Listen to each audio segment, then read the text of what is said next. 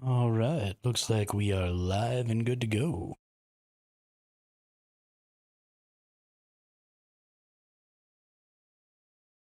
Ready to rock and roll. Yeah, so today we're going to be undocking some fighter ships. We're going to try to learn to do a little PvP. We're going to go get some LP. Gonna go see if we can't learn how to make some money that way. The reason I want to do this is while it's probably going to be significantly more expensive, and I may very well not actually make any currency this way. This is the only way I can think of that is going to keep me from just being somebody else's prey. And I'm pretty tired of being prey. So at the very least, we're going to go fight people on a more even footing. So let's see, we've got some stuff going on over here. What I'm looking for is these Scout Navy locations. Because I don't have the ability to use tier 2 weapons yet. So I don't want to be risking my wolf. I will be getting to my tier 2 weapons at some point. Let's see, scan signatures, armor repair, other ship. Okay, not going to be doing that. Manufacture an item, destroy 25 non-capsulars. Wow, these ones suck. But, gotta get them done, so we'll figure something out. We'll scan some signatures. We'll do some rats. Maybe I'll do that on my own. Who knows? Yeah, so what we're going to be doing here is we're gonna undock this fire tail, and we're going to be looking for some of these Scout and Navy locations that are preferably in contested space. The more contested the space, the more I can earn. So we're going to go here, and we're going to jump, and what that Scout Navy indicator means is that only Navy tier vessels are allowed. So Navy means only Navy tier vessels or lower, which means only Alpha vessels are going to be allowed. And then Scout means only frigates.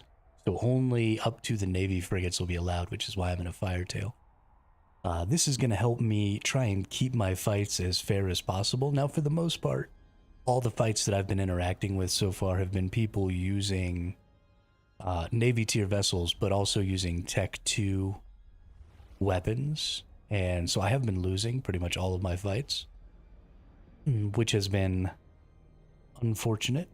But there's about a 40% damage difference between the Tech 1 and the Tech 2 turrets. And there's really no way to overcome a 40% damage difference. So if I get jumped by somebody who's got Tech 2s, I'm just probably going to die. Now, I have in here, I went through and I made my own skill plans for Wolf Mastery 3, 4, and 5. And then I put them in there, right? I put Wolf Mastery 3 in first, then 4, then 5. So I should be tiering up all of my stuff through this Wolf Mastery. So as I get into where I can use Tech 2 turrets, which will be, I think, small projectile turrets 5 is where I get that. So it's probably going to be a month or so at least, if not more, before I get there. But once I get to a point where I can use those Tech 2 turrets, I can go ahead and start trying to do some of these higher tiers, right? I can do the Scout Advanced. So let's look on here. If you look at some of these, we've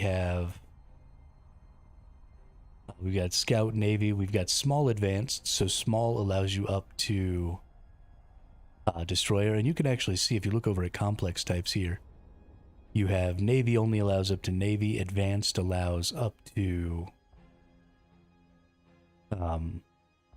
Tech 2. And then you've got small, medium, large, and, well, Scout, small, medium, and large. So Scout is only frigates. Small is destroyer size, medium is cruiser size, and large is battleship size. So eventually, we'll be doing some stuff. Well, somebody's killed a bunch of stuff in there. Wow.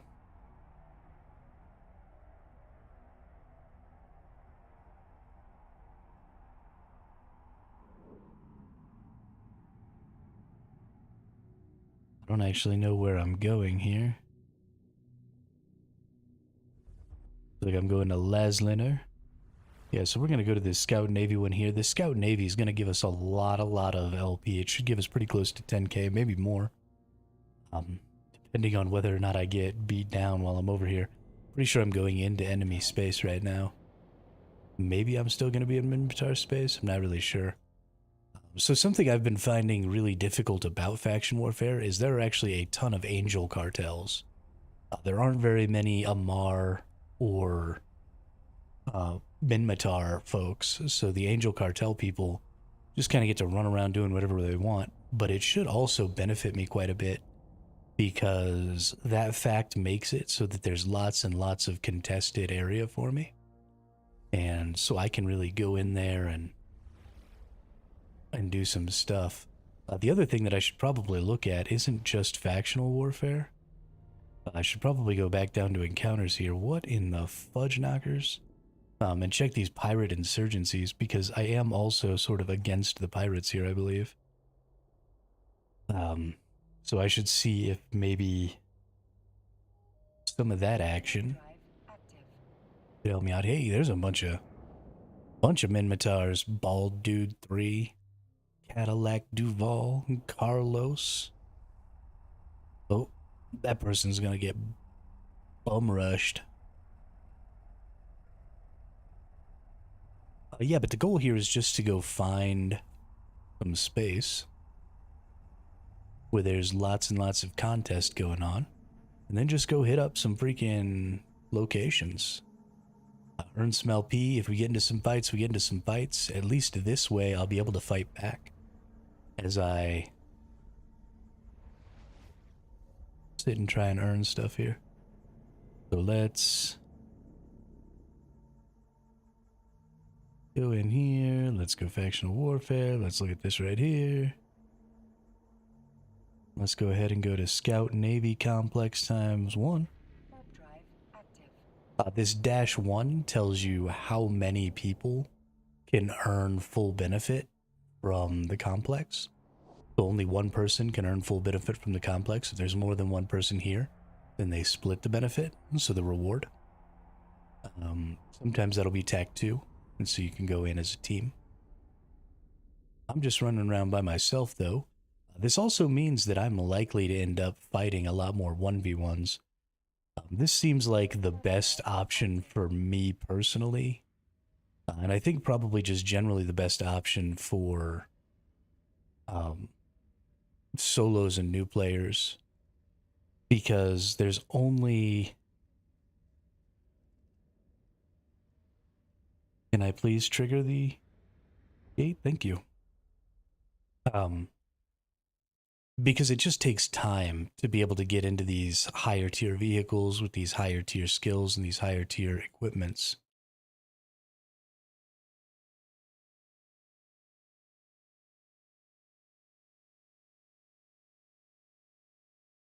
I don't actually have to kill that frigate, so we're just going to be chilling here.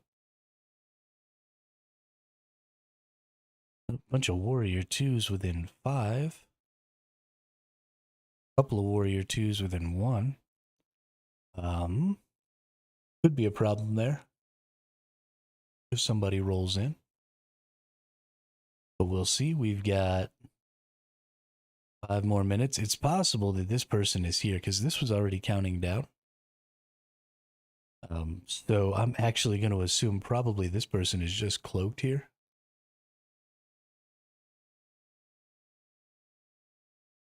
Which is also something I considered. I did consider just grabbing myself a covert ops ship and just flying around to these cloaked and taking them and then just leaving in a covert ops ship.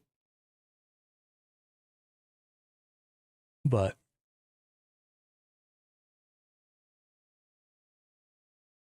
I kind of want to fight. I kind of want to learn how to fight. I got into a couple of fights. I think my wolf is going to be really good. That build that I stole is going to end up actually being really, really good because I got in a fight with a couple of tech ones yesterday. I took a wolf out and I got in a fight with a couple of tech ones, and they weren't able to take me down on my armor at all. I just had so much armor regen that even fighting both of them, they couldn't get me. And then I fought another Tech 2 frigate, but it had Tech 2 guns, and I almost beat it. And honestly, I kind of misplayed. I should have overheated. I haven't been overheating any of my stuff. So,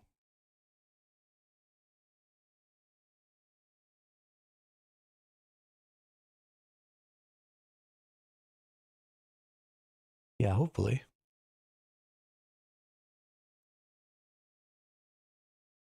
Hopefully we can start doing better. Because if I had overheated, I think I would have taken that other person.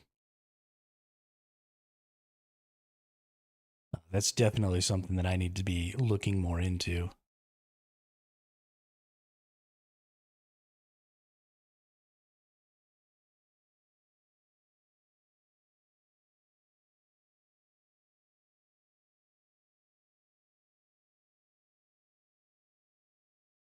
This is going to require a lot of just kind of sitting around, right? You're just waiting for these points to capture, and maybe somebody shows up, maybe they don't, maybe there's a fight, maybe there isn't. Um, and then you just kind of fly around space doing this. But I have been getting into quite a few fights. Every 2 or 3 of these that I go to, I get into a fight. You'll see I've lost over 100 million ISK in the last day. I got blown up a ton of times yesterday. I have gained quite a bit of LP though. I've got 48,000 LP for my faction here. So we'll go spend that at some point, see if we can't figure out how to make a little currency off of it.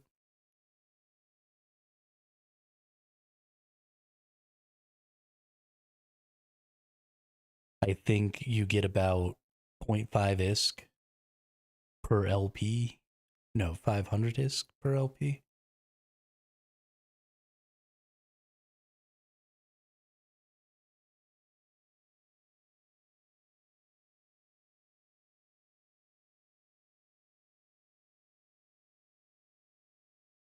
I think I was looking at getting about 500k ISK for every 500 or for every 1,000 LP is what I was thinking. So you just kind of cut this number in half and then turn it into millions. So this should be about 25 mil, which isn't a lot. It's only like one of the 4 ships that I've lost worth the value. 4 or 5 ships here. So I definitely need to be earning at a much, much higher rate between deaths. But honestly, that's just going to come from needing to be able to win some of the fights. I did start doing this on a weekend, right? It's Sunday. Yesterday was Saturday. Obviously, there's a lot more people around on the weekends, a lot more fighting going on, a lot more higher level people that are going to be fighting, I think. I think you're going to run into, some more casual, newer players during the weekday because they've still got the itch.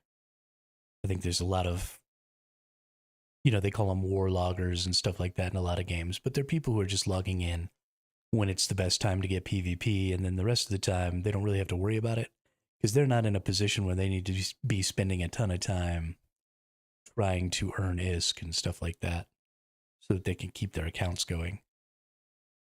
So we'll see. We'll see what happens. Maybe I'll suck really bad, maybe I'll die a bunch of times, but at least I have a fighting chance this way. Right? At least it's kind of on my terms instead of just going out there trying to huff gas and then just getting murked by some nerd who's like, oh, I just want fair fights. But really, what I mean is, I want to gank gatherers. I hate that crap. So, we're not going to be a prey animal anymore. We're going to come out here. We're going to get in a fighting ship. We're going to do what we have to do.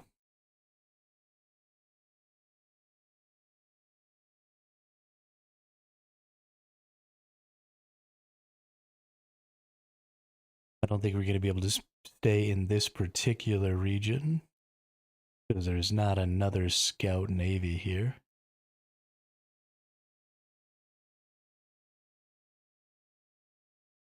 We're going to set that destination. Let's see here. What did we get? Yeah, 9,888 loyalty points for that right there, which is baller. If my expectation stands, then that's about 5 million ISK. Hopefully. And if that's worth 5 million ISK, then that's, 5 million ISK in 10 minutes means 30 million ISK an hour, which is exactly what I was making when I was gathering gas. So as long as I can keep myself going here, I can definitely earn a good chunk. And we're just going to fly around. I'm not even going to really pay attention to where I'm at.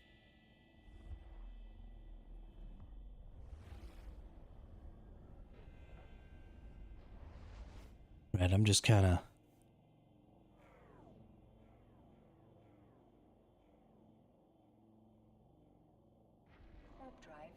just kind of going where I'm going, you know what I mean? I don't really understand how the faction warfare thing works. I know that there's these complexes. I know I go sit at the complex and I earn LP, and the more contested the space that I'm in is, the more LP I get when I take that spot over. So we just earned almost 10k, which is almost 5 million ISK. We can fly around real easy. Our little trash rocket here. That's definitely what the Firetail, trash rocket. I'm kind of getting pretty fond of the Firetail though. It just kind of looks pretty cool. Before I had kind of not liked it, but I'm kind of fond of it. I kind of wish there was a Tech 2 version of it now, honestly.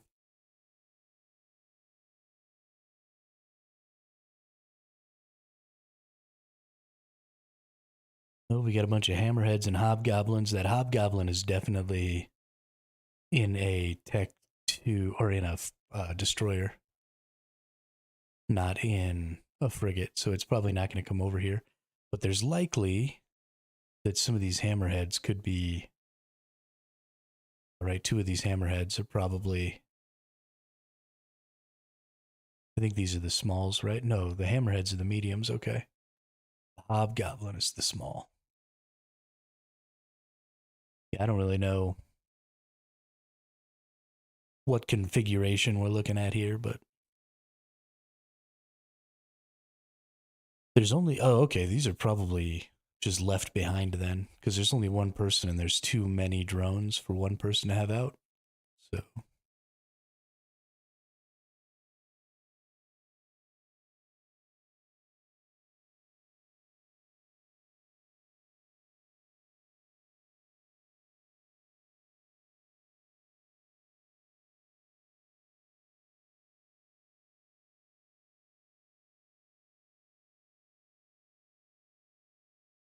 yeah, it looks like we don't have any enemies in this particular space right now. Since we don't have any enemies, I am going to go to other larger locations, right? We've got a medium here. Once we get this small, I'm actually going to go hit this medium. If somebody else pops into the local, then I'll probably go ahead and leave that medium. But we're going to wait. We're going to get this, and then we're going to go do that medium and see if we can't take that as well, because I'll get way more points for that, I believe. And that'll be fun.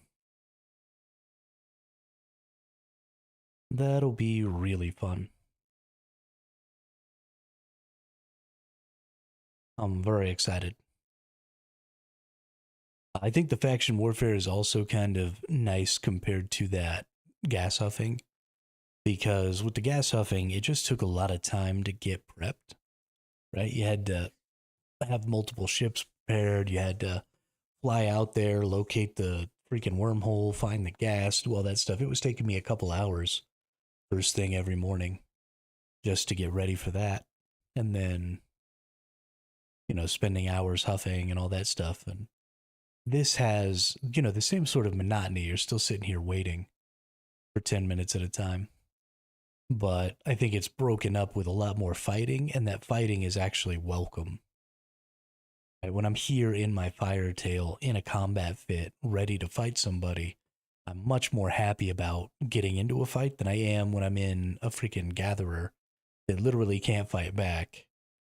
And I'm out there trying to huff some gas and make some currency, and then I just get murked by some rando. That's not fun. It's not. That's not good gameplay. So we're gonna do some stuff where we can maybe learn some things and try and figure out what we're doing here and get better at combat. Because if you're gonna play a PvP game, you might as well PvP your way to the top, right? Um, and then we're gonna start trying to figure out some other ways that I might be able to use frigates. So once I get my goal here with this ship's tree is to get this wolf all the way to mastery 5, right? And once I get this thing to mastery 5, we'll have all of our armor stuff maxed out, right? We'll have hull upgrades, armor layering, all of this stuff. 5% bonus to explosive resistance, right? All these resistances are so important. I don't have any of that shit right now. Um, all of our energy, all of our CPU, all of that stuff will be all maxed out. Capacitor will be maxed out. So we'll be able to put some good fits on. We'll be able to have lots of good shit this way. So this is going to take 11 months as an Omega to max this out. This is 20 million skill points. But this is a very, very important first step, I think. Right? Getting these frigates, getting a frigate to Tech 5, because a lot of this stuff is going to go with all that stuff. Armor layering, EM armor compensation, explosive armor compensation, kinetic armor compensation, thermal armor compensation, right? These things getting to tier 5 are extremely, extremely important, and they're going to help you all the way through your destroyers. They're going to help you all the way through your carriers. They're going to help you all the way through your cruisers, your battle cruisers, your battleships. All of those things are going to use, especially if you're staying within the same faction, all of those things are going to use the same stuff, right? This is, okay, well, this is a shield, not an armor. But there's probably an armor one in here. Armor and shields, okay. But yeah, we'll get these leveled up. And we'll maybe find one. Maybe that'll be a good idea. This one's an armor. We'll find one that does shields primarily, and then we'll level it up to Tech 5 as well. Because that'll be super easy because we'll already have most of the stuff for it to be up to Mastery 5 because we'll be doing all of this with the Wolf. So we'll find another one that primarily does shields in the frigate line. And then, maybe one of these covert ops or something like that. Let's see. That one's armor and shields. That one's armor and shields. Honestly, the Hound is a pretty cool covert ops frigate. I like this. I like this fit style, but let's see. Does this one also? Okay, so this has got armor for spaceship operation.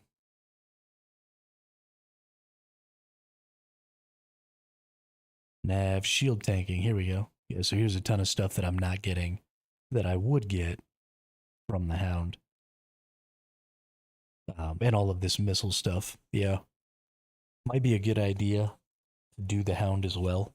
It will end up taking a really, really long time, but that'll set me up really nicely for a base missile, base shield, base armor, and base projectile turrets, which are pretty much everything.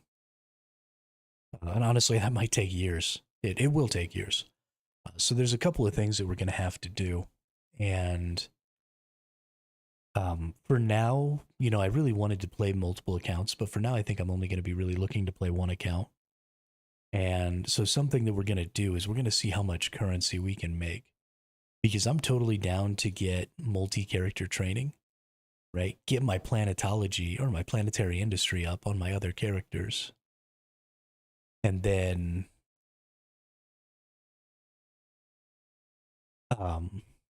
start using extractors and stuff like that. Ooh, free 1,500 skill points. Yes, please. Or 15,000, not 1,500. Thank you. Don't know how often that exists, but sweet. Yeah, so multi-pilot training, 800 for 3x. Is there a 1x multi-pilot training, 350? So yeah, this is almost as much as trying to Omega another account, but it's not quite as expensive. And if I do this, right, well, actually, I'll want to get this one. If I do this multi-character training, I can basically train my primary character here 3 times as fast. So what's going to take 12 months is actually only going to take 4 months if I do that multi-character training. So if I can maintain double the currency of what it takes to plex this account, a little more than double, then I can also multi-character train and really speed up this character's advancement, which I think is much more important than trying to plex multiple Omega accounts. And then, as this character gets stronger and stronger and stronger, then I'll be able to start considering maybe plexing some other stuff.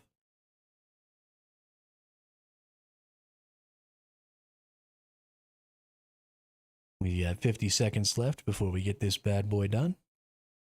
We're still all by ourselves out here, so we're definitely going to go to that medium and just see what we can get from that, right? With 79% contested, that's going to be really nice.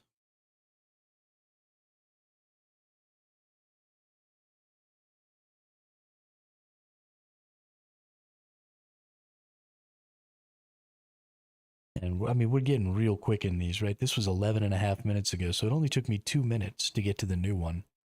So I'm not wasting nearly as much time either. And these loyalty points can't be taken away from me, right? I get these loyalty points and I'm going to get to spend them to get myself some currency. But nobody can kill me and take my loyalty points. They get loyalty points for killing me, but they don't steal mine, which is incredibly important. And let's just see how many we got here. Yeah, this one was 8,920. Okay. So a good chunk there. Now let's go to this medium advanced. Oop. It's resetting because this one no longer exists because I already took it. But we're going to warp to this location here. We're going to see if we can't take this spot before somebody else pops in and steals it away from us. So.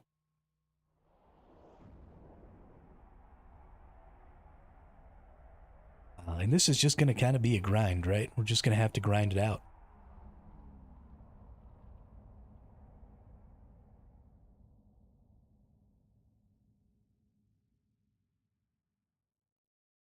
It's what this game is about.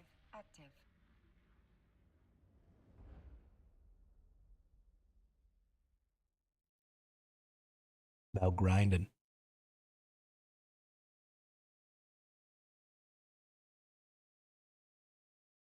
Put your right hand in, you put your right hand down.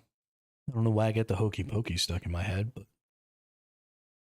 well, there it is.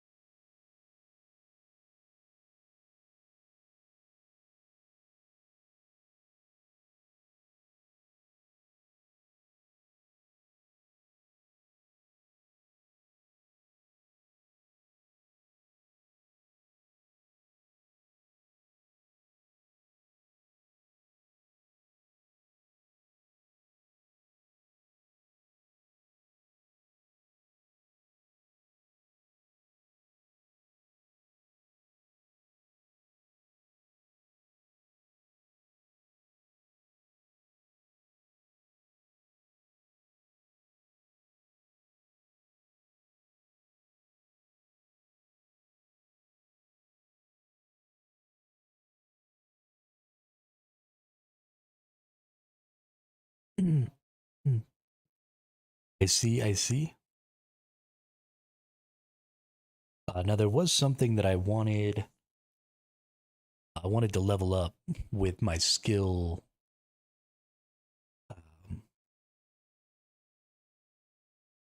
my skill points, and I think it's planetary management.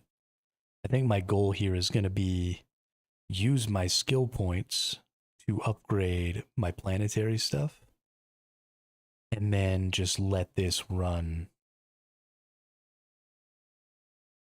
its course. Why is this saying 457 days?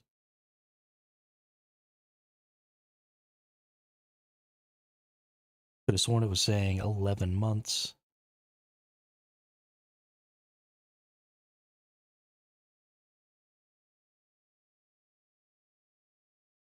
Yeah, this says just 354 days for this whole thing. So how is this looking at 457?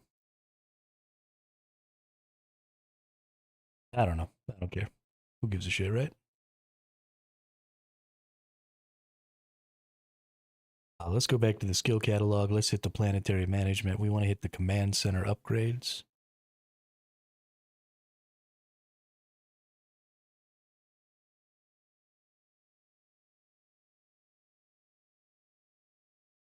Can I please? I could have sworn.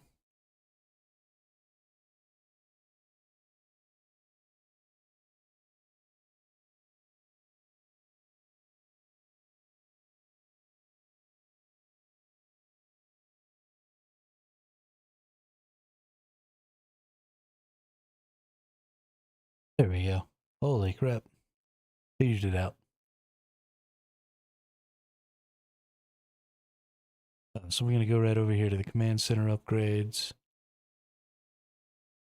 We're going to apply our skill points. We've only got 15k. It's not going to be enough. Knocks down 8 hours.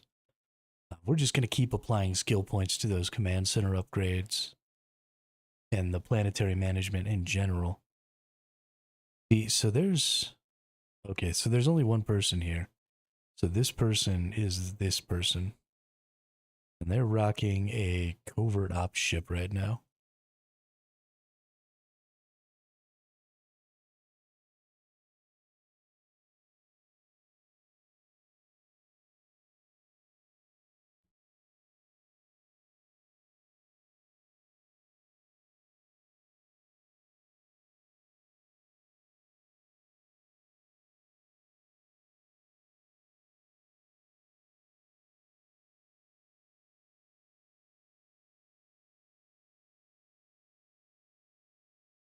And they're rocking those tier 1 hobgoblins. See, I might actually be able to fight this person. Hell, I probably win. So I know the prevailing wisdom is that you never use both shields and armor. But I really like the idea of having both my armor and my shield regenerating. You know, I've got my nanites, then I've got my shield. I wonder if there's something like the nanites for the shield boosters. Or is there a shield booster that uses something like the nanites? Because I'd love to get, 5 times the freaking, well, more like double the freaking regen out of this. This does every 2 seconds, gives me 35. This does every 5 seconds, giving me 156. So together, these are giving me almost 50 HP per second, which is crazy.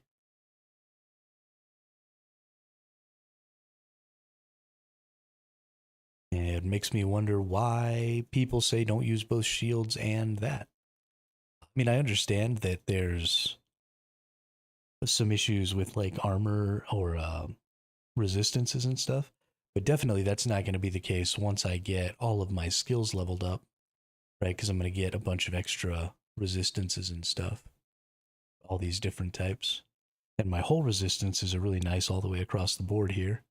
So once I get down to hull, I'll be gaining back all of this stuff while I'm getting my hull attacked.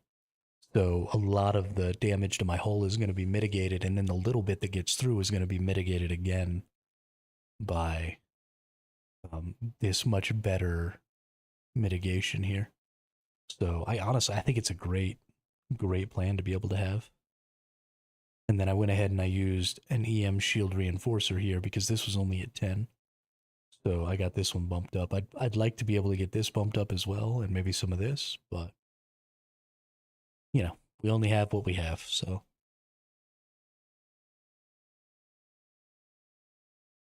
we're just kind of waiting. It's a big old waiting game, right? You've just gotta sit around and wait for all this stuff to happen. Something I do need to actually look at though. My skills or my attributes are all fucked up right now. They're all for planetary management. But most of this stuff, right? All of your gunnery stuff is perception willpower. All of your spaceship command is perception willpower. Where shields is intelligence memory, but what about armor? All of your armor is intelligence memory. Okay. Electronic systems. Is the armor where all of this EM compensation stuff comes from? Okay, so I actually probably want intelligence memory. Evasive maneuvering? I don't even know where a ton of this stuff comes from.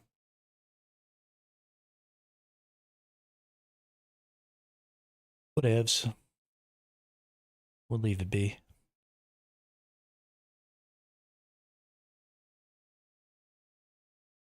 We're gonna get this without anybody giving us any trouble, which is exciting for me. Of course, I'm gonna say that, and then I'm instantly gonna get jumped on.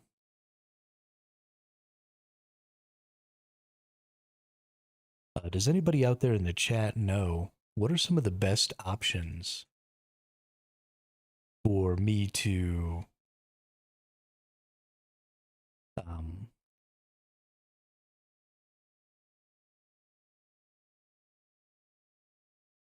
spend those LPs on? Press drop for EVE Online detected.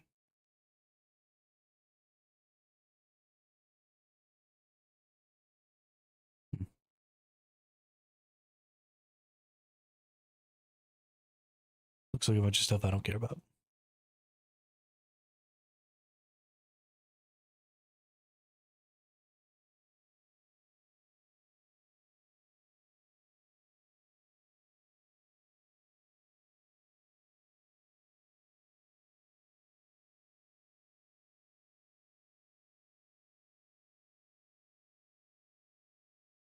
I think this faction warfare is also a pretty good way to deal with stream sniping, especially if it's individual stream snipers, because they still have to come here with the same types of ships, right? I mean, I guess they could try and catch me at a gate or something like that with a gate camp or, you know, something. But if I'm streaming and I don't want to cover up all my shit, then I definitely have,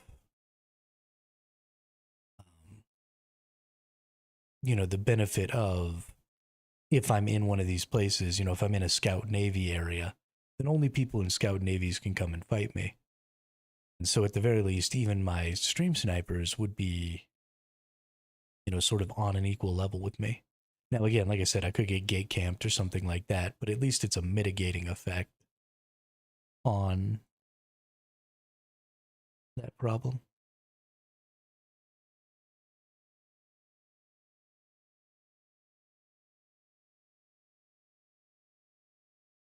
I always wondered how you went straight forward and you left a gate if you were trying to make a safe point out of a gate, but there you go. That's how.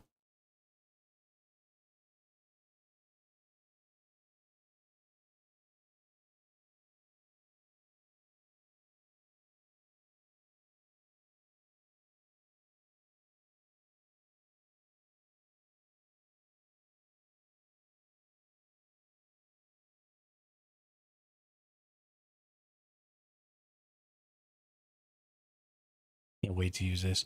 You know, maybe this is the one I should get instead of the Hound. Maybe I should rock the Jag.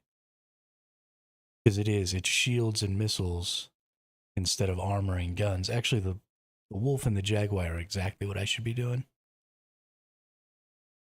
Because those are literally just opposites of each other. Yeah, so the jaguar is the second one I'll get. That's a good call. That's a real good call. I like that a lot. I wish instead of having to use my LP to buy stuff and then sell that stuff for currency, I wish there was a way to just straight up turn in LP for currency.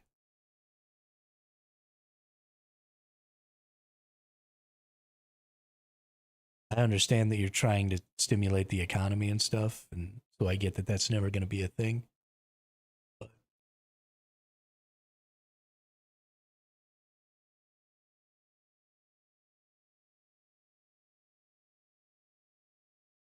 holy shiitake mushrooms, you know?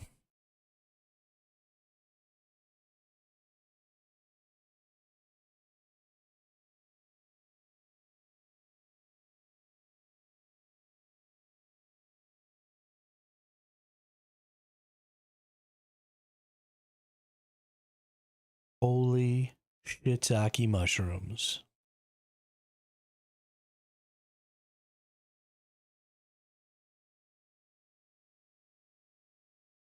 Nobody in the local still, which is great.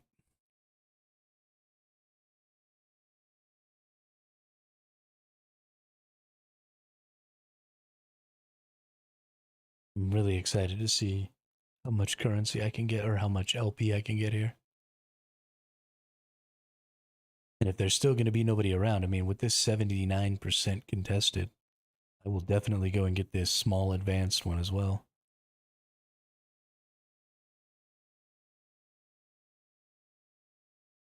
If that's what they're going to let me do. Oh, shit. Shit. Okay. Let's motor to the edge here.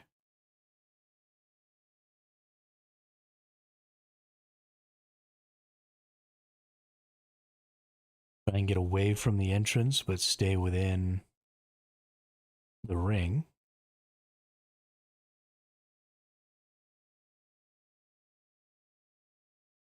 Because we're too close now. I don't want to.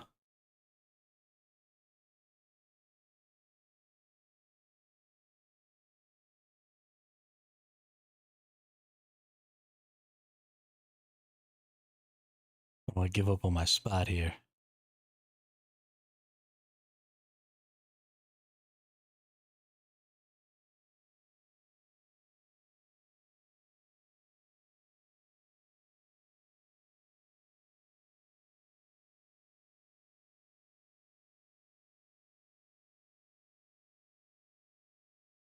We'd spin. Hey, what's up? Yeah. We're gonna learn to fight.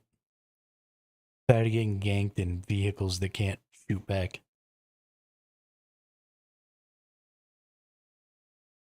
Hey, all right. How many loyalty points we get for that one? 22,000. Hell yeah. All right. Let's find us a new spot here. Let's go to this one. They've got a scout there. Nice.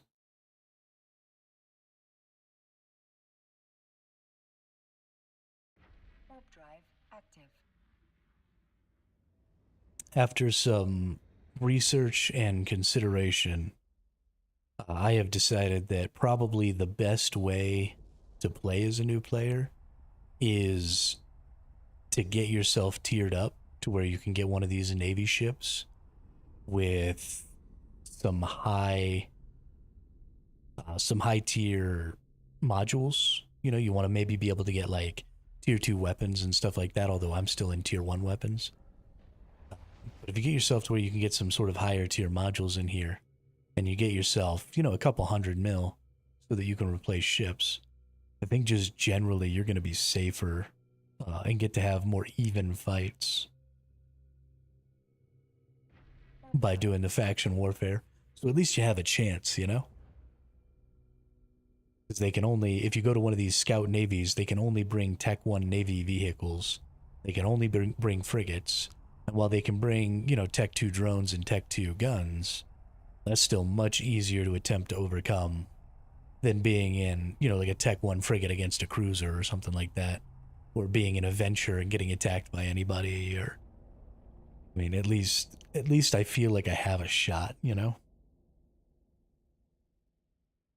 Hey yo, what's up, Paz? How are you? How goes life, the universe, and everything?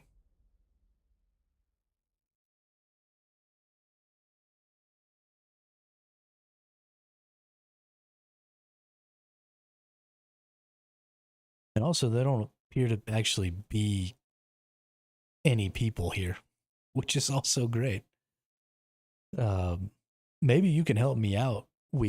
Since you know a little more than I do, what should I be looking to do with these loyalty points to make currency? Should I be looking to buy implants, or what are some of the good things that I can buy that I can resell that'll make me the most money?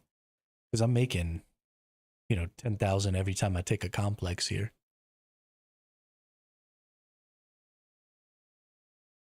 I started at just under 50 this morning. I've only been streaming for 45 minutes. I've already gained almost 40K.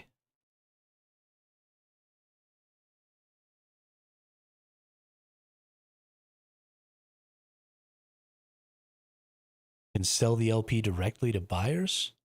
Oh, through contracts? Okay.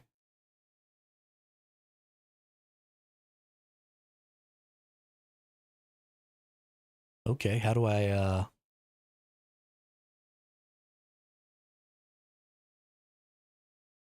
find contracts? Is it opportunities? Is it not via contracts? I've never done it, so I don't know exactly how it works. Okay. I bet you it's these freelance jobs. How much you want to bet? Freelance jobs, filters, faction warfare. Oh, here we go.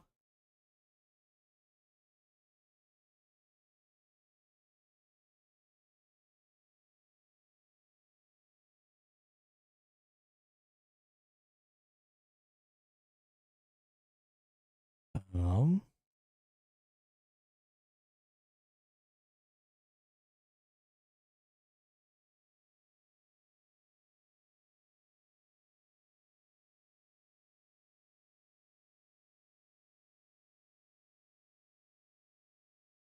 let's see.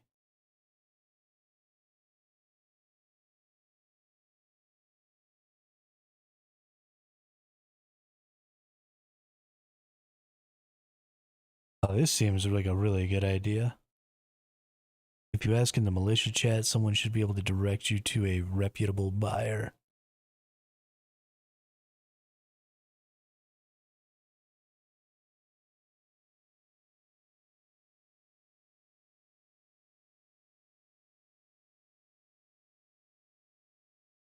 I need to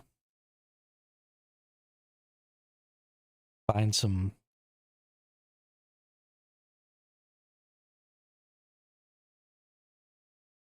in the head constellation. Am I in the head constellation? No, I'm in Aladon. Okay, well, I saw some stuff in Aladon. Retake Aladon?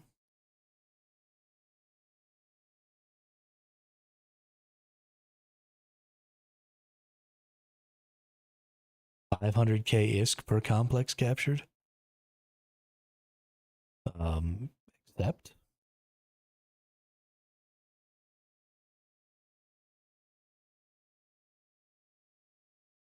And accept.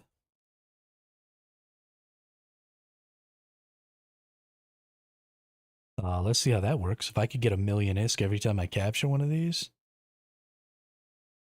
that'll be dope. Anyone with a good reputation is going to walk you through how to do it. Okay. Yeah, yeah. We'll look into that. Let's go check out militia.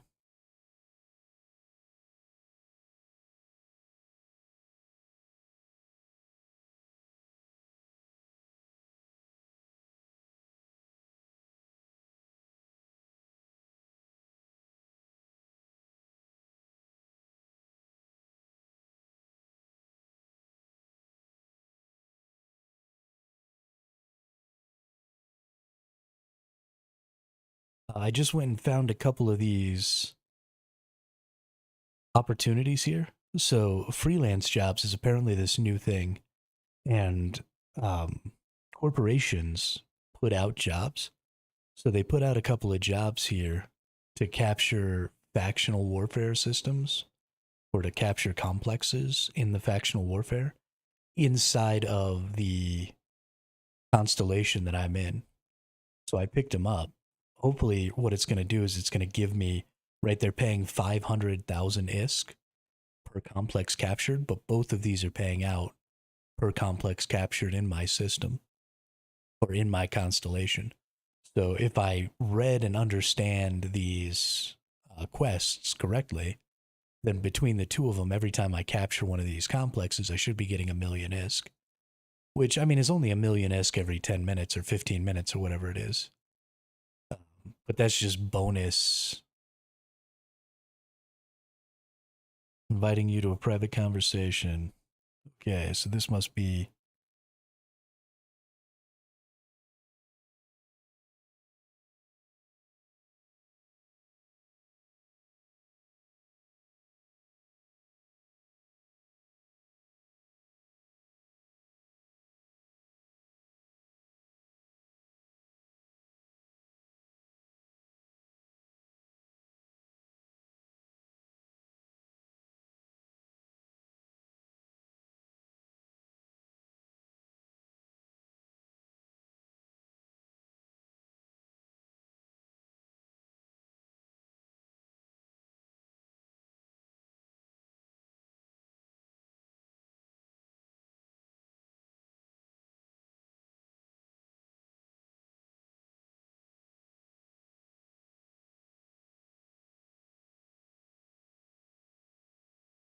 Okay, so apparently you just send it to a corporation, to the corporation wallet,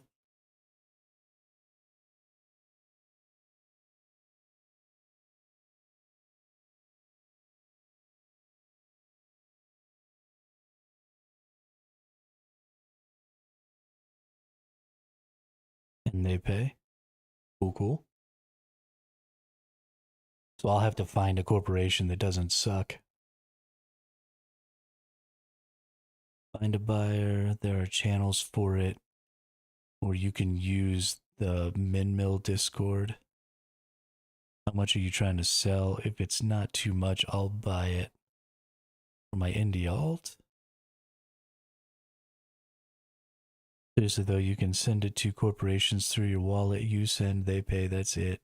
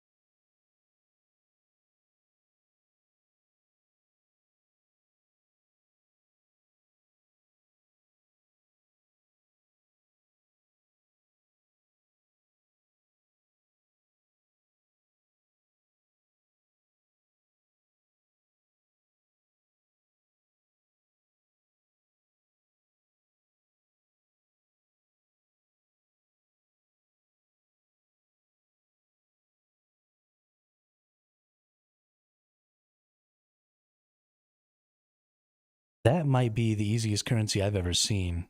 If it's a K per freaking, let's see, Fuzz works.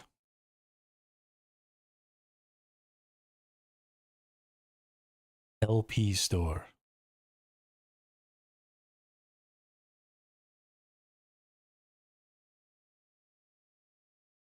Select your corporation to see what ratio of ISK to LP you can get with your corporation's LP. Nope. Industry tool.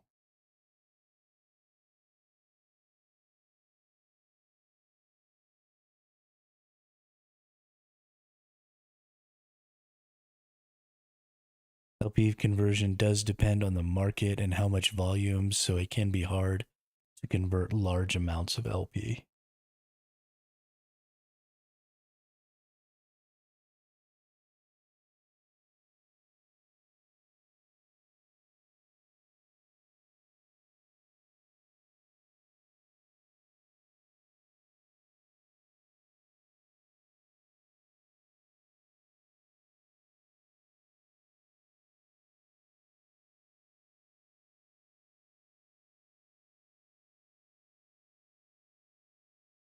Okay, yeah. I mean, but if I can just send it through the wallet though, that means if I'm just selling it to to a corporation, then where I am doesn't matter really all that much. If you like industry, you can buy blueprints for faction ships and build and sell or use them. That is definitely something I'll be looking into, Wheatspin, for sure. Never done FW in a serious capacity, so I can't say for sure how the market for FWLP looks like. Okay. Yeah, well we'll keep fucking around with shit here. We'll figure it out. I can figure some shit out. Let's see. I think this is where I just nope. Scout Navy. Nice. We're gonna set our destination here. We're just gonna go do this. I mean, I'm making pretty close to 10k LP for every one of these Scout Navies I'm picking up. And my thought was that they were only 500 ISK per LP. So I was thinking I was making about 5 mil per one of these complexes. And that was just based on a real preliminary look at the estimated value and then the overall LP cost plus a lot of times you have to spend LP and ISK, it seems like, to buy the items with the LP store. And then they usually sell for about twice as much ISK as they cost. But I do run L5 missions, which means when I convert LP, it's often 10 mil plus LP at a time.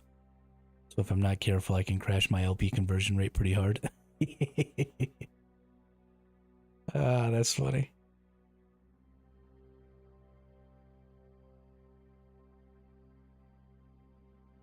It doesn't take much LP for the frigate and destroyer class Navy issue ships. Might not be the best conversion, but fun is what matters the most. Fun is not what matters the most. I don't know what kind of crack you're smoking, Wheatspin. Winning is what matters the most.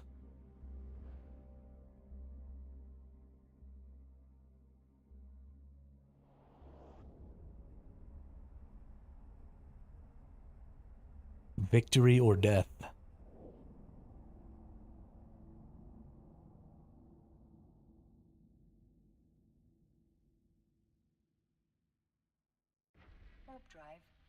The issue also with L5 missions is that they often share a lot of the same rewards across factions.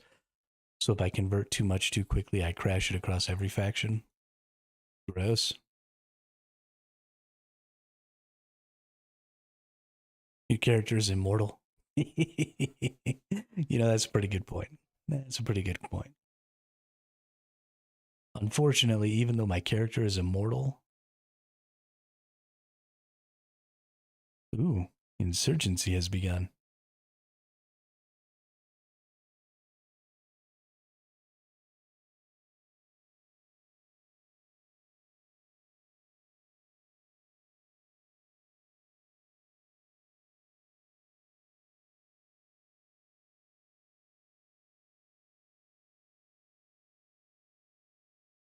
Retains good value despite quite a lot of people doing FW. Yeah, that's what it seemed like to me. I mean, most people also play the Angel Cartel because I think it gives the most value. So Small outpost rate. So I assume that these are probably running the same.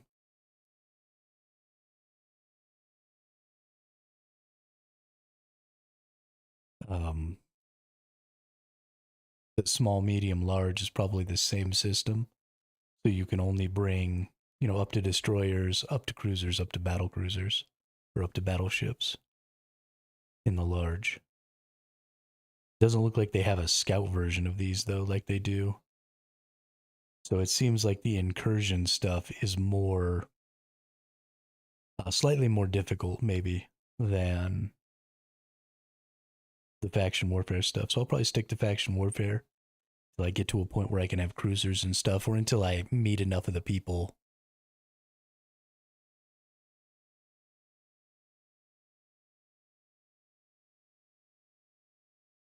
I consider 500 to 600 ISK per LP a good conversion rate for my LP. Yeah, the meme Tani, I think I'm probably going to be in the same boat. Galente faction warfare is popping right now. So they buy LP around 800 to 900 per ISK, or so I'm told. Okay. I mean, if I can get 500, that means I've made 25 mil so far today.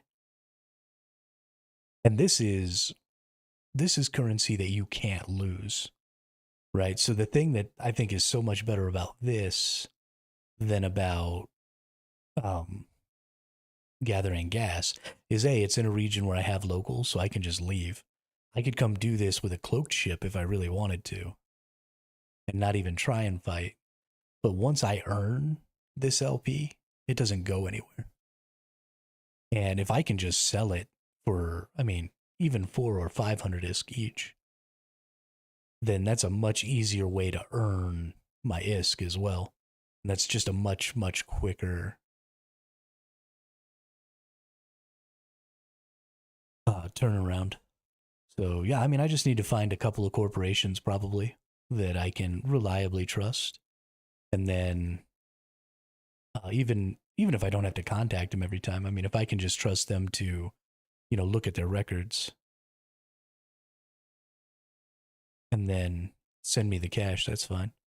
I have 1 mil Qatari faction warfare LP, and I've had for like 2 years untouched. I could go dump it at any time I wanted to. Yeah, exactly. I mean, it just stays there forever, right? You could hang on to it until the value of it goes up. You could do all kinds of shit with it. That's so good. I'm into it. Totally fucking into it.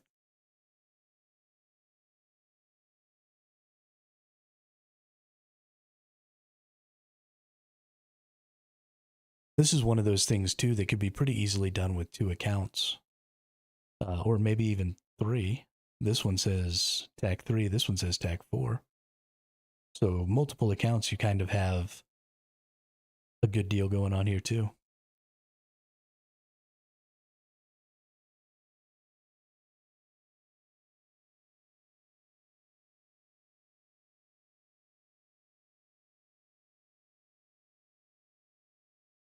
Always like needing to clench my cheeks as I move my LP cash out to Jita. Yeah, no, I'm not interested in that. I have completely decided to forego any activity that doesn't allow me to fight back. So I'm not going to be gathering anymore. I'm not going to be transporting. I will be spending the rest of my time in Eve in a combat ship, because at least then, if somebody attacks me, I'm not a prey animal, right? I'm not just running away, not being able to fight back, my only option being to just desperately try and escape. That's not that's not entertaining. That's not cool. That's not good game design. Fuck that. I'm going to be in a combat ship. Then at least if I lose, at least I was able to fight back.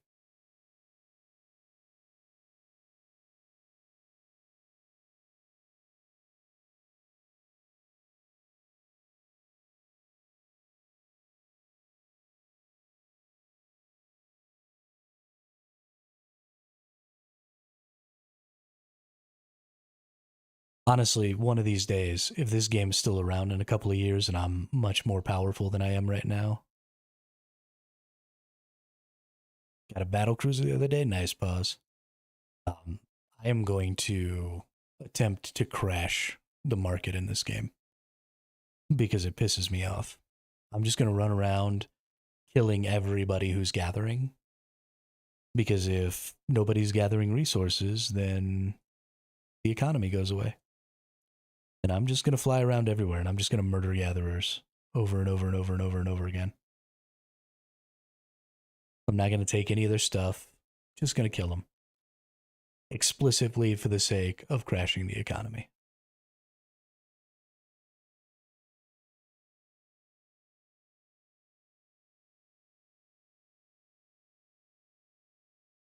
Well, it doesn't just have to be me, Meme Tani. Maybe I can get some other nerds involved as well.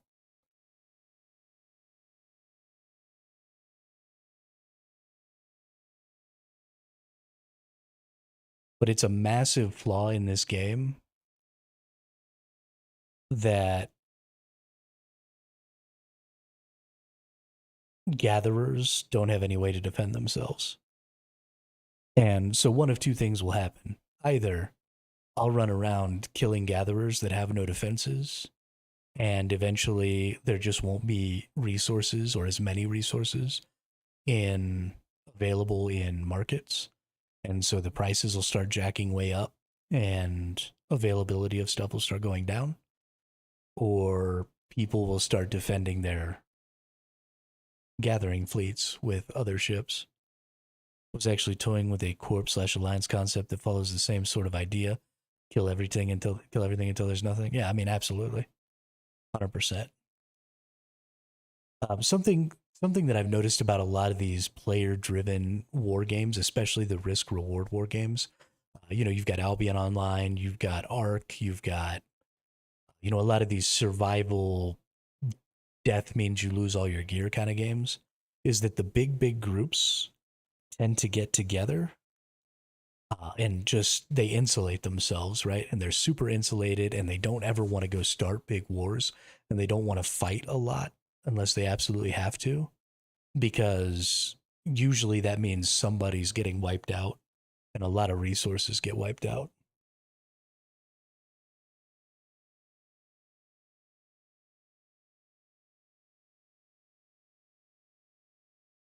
I mean, I want to go out into nullsec and do it though, because one of the things that I've also noticed is it doesn't seem like there's any resources that you can get in high sec that you can't get in nullsec. Like none of the refined resources, it seems like, are only available in high sec, which means even if you're killing all of the gatherers in high sec, you're not doing anything to the nullsec gatherers, the big guilds that are running huge operations and just getting tons and tons and tons of resources. And that's who you need to hit, right? The high sec miners don't really add a whole lot to that economy. It's the nullsec miners that are providing most of the value. Yeah, got to kill the fat cats that are sitting there insulated behind their walls, allowing, the smaller guilds or the smaller corps in their alliances to take the brunt of combat because they're sitting on the periphery. Got to go in deep and hit that core. Make them feel the squeeze. I don't want pirate insurgencies. I want faction warfare.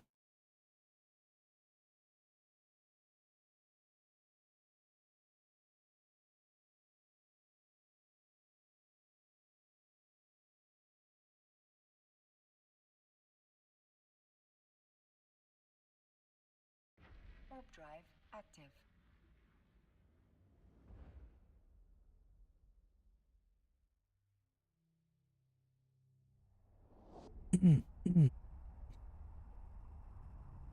Get those fat cats.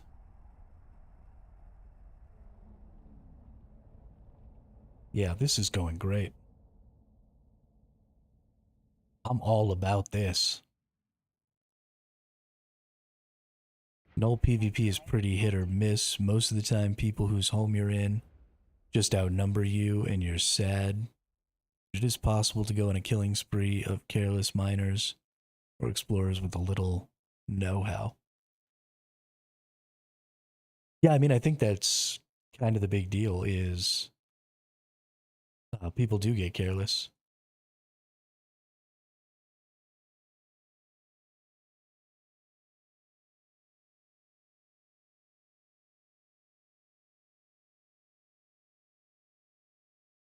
I'm probably going to go ahead and just let this person have this one to themselves. We don't have any enemies, and this is only attack one. So only one person can actually get the value here. Since this person's in a ship that actually belongs here, sort of. And they were here first, I'll just let them have the resources. Instead of taking half and making them split it with me. All my big expensive PvE losses in Null have been because I got too comfortable all dabbed.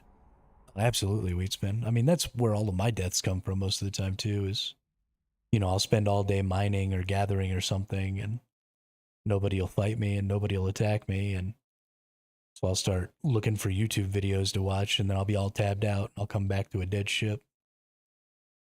Pisses me off every time, dude. But I'm into it. I'm down. I'm down to be the reason people come back to a dead ship.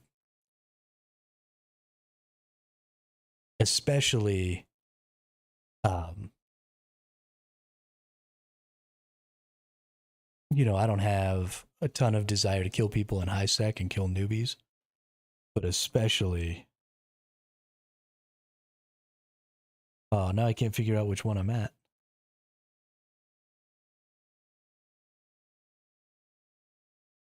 Warp drive active. It's doable. You need a lot of people across every time zone.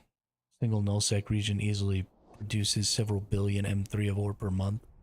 Donate a few people some ore strips or ice miners that way.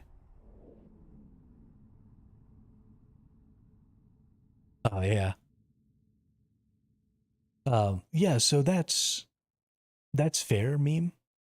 You know, you're not going to be able to completely end the entire supply chain, but even if you could do, you know, 5% of the ore that's gained from one of the major corporation alliances areas, even that much would be a pretty significant impact to the overall economy.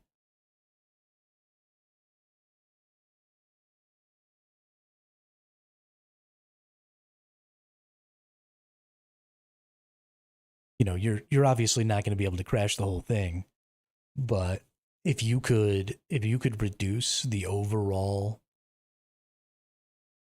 yield by 5%, I mean that'd be a huge huge thing to the economy. It would completely change the way the game is played. Please let my alpha high sec score dive farm be. Oh yeah, I mean I have no intention of fighting people in high sec. A, I don't want to suicide my ships. That doesn't seem entertaining to me.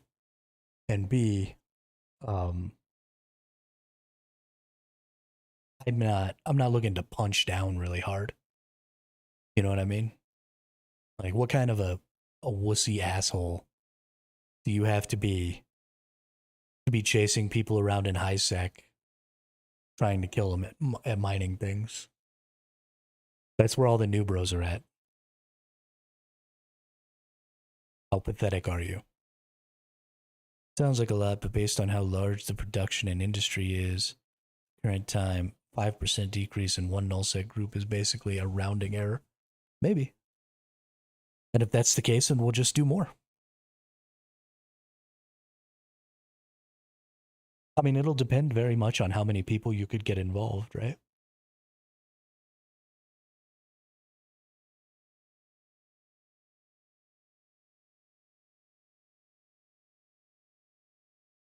Obviously, a single person can only do so much, but if you could get, you know, 500 people involved, I think you could put a decent dent in. I think it'd be fun. I'll be right back, though. I got to take a leak.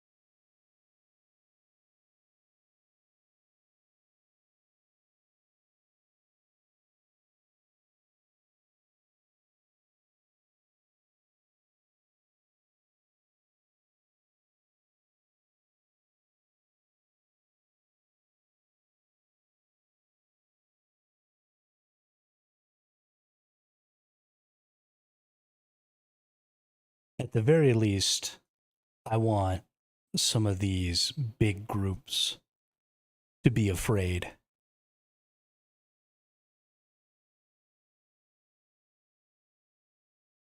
All of these large alliances and stuff always claim that this risk versus reward style of play is the best way to have a game.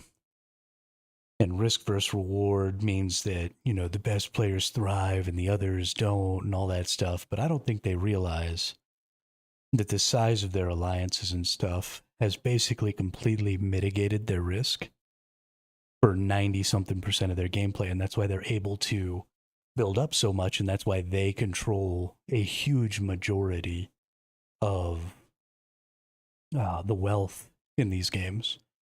And I would like for them to be just a little bit afraid. I want their gatherers to think, I should bring some combat ships with me, right? I can't just go gathering, even in my own space. I can't just go gathering whenever I want to. That's not safe.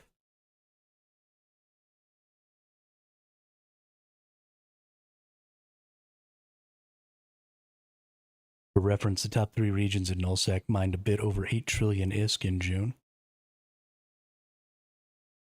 Yeah, I mean, that just means it's a target-rich environment, right? There must be people out mining all the fucking time.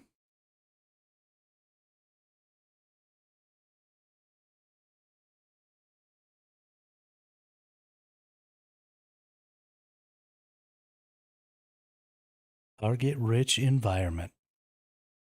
Especially now that we have filaments.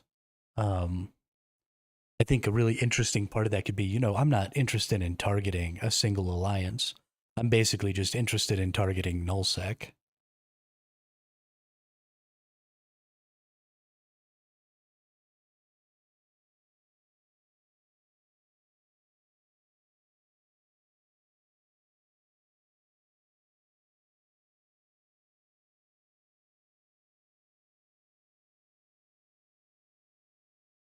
And so, just popping out with a filament, finding the nearest ore anomaly, and just murking anybody who happens to be there sounds like an extraordinary amount of fun. My corp stands down every time we see certain groups show up. We just dock until they leave. That's no fun.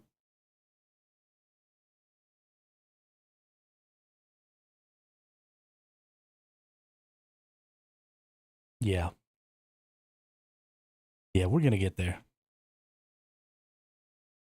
We're going to get there. Everything's a Taco Express will be feared. Everybody will be like, run away. I'm just going to murder all the miners.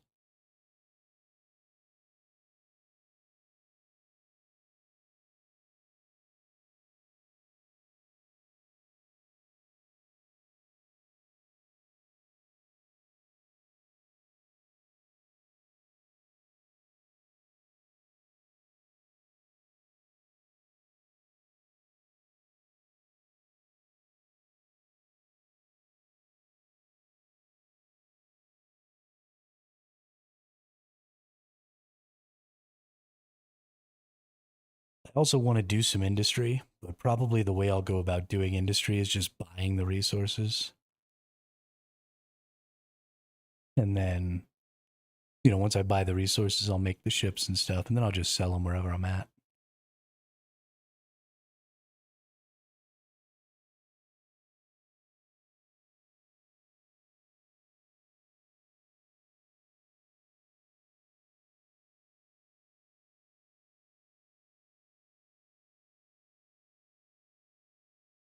Let's go back into militia, see if anybody else.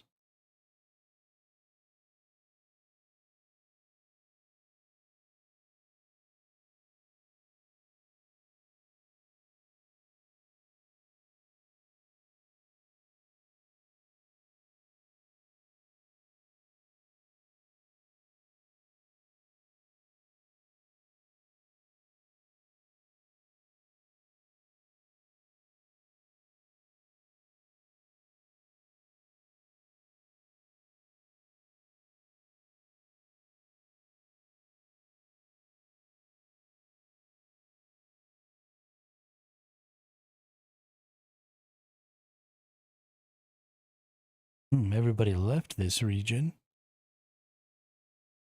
but it looks like there's still a medium here. We're definitely gonna go pick this medium up as soon as this small, or as soon as, yeah, this small is done. 50 more seconds. The medium will be worth, 20K or whatever. Yo, this is gonna turn out to be the easiest freaking currency I've ever made in any game ever. I don't even understand. What's the point in gathering? Don't. I don't get it. I don't get it at all. There's no way that these LP can be worth this much. No way that the LP can be worth this much. Yeah, but you would think it would be more valuable if everything else in the game is so much more valuable. I mean, I just made 15,000 LP here. That's potentially 7 million ISK in 10 minutes. What? I mean, that doesn't even make sense, honestly. There's no way that that's the actual value of LP.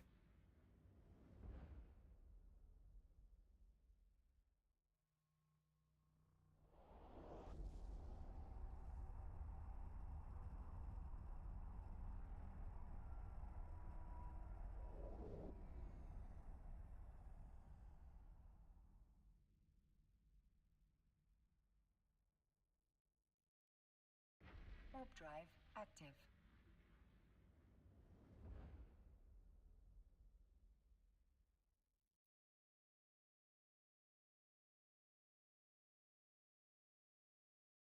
Mind if I need to chill and not pay a lot of attention? A low amount of ISK per hour for me, but it's also one of the least attention requiring activities. I mean, that's fair. That's fair, Matani. It's easy, and the game sort of encourages you to go into industry, so many people do, which is why it's relatively low money.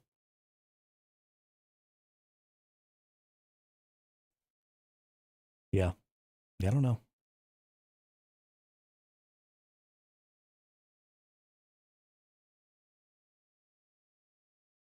Apparently, I'm a faction warfare player now. Now and forever.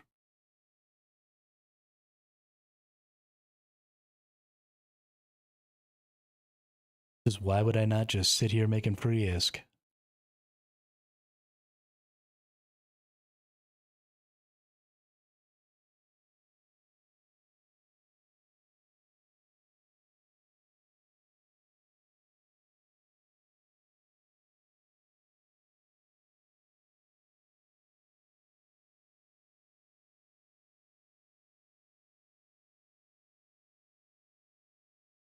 Mm-hmm.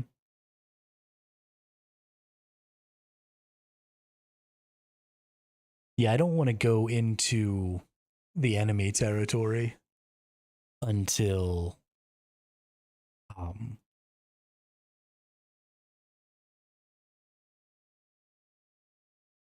until I can put Tech 2 weapons on, because I feel like that would just be asking to die. But we are in a frontline system at least.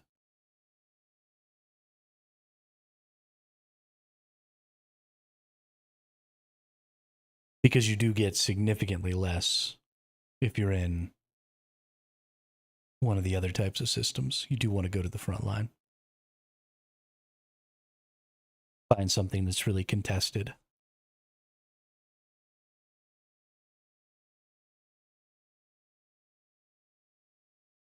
Currently defensive plex, which gives you a small fraction of the LP from capturing. The lower the amount of contesting in the system, the lower the amount of LP. Yeah.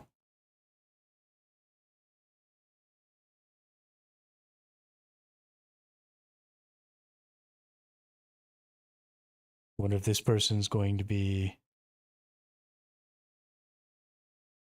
as polite as I was. Or if they're going to sit here and soak up my fucking stuff.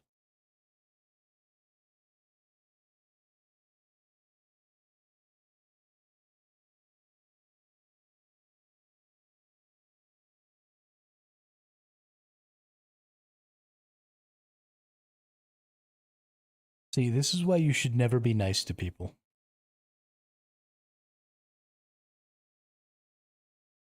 I went out of my way. Oh, never mind. It's tag 3.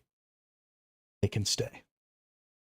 My bad. Sorry, dude. I was about to talk mad shit about you. And you're not doing anything wrong.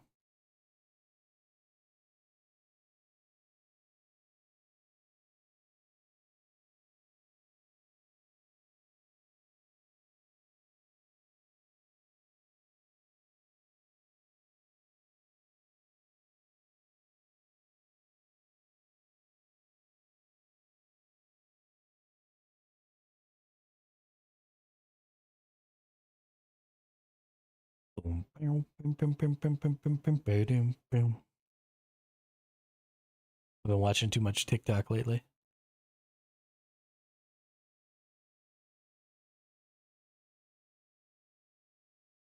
Got all those silly songs that are in every single TikTok stuck in my head.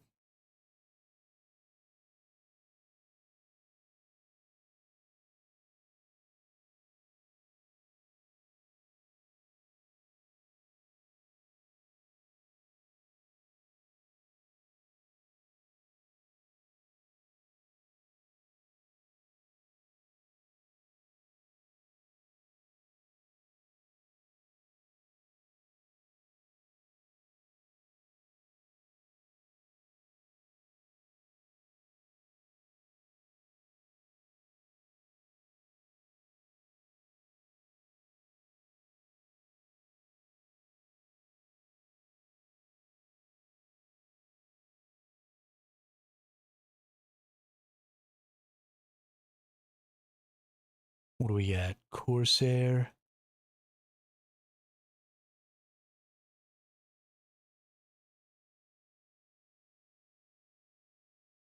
From the Amar faction. Energy turrets. Energy newts. That's pretty good.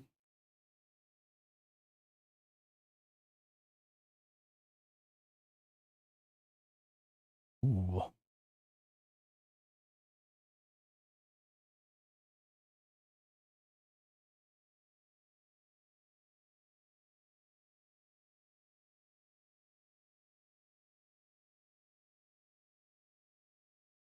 Kind of a cool looking ship. I like it.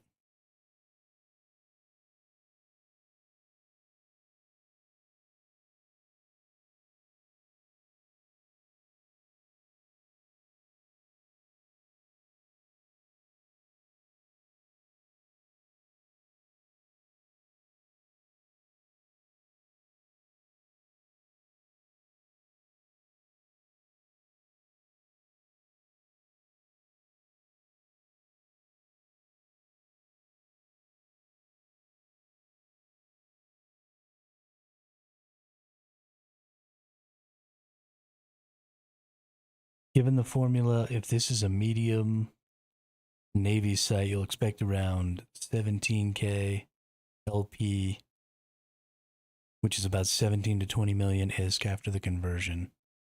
Yeah, I mean, that's insane. That's absolutely insane.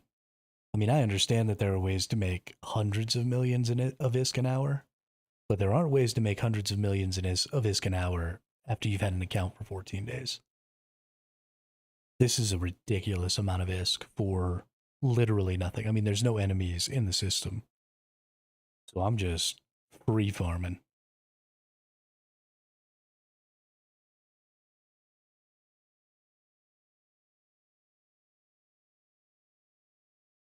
I mean, that's crazy.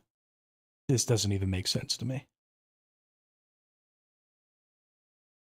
Doesn't even make sense.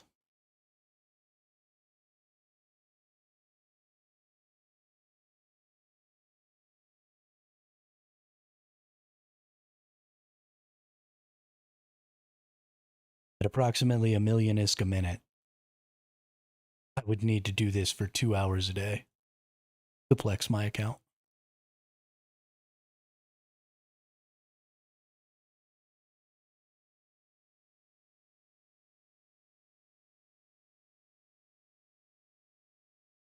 Which is dumb. What's cool too is you're having an effect on the faction warfare landscape, even if just a little. What's cool is when I see people in here, I can stick to zones where I can only be attacked by people in similar vehicles as me.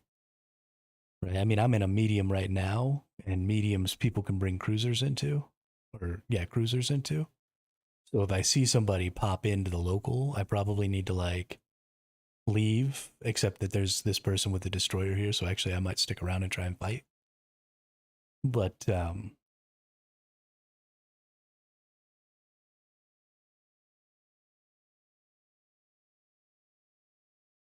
I'm getting to get like all this extra, way more than I should be able to get in my little ass fire tail.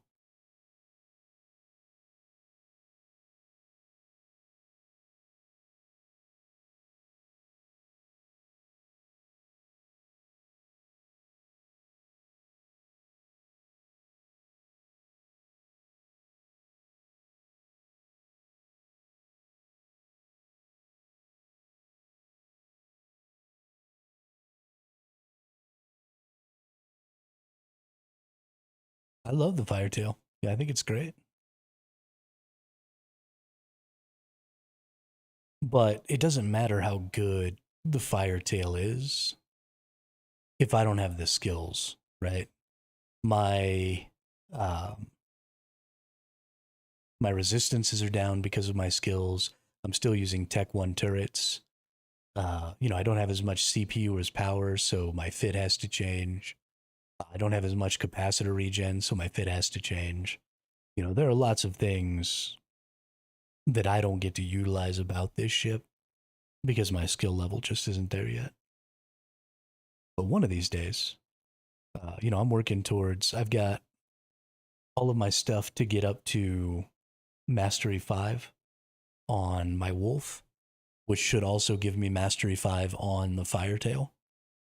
And then after that, I'm going to take all the stuff that I need to get Mastery 5 on the Jaguar. And then I'll have Mastery 5 for the shields, Mastery 5 for the armor, Mastery 5 for projectile turrets, and Mastery 5 for light missiles. And so that'll give me, I think, a lot of options as far as what ships I want to fly to do what content. And then we'll start working through, destroyer, carrier, or destroyer, cruiser, battle cruiser, battleship over the course of the next few years. But if I can get as much currency as it looks like I'm maybe going to be able to get here, then not only am I going to be able to plex this account, I should be able to plex multi-character training, which would be a huge boon for me. Or maybe just instead of doing multi-character training on my own, just buy the injectors. Or maybe do both, do multi-character training and buy injectors so that I can have, more planetary industry and stuff like that.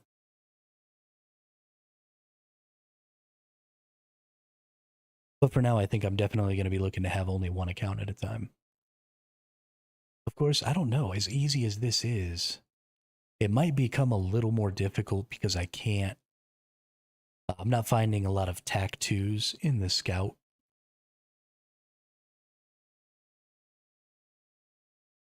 But we'll see. You can do very well as an alpha and FW PvP even with lower skill points.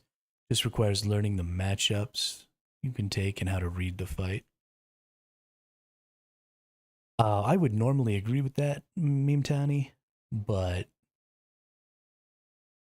I mean, if you look at the difference between Tech 1 turrets and Tech 2 turrets, it's like a 40% damage difference. So sure, if you're ridiculously good at the game and the person you're against is ridiculously bad, you might be able to overcome a 40% damage difference. But that's not going to happen often, and it's not going to be possible for most players.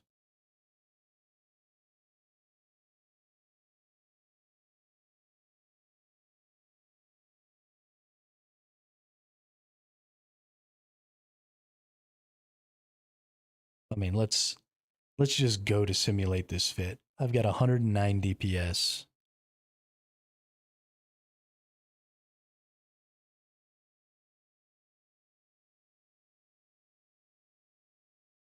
And if I go into auto cannons here, and I just take the Tech 2 and put the same fleet ammo in there.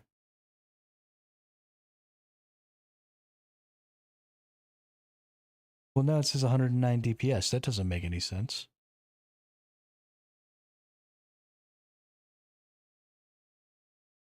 Oh, it's because I also don't have the Tech 2 ammo in here. Never mind.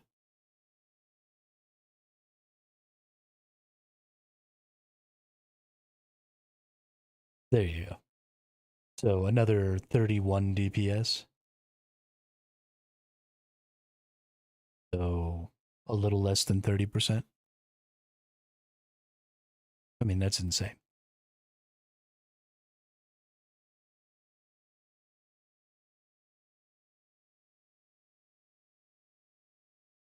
People win T1 versus T2 fights all the time. If I were, say, in a scram fighting artillery fire tail, I'd win more times than not against T2 autocannon.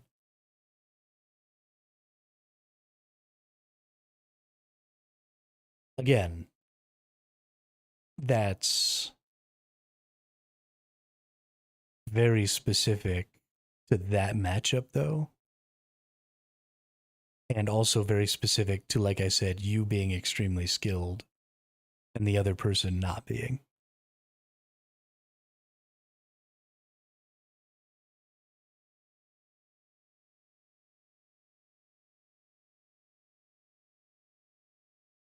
If we want to consider the overall possibility of victory, we have to consider not what a really good player could do versus a bad player, but what an average player can do against an average player. And not just with, one specific build versus one specific build, but with an average of a variety of builds.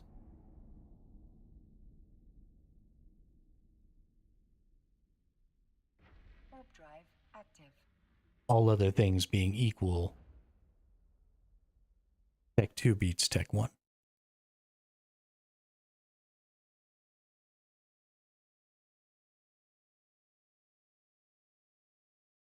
And the number of variations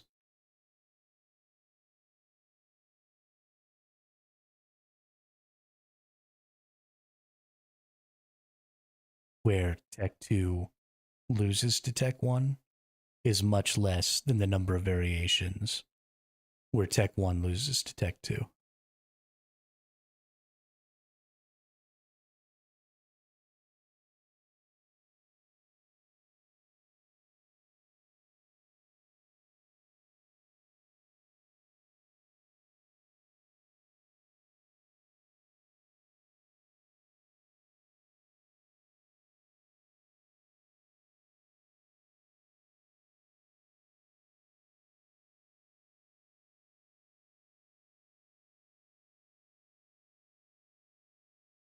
I would not be surprised at how often that's not true.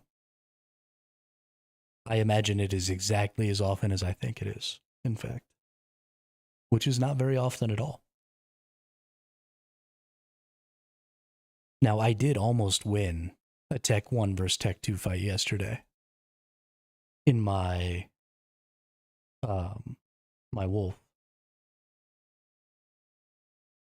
And had I remembered to overload my stuff, I probably would have won. Well, let's see. I lost my wolf yesterday.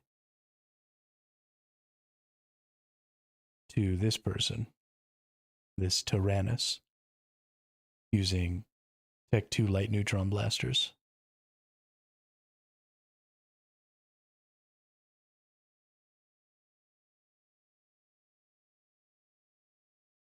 But I almost got him. They had just a sliver of hull left when I got him.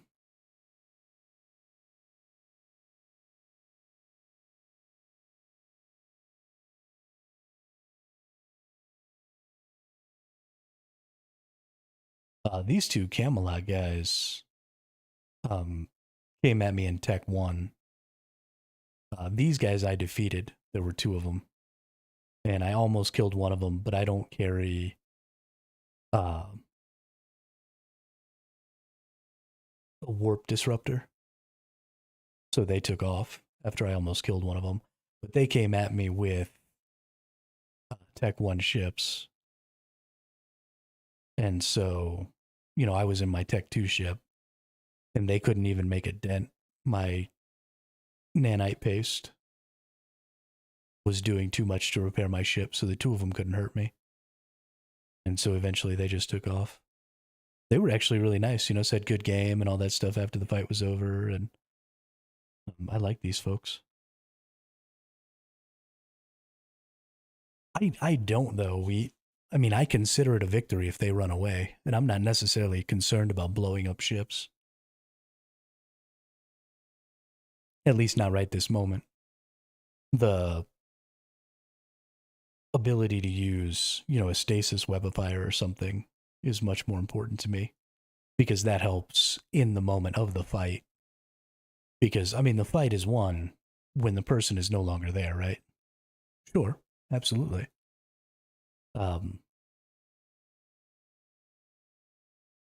But I'd rather win the fight by them running away and not lose my ship than try and fit something that prevents them from running but weakens my overall combat ability.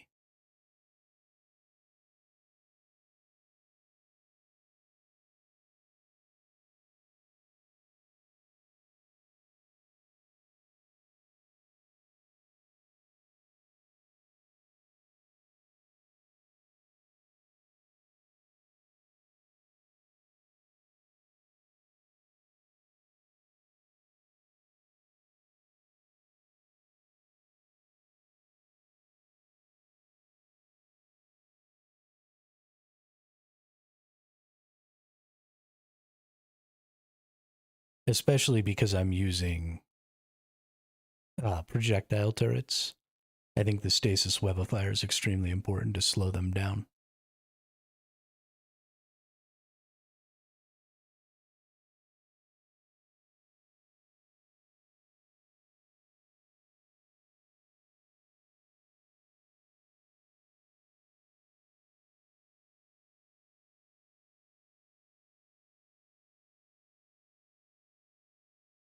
What's an AB? Oh, afterburner.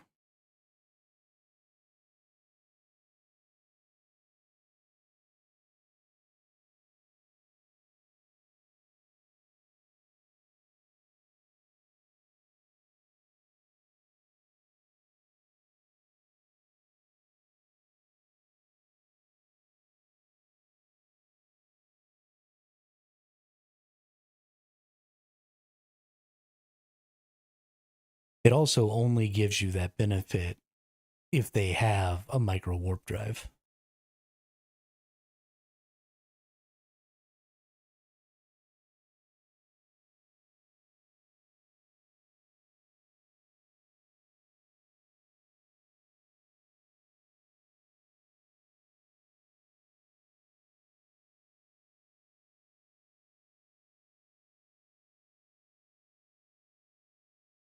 I don't know. I haven't been in enough fights to know for sure whether or not that's going to be an issue.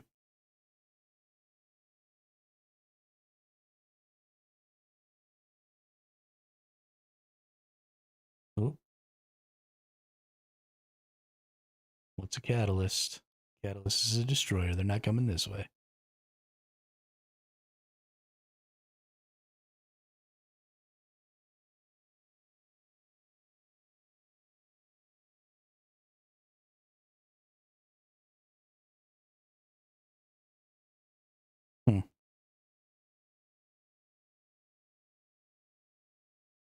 Wow, there's tons of enemies coming in. Holy cow.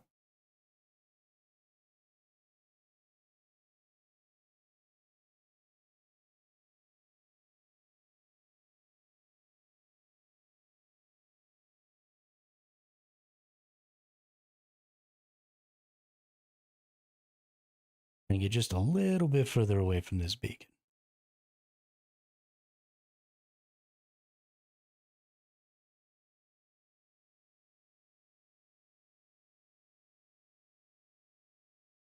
That's where they'll come in at, if they come.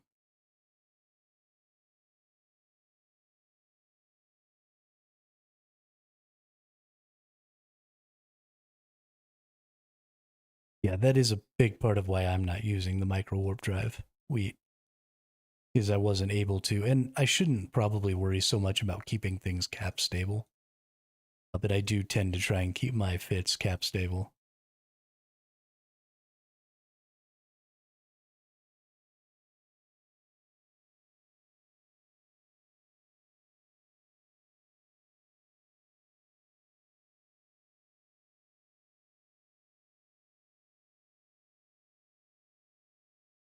Sir Camelot. Wow.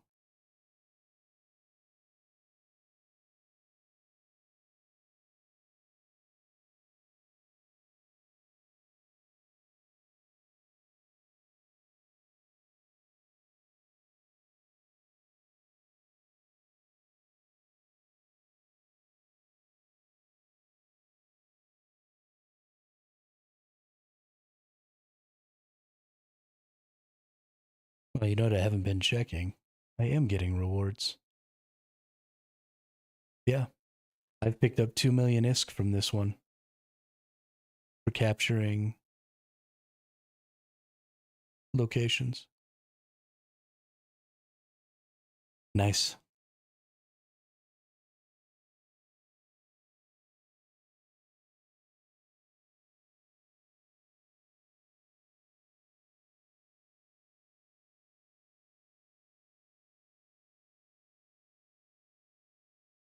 I mean, this fit is only cap stable if I'm using the Nosferatu, but I'm kind of okay with that because when it's not cap stable on the Nosferatu, I still have a couple of minutes, I think.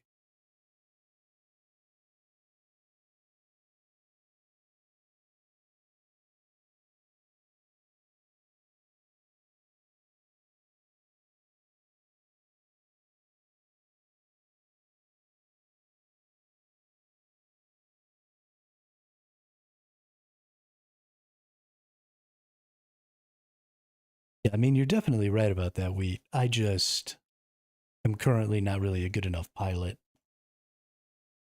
to make those adjustments, I don't think.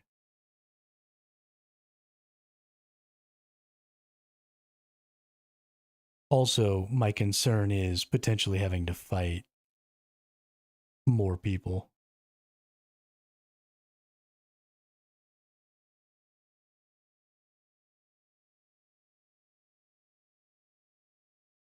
Warp drive active. You know, if two people attack me, then, you know, killing one and then running out of capacitor would suck.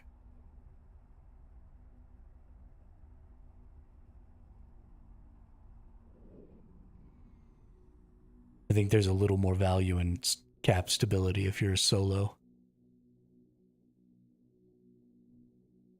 But I could be wrong about that.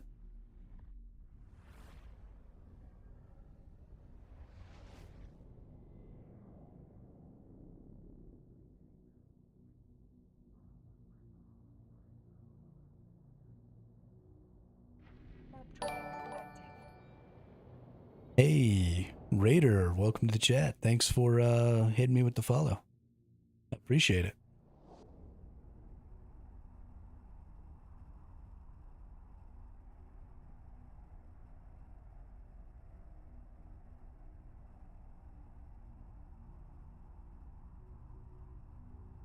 That's true, Wheat. That's true. And there is something to be said for focusing on being able to always win certain types of fights at the expense of always losing other types of fights, right? I think a problem that I probably have a lot in PvP and just in video games in general is that I'm always looking for a way to give myself a chance to win every encounter. And that's just not really how video games work. There's usually kind of a rock, scissors, paper thing involved. And so, in my effort to sort of jack of all trades thing, I end up making myself even weaker in matchups where I should be winning. And so there's definitely something to be said that my desire for cap stability is probably hindering my ability to win some fights that I should always win.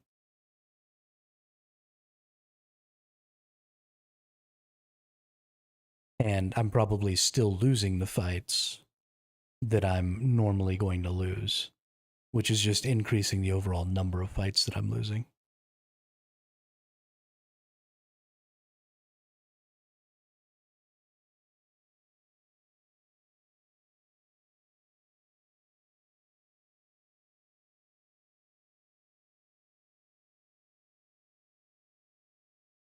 I mean, the likelihood that you're going to win a 2v1 is fairly slim anyway. And so attempting to put yourself in a position where you could.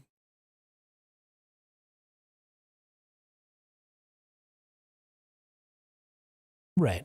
Well, and that's the way it is in almost every game we, because it keeps one ship from becoming too powerful and becoming, quote unquote, the only meta. Because if there's just always a type of ship that can always shit on that ship, then, you can't just run it all the time, or eventually everybody else will just run the other ship. And so you have to have this rock, paper, scissors system where certain types of ships will just always win against certain other types of ships.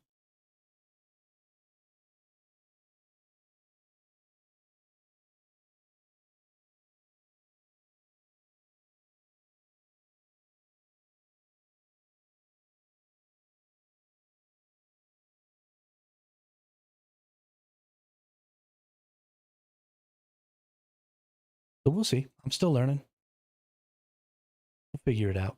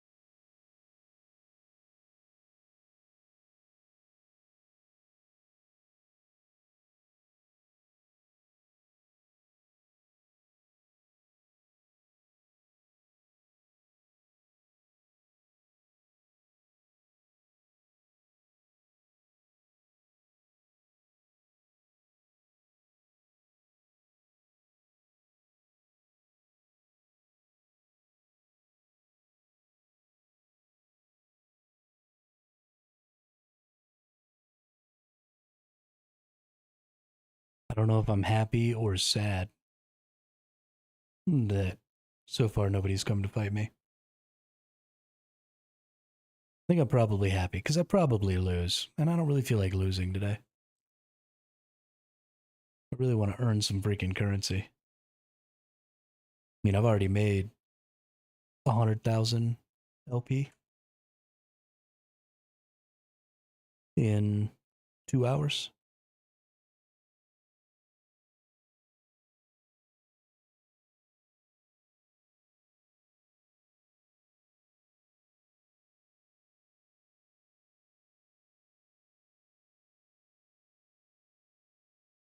It's pretty good. We'll see at the end of the day. I'll keep doing this for a while. probably 4 or 5 hours, and then we'll see how much I can get for all the LP.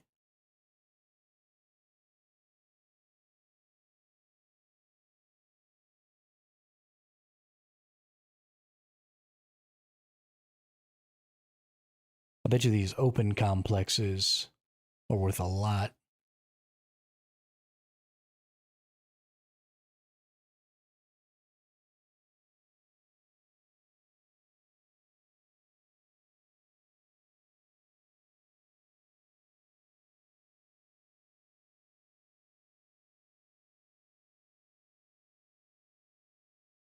One of these days, maybe.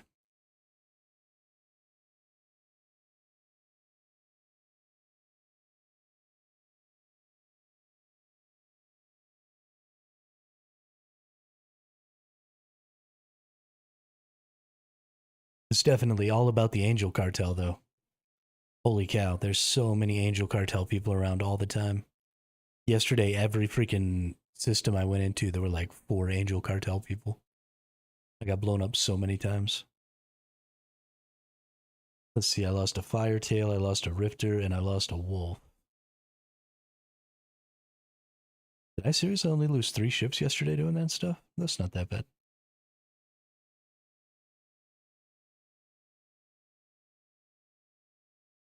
45k base in a frontline system, but has no acceleration gate and lets anything in. Yeah. Well, it also doesn't have a limit, it doesn't seem like, to how many people can earn the reward either. Because normally you've got these, tack 1, tack 2, tack 3s. They say only 3 people will gain the maximum reward. And then after that, it starts splitting that reward up. And so it doesn't look like this has a tax. So it looks like as many people as want can go in there too. Yo, what up, Gravy? So, I mean, that's really cool. I like that a lot, a lot. They're trying to get some big fights going on. Hey, thanks for the bits, Gravy. Appreciate it. 40 people at max payout? Nice.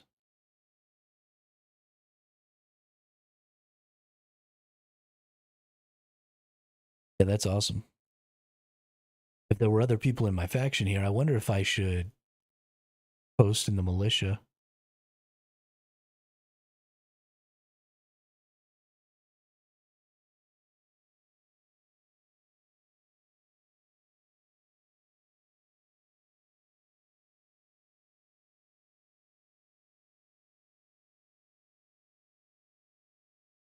Even at reduced percent value, it's still, oh yeah, it's a huge payout. Absolutely. Probably takes some time though. Just because you're going to have people there contesting you. One of the people left. If the other one leaves,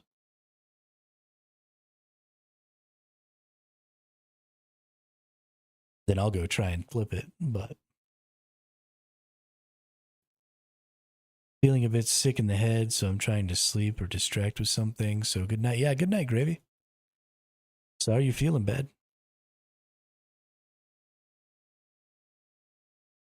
Drink some water. It's always fucking water.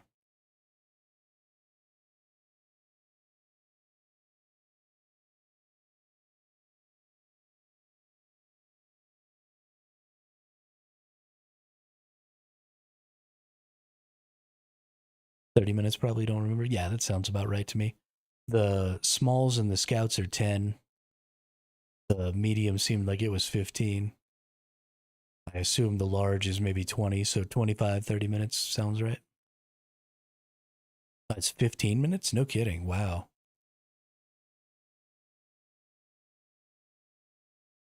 That's more than me, pause. I've only got one. I usually drink about 2 or 3 bottles a day, but I only have one with me.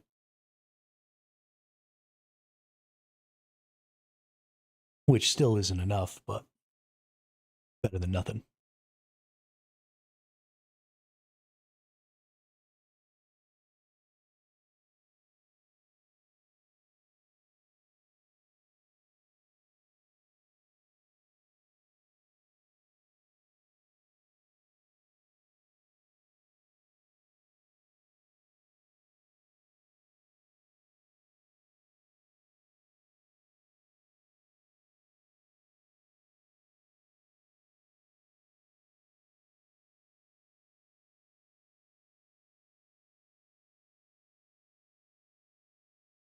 I love clicking that and getting to see that number. 9,800. Boom.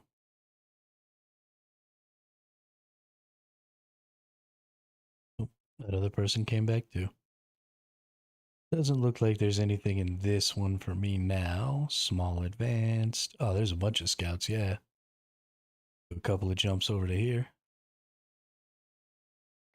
Warp drive active.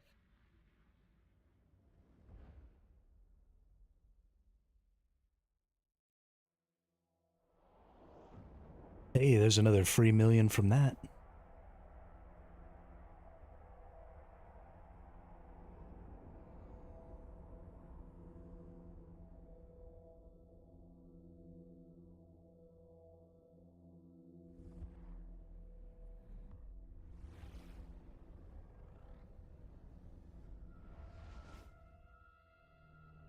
So if I turn 1,000 of these locations, I'll make 500 million ISK. I think I can do it.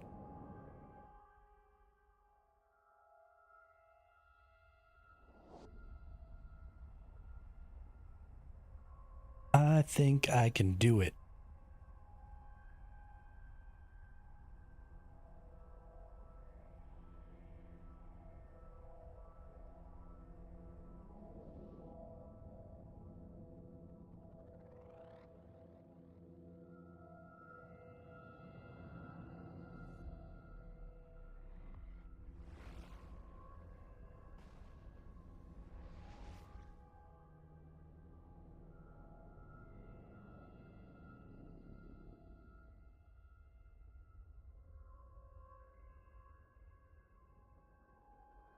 All right, Scout Navy Tech 2, warp to location.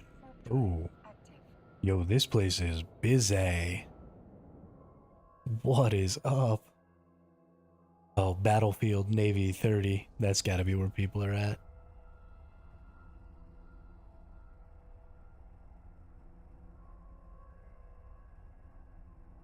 At least I hope that's where they're at. Oh my gosh, look at all the things. Why didn't I make it to where I was trying to go?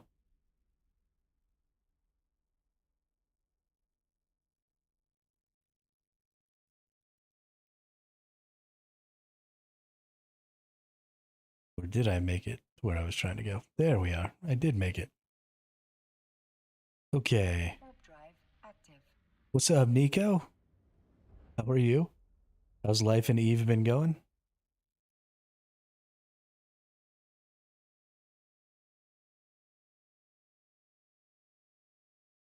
Hey, nobody's here. What's up? Who's the man?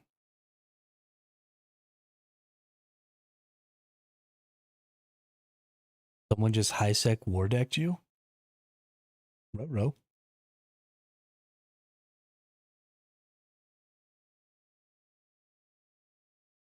Yeah, I wasn't planning on it. If we had a more even spread, if there were a lot more of my players instead of just the three, I would at least go look, even if it meant risking getting blapped. But since we don't have a very large presence here, I figure maybe not the best idea.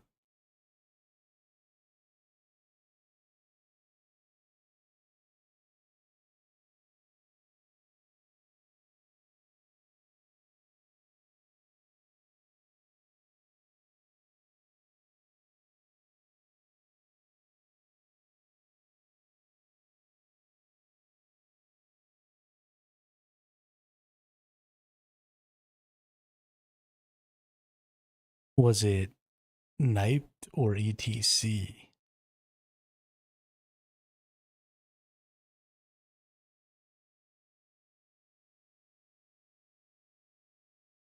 Oh, NYPD. Um, are those corporations that do war in high sec? We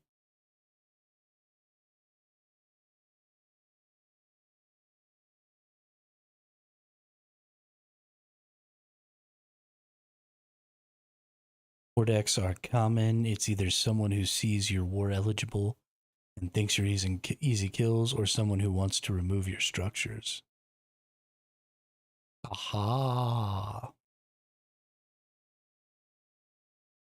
Fuck him up, Nico. Fuck him up.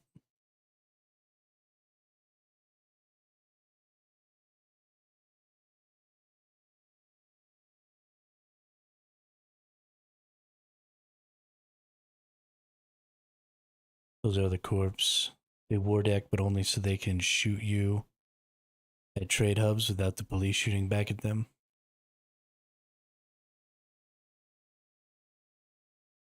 Oh, okay. Well, that's dookie. What a bunch of little shitheads.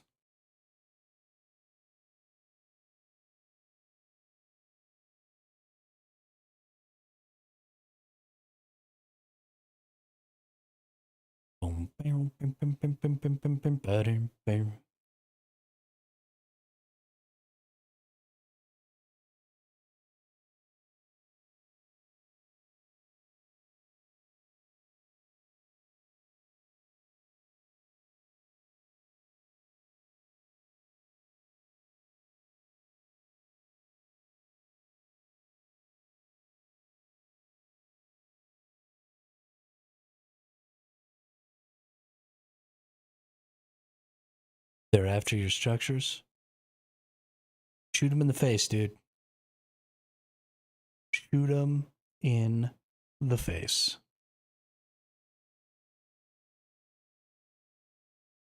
Oh, I accidentally went to a new constellation. I'm not going to get my free 500k ISK.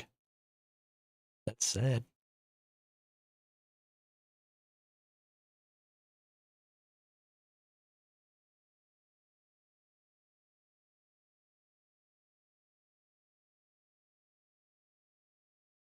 Sure you can, Nico. Just undock your frigate and go get them. I believe in you. You got this.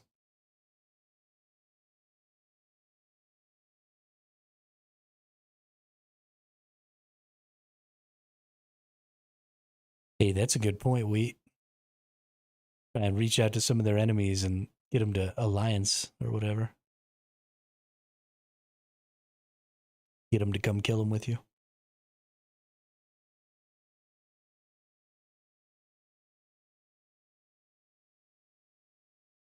Shit, is it anywhere near Minmatar space?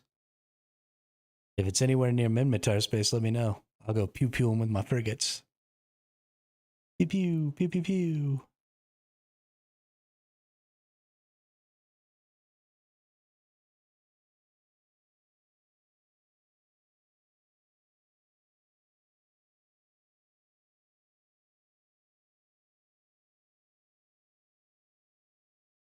Amatar space. Does that mean between Amar and Minmatar? Because that's kind of where I'm at right now.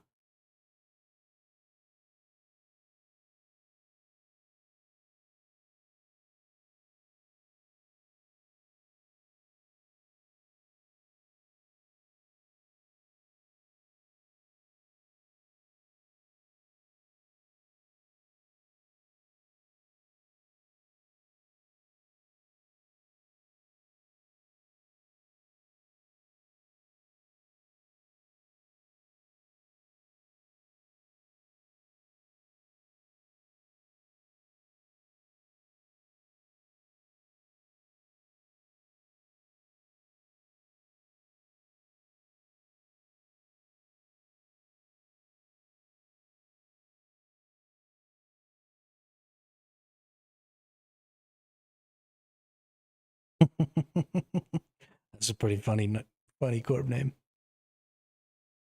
Bounty risk modifier. Bounty payouts in this system have been adjusted based on recent DED threat analysis. Currently, pirate kills in this system are paid out at 195% of normal value.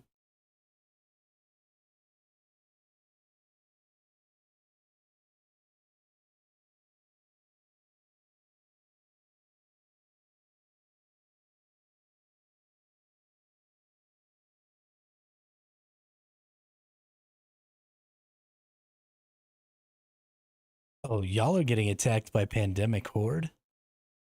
Isn't that like one of the big alliances? So that's fucked up. Why they gotta be fucking with the little guys? That's not even nice. Oh, purple helmet warrior. Okay. What a weird ass name. Purple helmet warrior.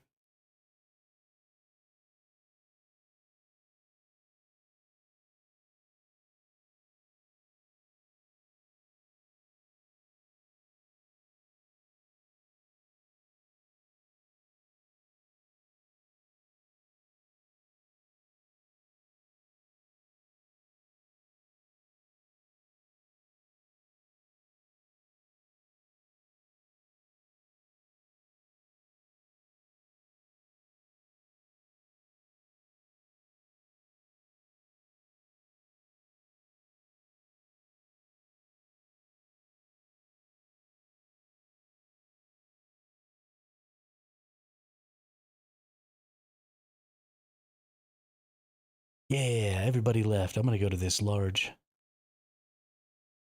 in 2 minutes.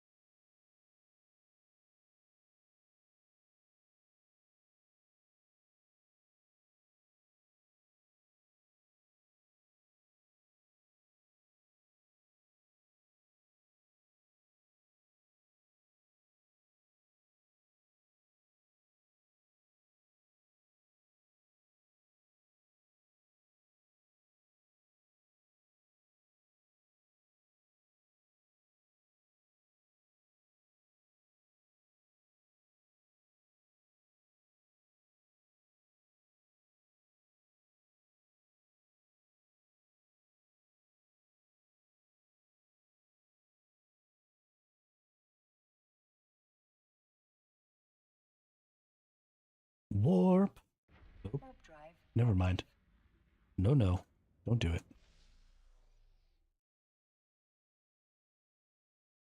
Don't you dare. Oh, no, that's two of us and one of them. Okay. Actually, we will do it. Warp drive active. If I or my corp had the means or time at the moment, I'd love to reach out to some people to help fight Purple Helmet because those guys are chodes. Always gotta help fight the chodes. Fucking nerds.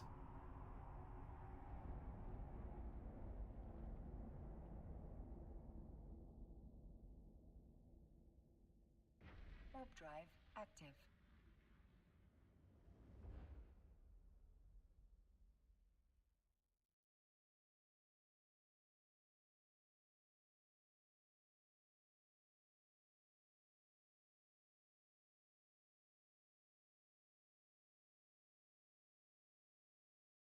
Hmm.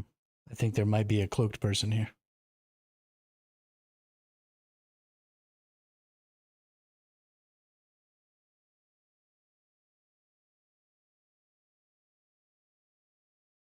But, well, if I can't see you, how can I be expected to be nice to you?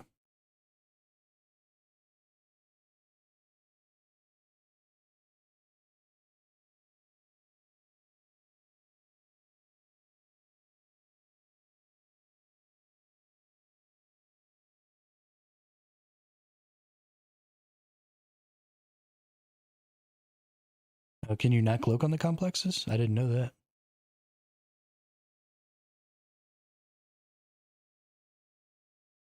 Whoops. Go back. Turn around.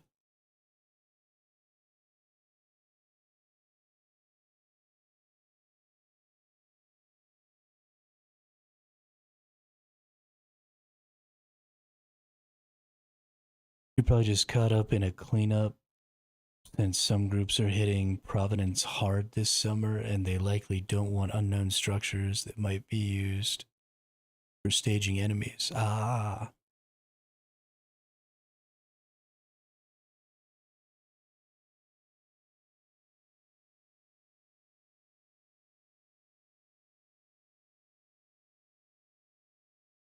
You got him, Nico. I believe in you.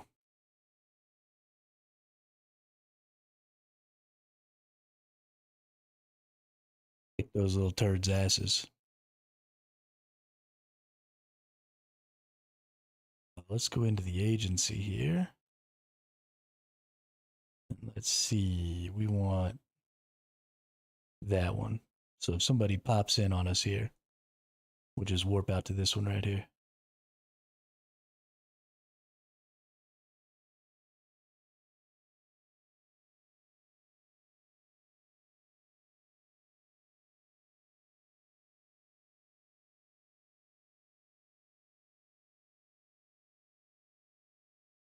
I assume you have a one to a couple structures in one system.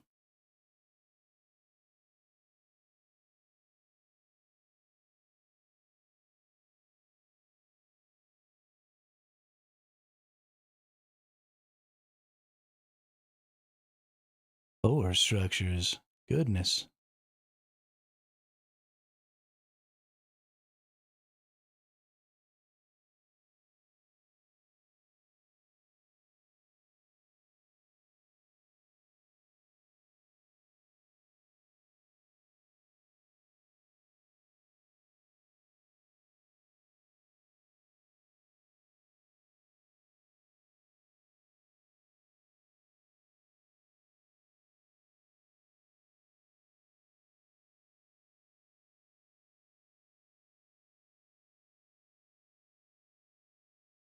You don't even necessarily have to win the fight, Nico. You just gotta hurt them hard enough they don't want to come back.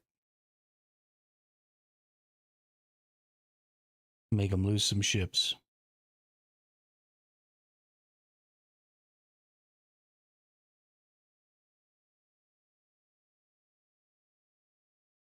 Lock them up.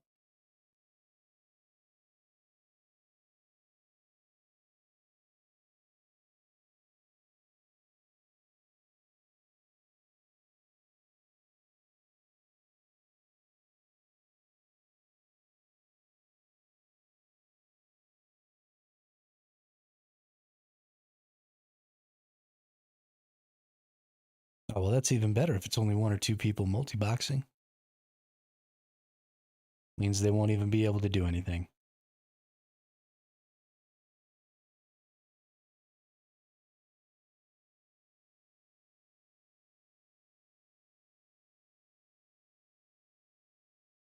You'll have a massive upper hand.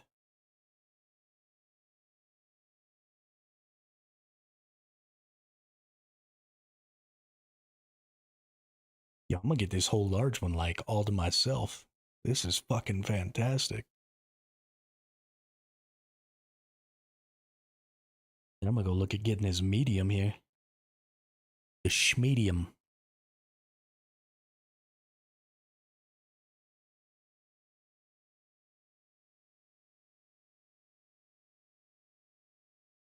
Get that schmedium.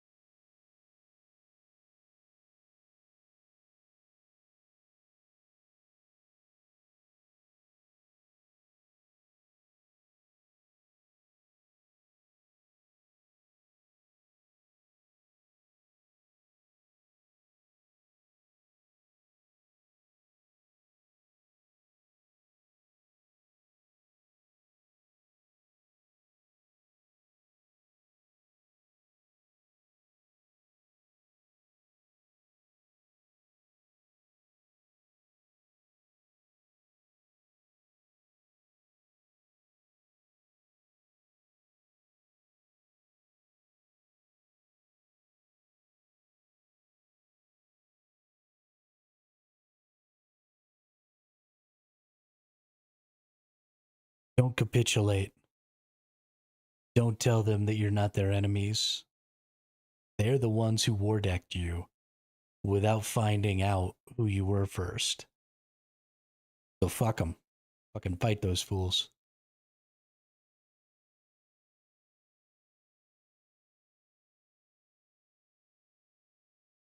They could have easily contacted you to identify who you were before deciding that they were just going to war deck you and blow up your shit.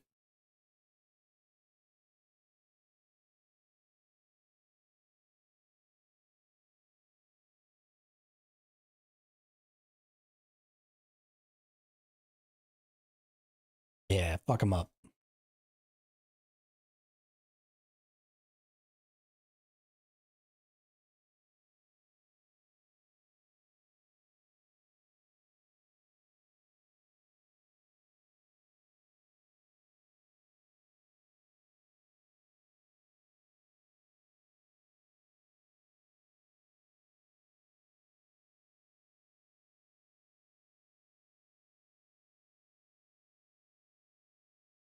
I believe in you, Nico.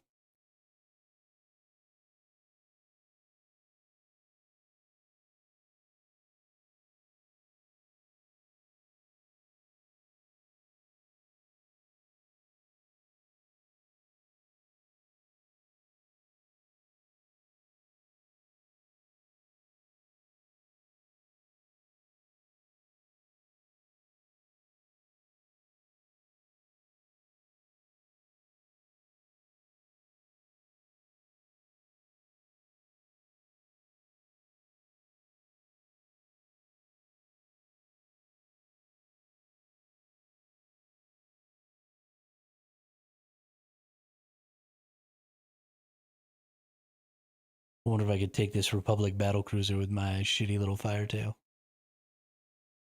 Probably not.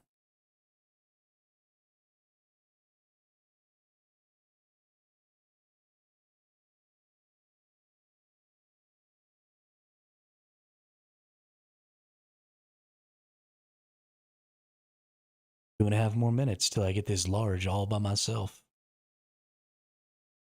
Yo, this is gonna be great.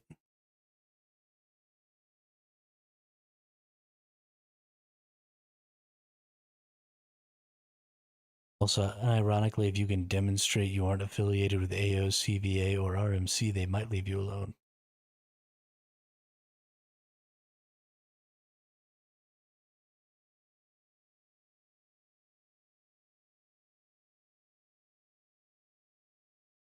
That's no longer an option as far as I'm concerned, though, Wheatspin.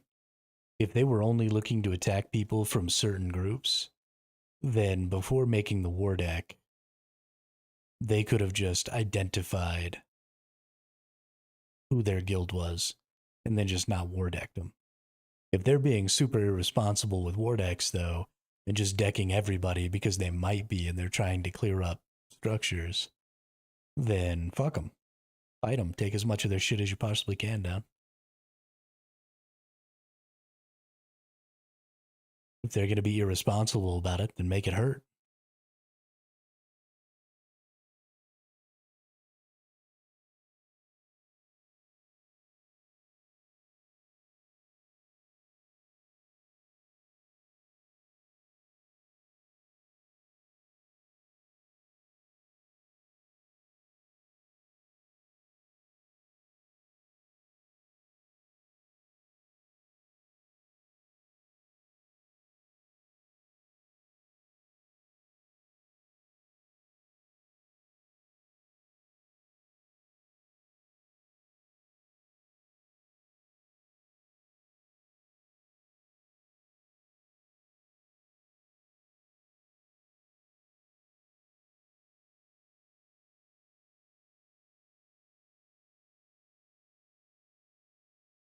I mean, I still think, Meme Tani, that that burden should fall on the people who are trying to do the war deck.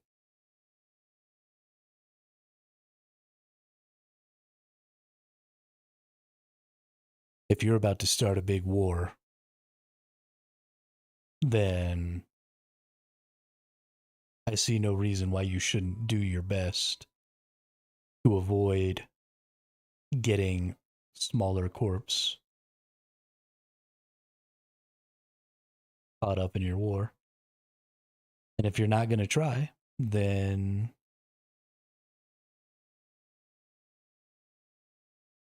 Warp drive active. you're going to lose some ships. Spread yourself thin.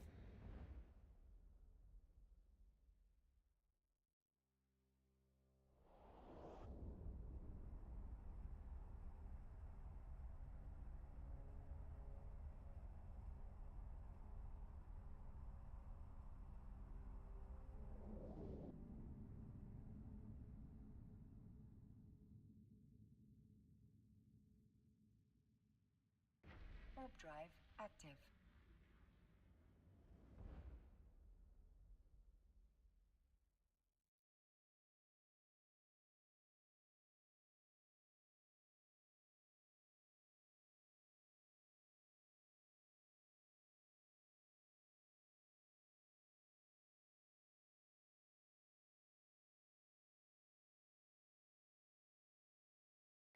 Warp drive active.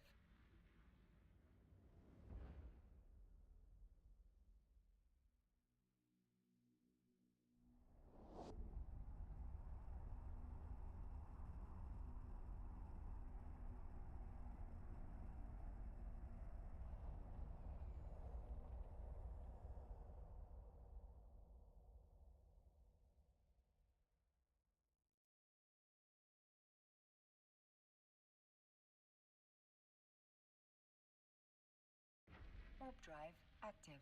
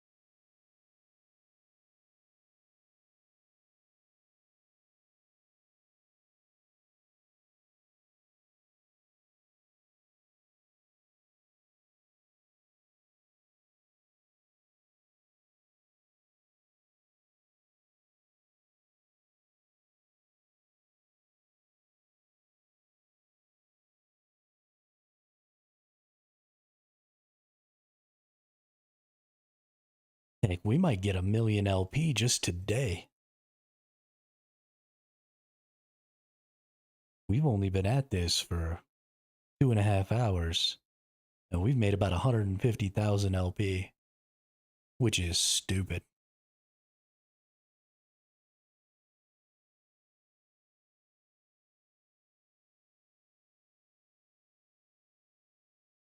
This is definitely how I'm spending my time from now on.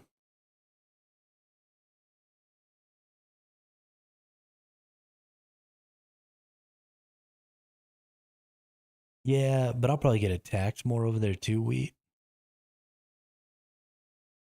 So the question is, will I make enough more over there than I will over here if I'm also losing ships?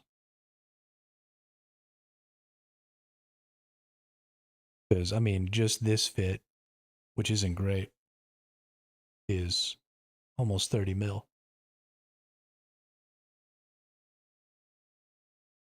I could run a much, much cheaper fit, I guess, and then, just make it a runaway fit. But then I run the potential of running into situations where, I'm getting pushed off of things so often.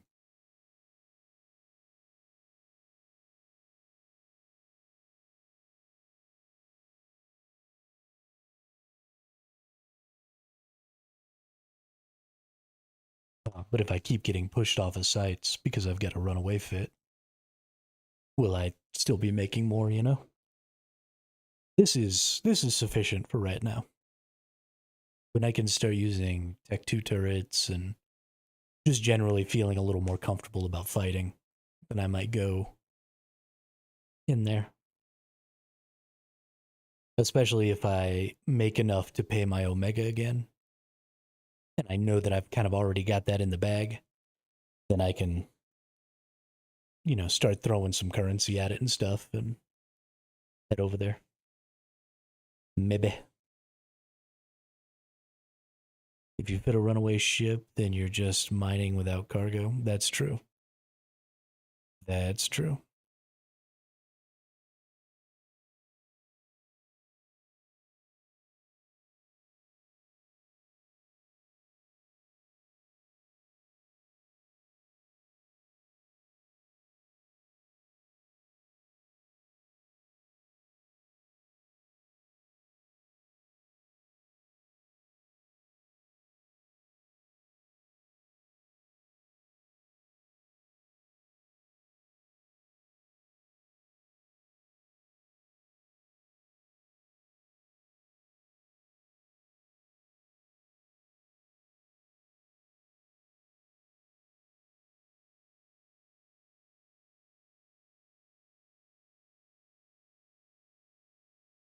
Let's see.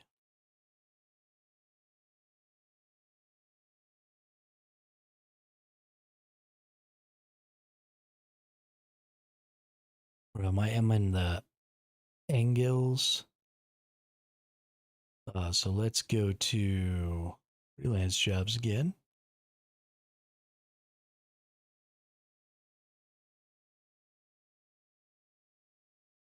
Is there anything for the Engels? Nope, doesn't look like it.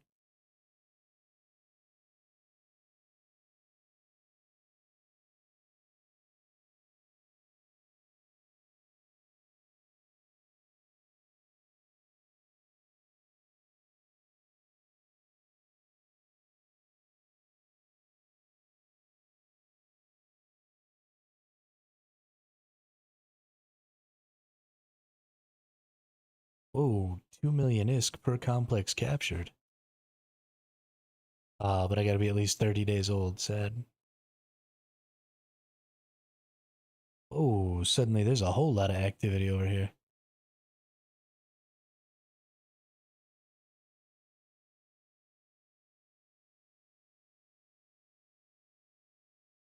I'm actually in a scout navy one, so I shouldn't run away from the beacon because that's exactly where they're gonna come in at, and I want to be close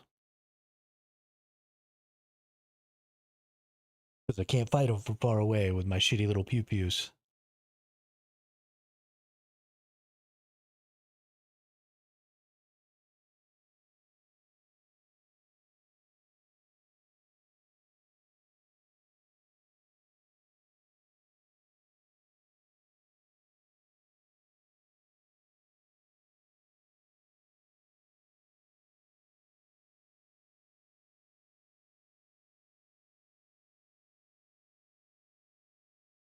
Who wants a piece? Who's coming?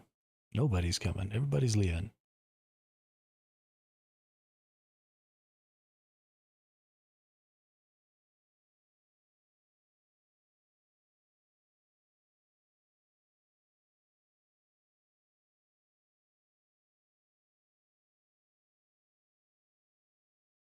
All right. During these last couple of minutes here, I'm going to go use the restroom again real quick and grab a drink. I'll be right back.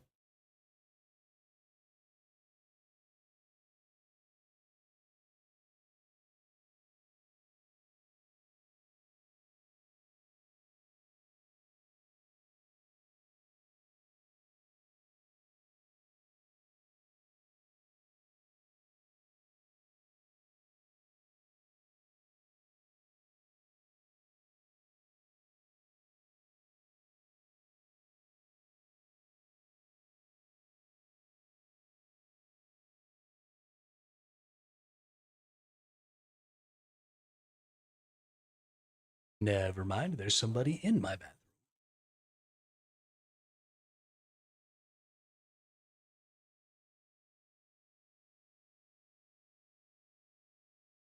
Pretty close to some lunchtime, too. Getting hungry. Oh, taco. Trying keep doing this for another half hour to an hour before I eat. See what we can do about selling.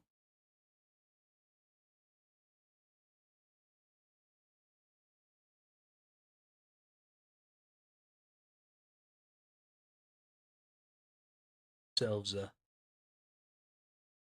effector.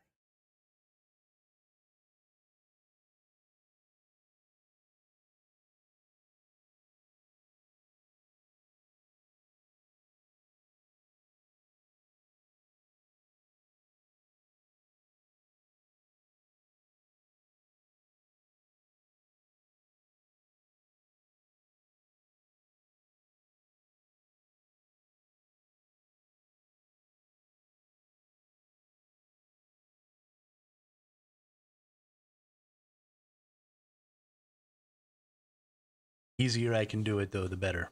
I would definitely love to just be able to straight up sell the LP. Happily take a loss. Well, not a loss, but lose some of my profits so that somebody who was actually gonna, move stuff around and do a little hauling and stuff like that could earn a little profit. Or somebody who was gonna do the industrial stuff. Happy for that. Just, a nice quick something. I think if I can get 500 ISK per LP, I'd be pretty happy. So that would make this 200K, 100 mil. I think that's probably a pretty reasonable thing to look at, just based on some very preliminary research I've done and what y'all said. I don't think I want to go below 500 ISK per LP, unless it turns out to be that just the prices have tanked, or Minmatar specifically is bad, or something like that. But I would be happy with 500. I mean, just based on how quickly this is going. No reason that I can't easily flex my account doing this. Sense in getting greedy.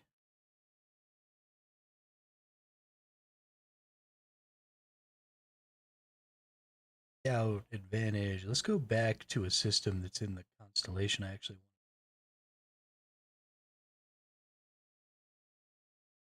This one's got one scout navy, large navy. Oh, it's only 9% though. Oh, it's a command operator. Want to be in a front line. What's this? One scout navy, one medium. Yeah, this one. It's in the region that I get the extra currency for. 500K per site that I take isn't a ton of extra, but I mean that's just free ISK. There's literally no reason. Dumb.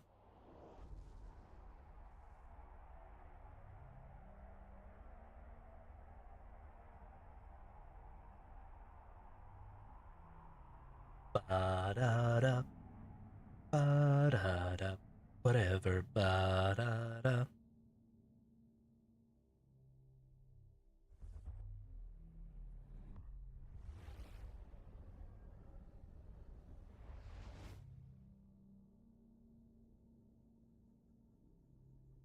Warp drive active.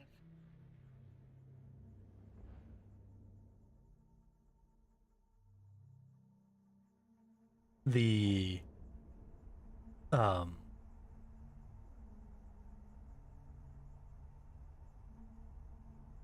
these freelance jobs honestly seem like a really cool way for stuff to get done in faction warfare though. That's really awesome.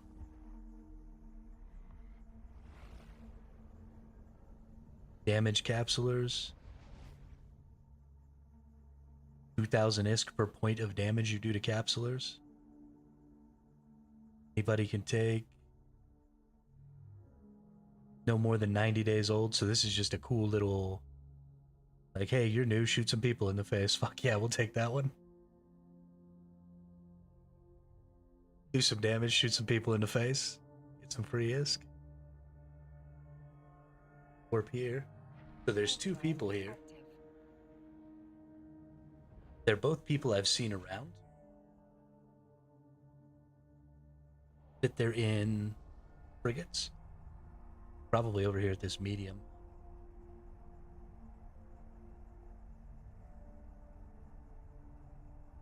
2,000 ISK per point of damage. I do, depending on how much armor somebody has, I do 50 to 100 damage every time I shoot somebody. Warp drive So let's see, active. 2k ISK times 100 damage. I mean, that's 200,000 ISK every time you shoot somebody. It's actually pretty dope. Kind of hope I get to fight somebody now. Take a couple million in one dogfight. I really like that. These freelance jobs are pretty fucking cool. I like them a lot. And I like there are people out there who, have the extra stuff to just throw that stuff out there. I hope to be one of those people one day.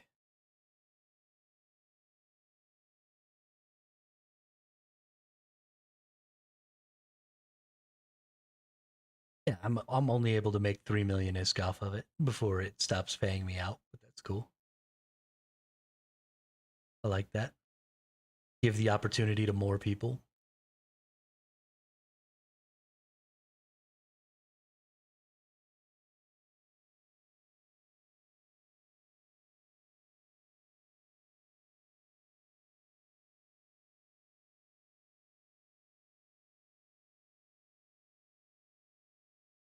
You're in a destroyer. You can't get me.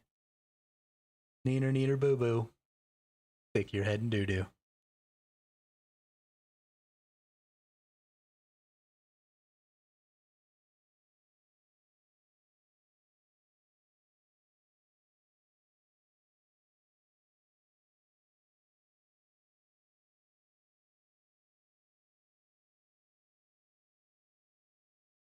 Stick your head in doo doo.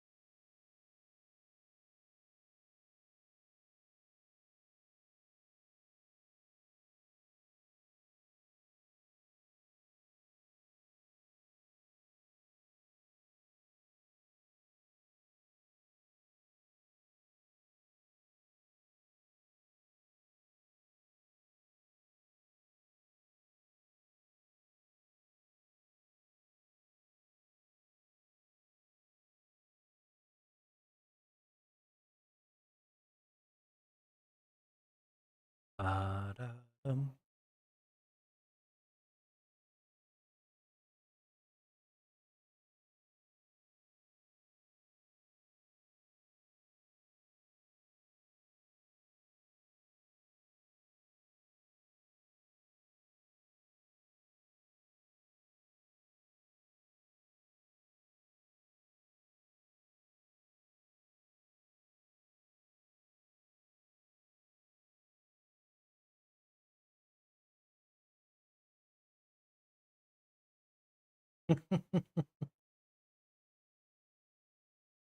So I got the eavesdrop.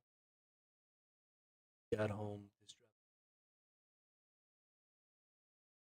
Real. That sucks, Sanzu. Or sorry.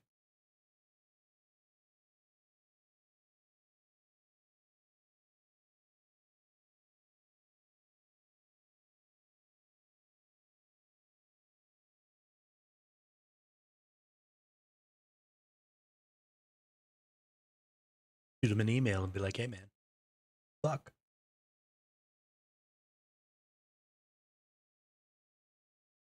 Can you not, please?"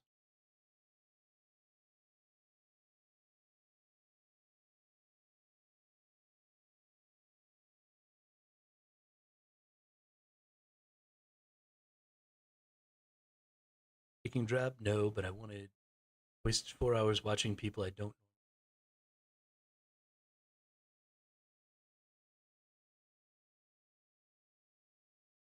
And that's 4 hours of your life you'll never get back.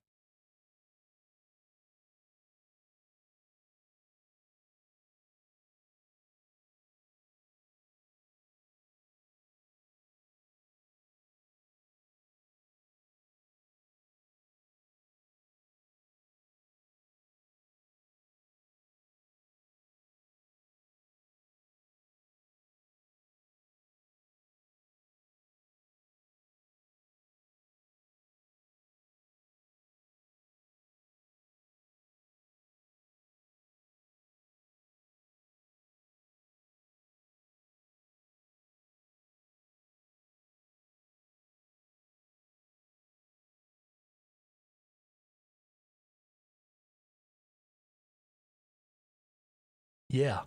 Yeah, I got tired of getting killed in ships that can't fight back. So we decided to do faction warfare. Seems like I can earn just as much or more ISK. And also, I'm in a ship that can fight back. So be happy about it. What's up, Anti Charlotte? Welcome to the chat. Welcome to the channel. I am Minmatar. Only truly free people in New Eden.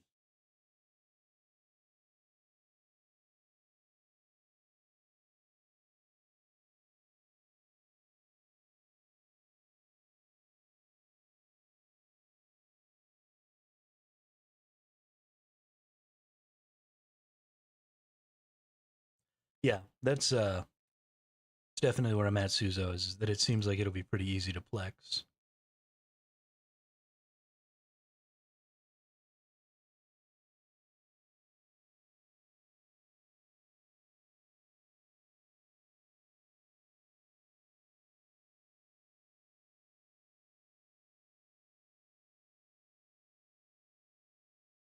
I mean, I've made in a little over 2.5 hours that we've been playing now,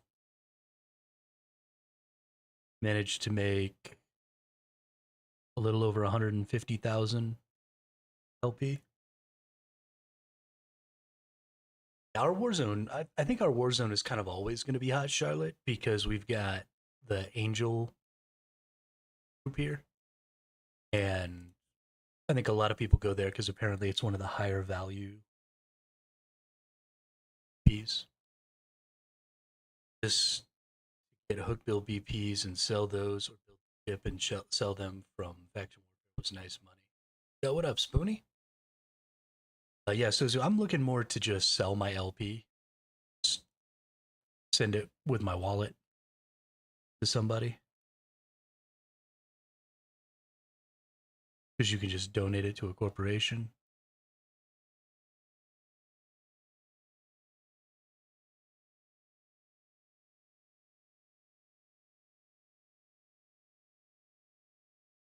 And then have them send me.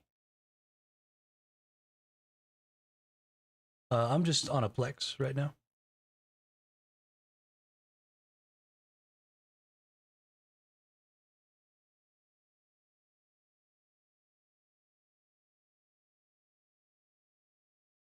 Yeah. Is there a bot that people use a lot for being able to put people's in-game names in?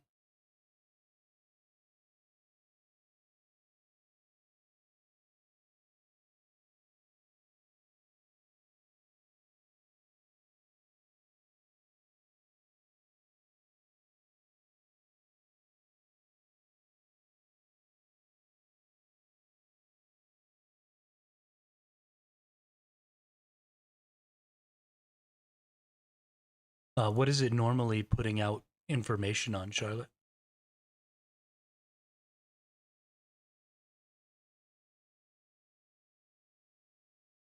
Oh yeah, I'm not just gonna randomly send some person currency. I'll talk to him and make sure that I feel like I can trust them, and then we'll do a little bit, right? Like I'll tell them I only have 50K or something like that, and I'll send them 50K and see if I get that back. And if I do, then I'll be like, hey, this is something I'm going to be doing a lot more of, and I have actually. If you want to have, a more permanent relationship, first we try, then we trust.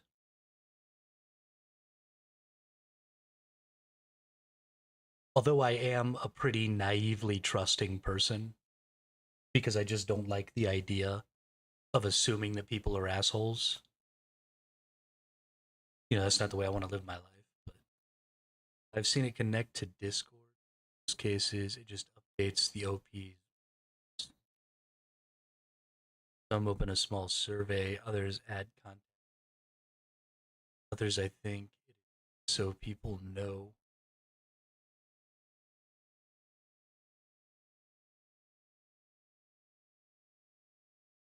Updates the OPs once.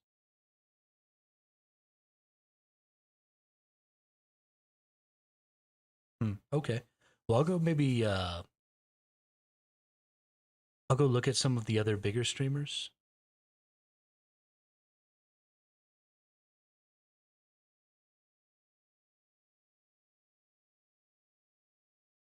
and figure out exactly what they're using that command for and stuff. Because if there's something that's common across Eve streams in general, then I will absolutely try and include that functionality. I have my streamer.bot, so I'm sure I could figure it out.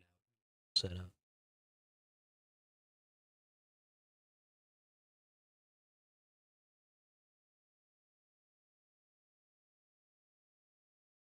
Left my alt in space in low sec all day, like 8 hours, and nobody attacked you, Sosu. I used it to validate that I am Charlotte from Warfare. Them to see my kill boards.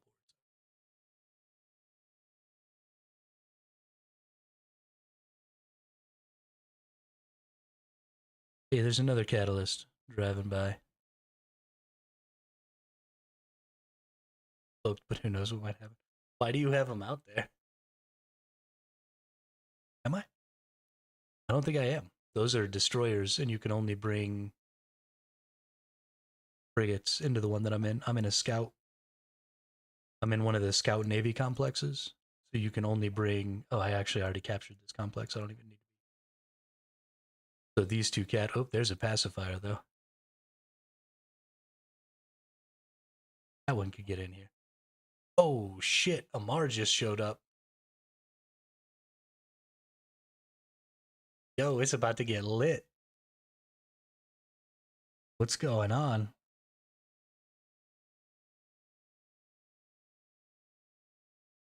Okay, we're gonna get a little crazy real quick. Warp drive active. We're going to the medium tech 3 because there's way too many people out here, and I want to see.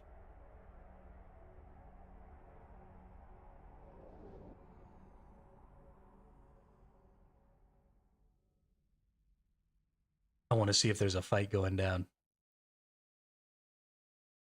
Warp drive active. Let's go check it out. Are we about to just drop ourselves into this show here? Nope. No shit show.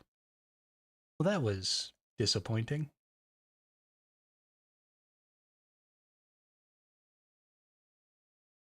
I really kind of wanted to drop into the middle of a shit show.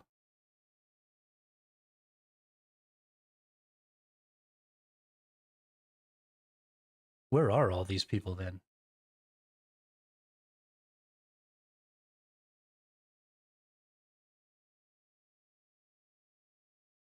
Probably on a gate. Maybe.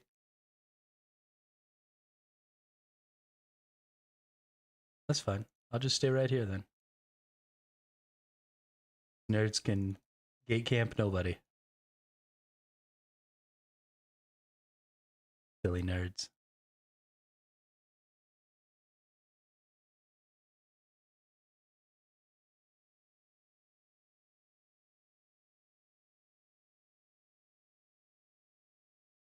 Move myself over here so maybe I can escape if somebody shows up in something bigger than me.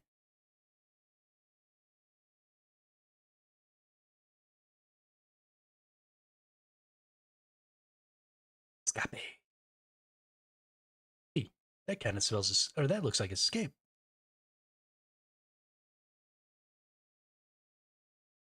Dinamite.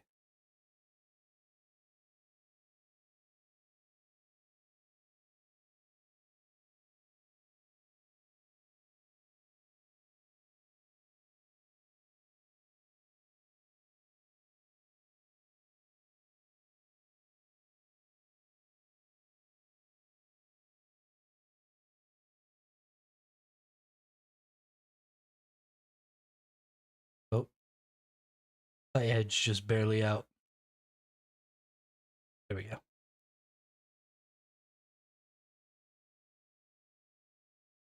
Stay as far away from this thing as I can so that I can run away. Like a fraidy cat. I wonder where all those Amar folks were going when they passed through here. Kind of crazy.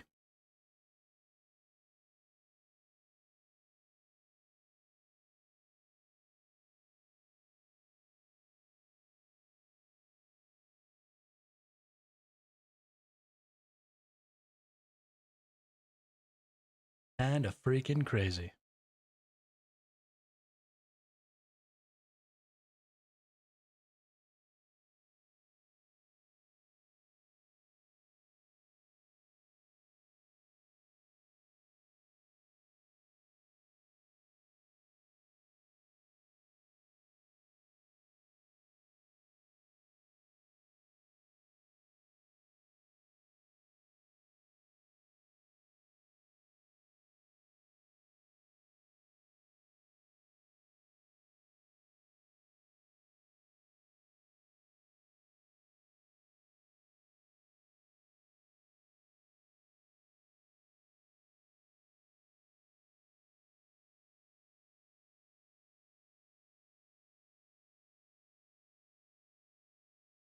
Trying to bait people with a procure.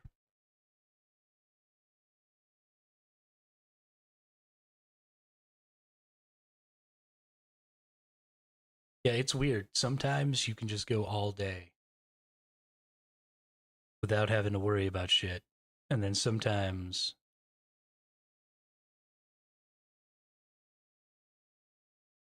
just instantly get attacked.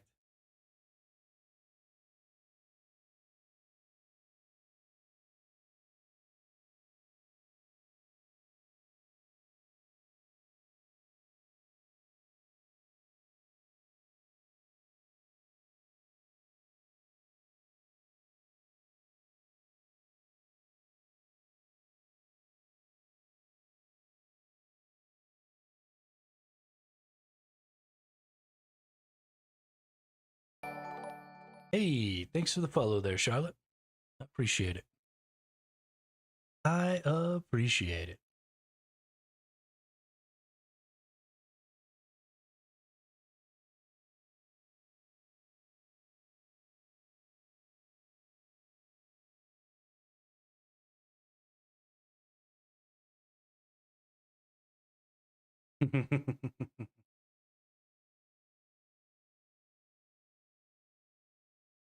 Yeah, I think faction warfare is probably going to end up being a big part of my first year or so in this game. Just because it's going to give me the ability to have as close to a fair fight as I can possibly get.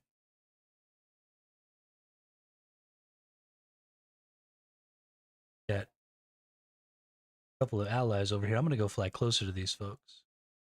I'm going to have allies here. And cool. We'll help them out if we get attacked.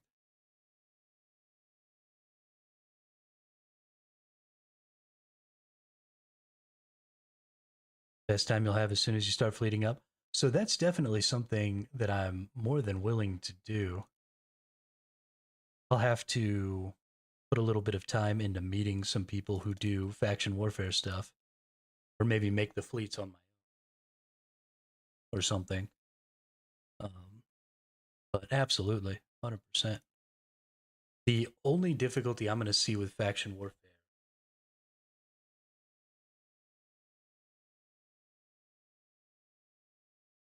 I didn't even realize faction warfare was in the game. It's the beginning. Yeah, I'm sure there probably are, Sozu.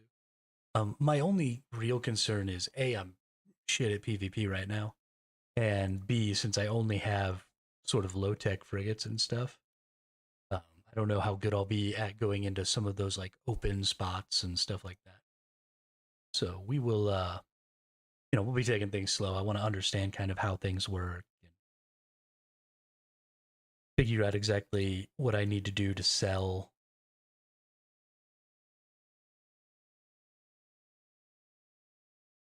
Still got condors. That's actually an interesting um, with a group ship replacement and handouts to regular pilots is normal for a group. So I have no intention, Charlotte, of ever actually joining a corporation. In fact, I am extremely opposed to joining a corporation. Um, Not that I think that the people in corporations are necessarily bad, but in my experience, most of the leadership of most corporations are exploitative dipshit. And so I don't want any part of that. So I will be in my own corporation for the entirety of my time in this game. But I don't mind joining, public fleets and joining in with the faction and stuff like that.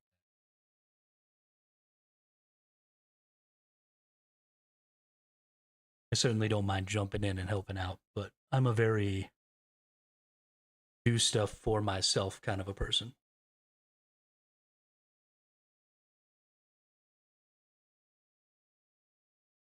Which is why I like faction systems, because I like to be able to jump in and do stuff when I want, not have any sort of expectations or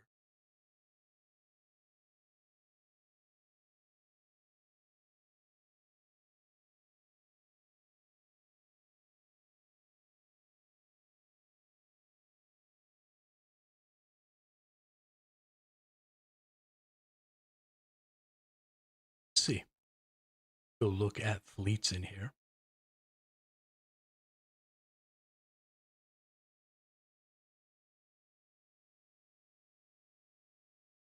Let's see if there are any.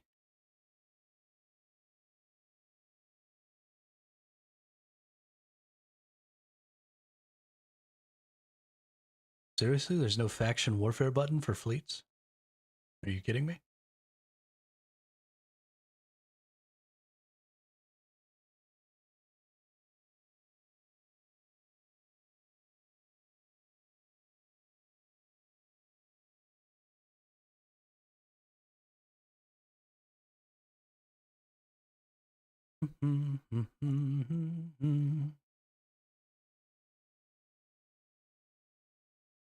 My militia fleets.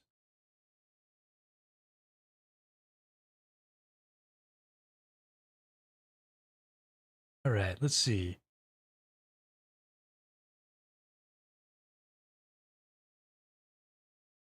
Um,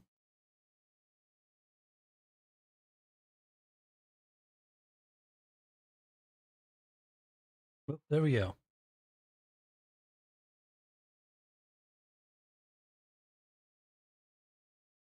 Sauce like only mother could make. Okay.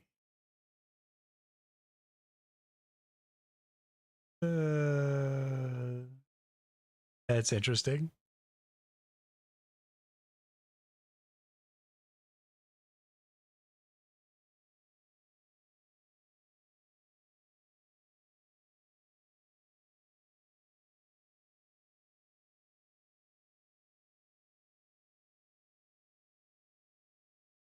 Maybe we'll just get to a point where we can make our own fleets, and then we'll do that way. That person scares me.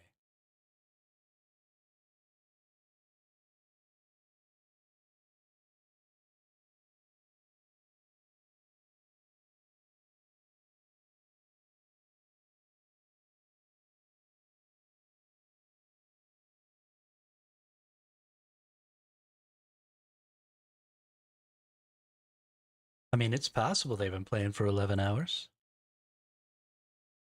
Can you transfer fleet leadership to somebody else so that you could keep a fleet going? Because that feels like the way to go is make a good fleet and get a couple of trusted fleet commanders who are on during different times of the and just pass the ball. Try and keep it going for days. Can, but I wouldn't want to fly with S 11-hour fleet. I mean, if it's a new fleet commander,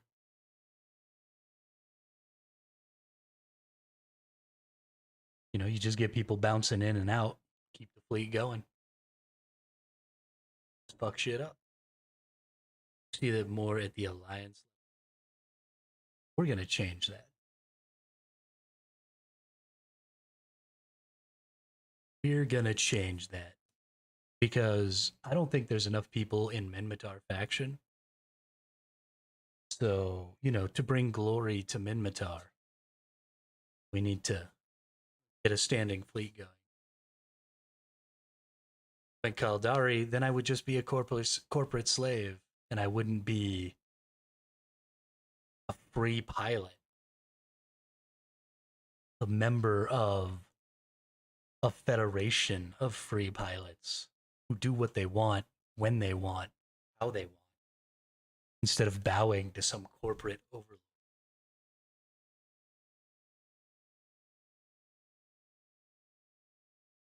Like some rancid boil on the back of humanity. That's all you are. Just a bunch of rancid boils.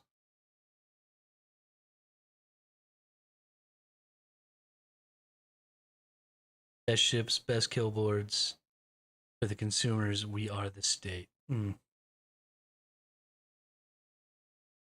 I loathe all things Caldari.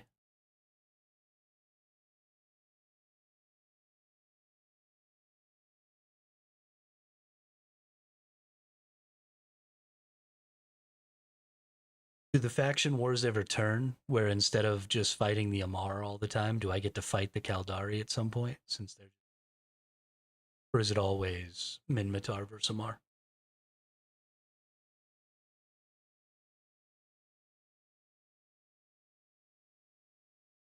Because I'm gonna come mess y'all up if I get a chance.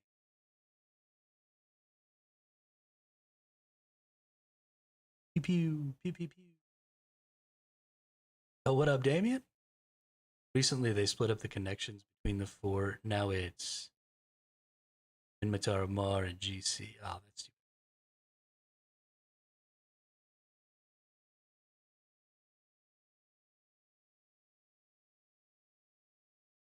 Stupid.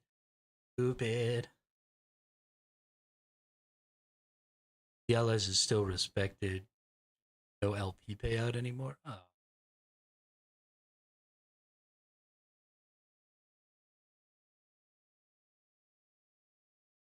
Yeah. So it's getting into the faction warfare. Good stuff right there. Blowing up ships. Getting LPs. Da da da. Da da. Da da da. All I used to do ran small fleets. Yeah, that's probably where I would want to go to, Sozu, is because so many of these are kind of small. Maybe I'll get like a newbie fleet together or an alpha fleet or something like that where we can just run some of these small and scout navies with, frigates and maybe every now and then a destroyer or something mixed in. And just go try and run these TAC 3s and TAC 2s and stuff like that. And I'm going to try this game out. Anything a brand new player that's never touched this game before should screen the four factions it looks like. Yeah, so the faction that will give you the easiest time if you join it, Damien, is the Caldari faction because the focus of their ships is on missiles and shields, I believe. And those are two of the sort of most powerful early game. They get a lot of the best ships and stuff for a lot of the early game stuff. Personally, I went Minmatar because I like their story the best. But the Caldari definitely have the best ships. Now, you can use any types of ships, no matter what faction you go to. So it's not an absolute thing to need to go Caldari. But they're up there near, you'll start closer to Jita, which is the main trade hub, which will make, everything a lot cheaper for you. And you'll start with things already trained in those ships, and you'll earn those ships through your storyline. So life just gets significantly easier if you play Caldari from the start.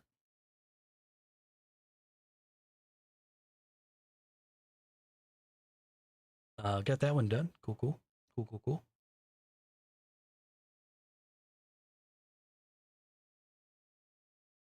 Hey, there's a scout navy and a large navy.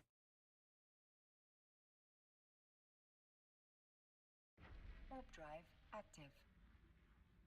Not gonna lie, the amount of shit on your hub is scaring me. You don't like my hub? I love my hub. Oh, yeah. So let's walk through it. This is your quest board over here, right? This is kind of telling you where you're trying to get to, what quests you're trying to do, stuff like that. So it doesn't have to be this complex. This over here is just what's kind of in the solar system that you're in. Structures, and I think I'm about to get murked.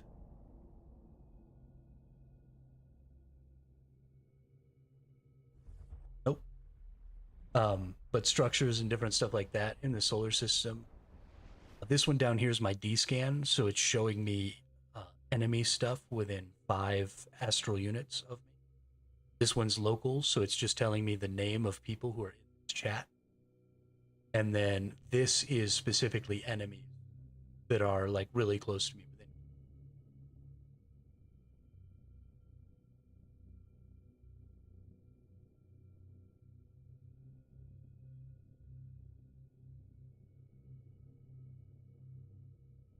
And then I also, when I'm out scanning and stuff, I've got my scanner screen shows up over here, and then my drones show up underneath here, depending on what I'm doing. But you'll get used to it eventually, Damien.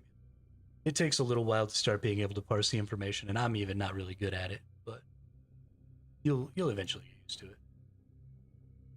You have an enemy tab. It's right here.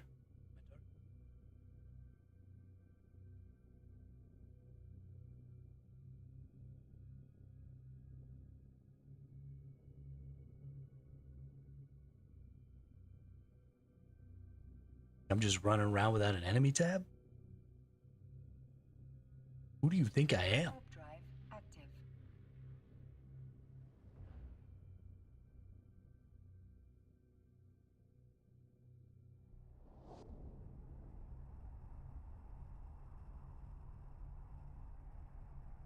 Lazy and use Iridium overview. Yeah, so that's the other thing too. Amy and Dark Rose is you don't have to make your own layout, right? I popped most of these things out and sort of set this up myself over time as I've been playing.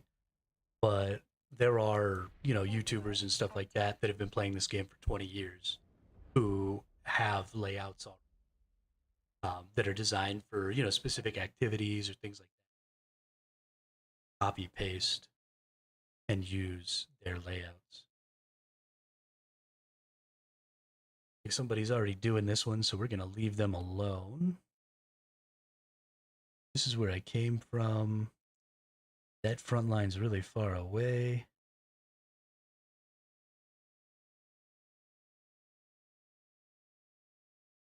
Frontline system, but does it say wrong constant? It's got 2 scouts though. Yeah, let's set this destination. Let's go here.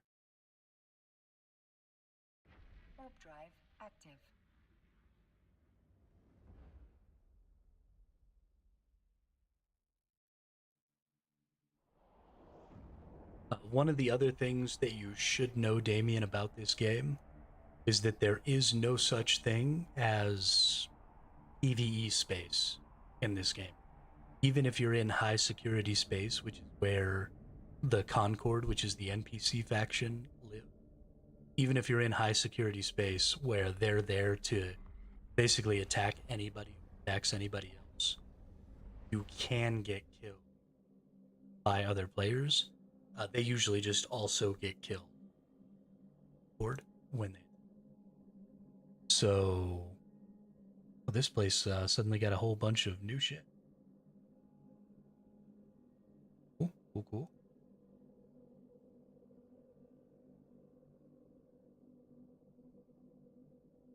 Oh no, this is.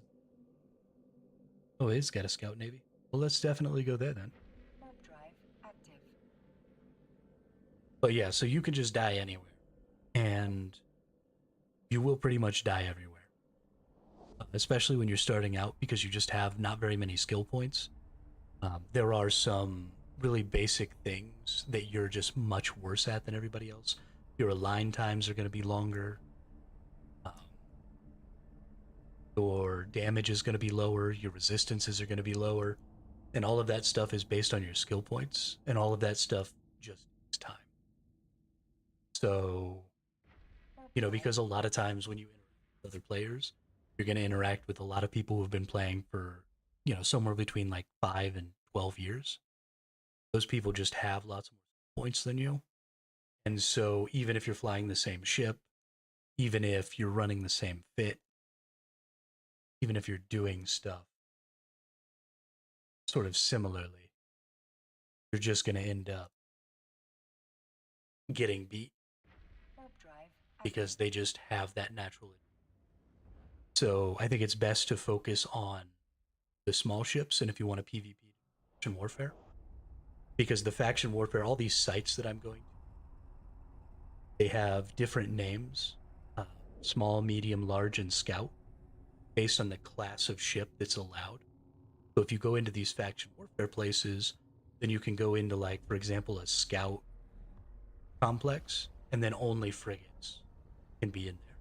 And if you go into a scout navy complex, then only alpha tier frigates can go in there. Which means that as a newer player, you have a significantly better chance based on your player skill as opposed to your character skill. All things are going to be a little more even. So you have a much, much better chance succeeding in PvP. But if you just go out into the world, right? If you just go out into low sec or go out into null sec, then you might be out there flying around in a frigate and somebody will just roll up in a battle carrier and just fuck your whole world up in one shot. There's nothing you can do about that. But at least here, you can keep things to a similar class and give yourself an opportunity. Oh, we got a whole bunch of enemies in here. What's up, y'all?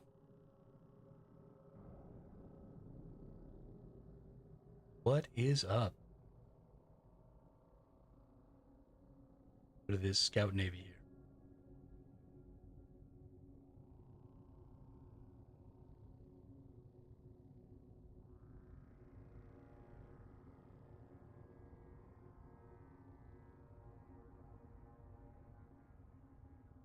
Well, not there yet. Okay. One more jump, apparently. Nope. Don't you do it.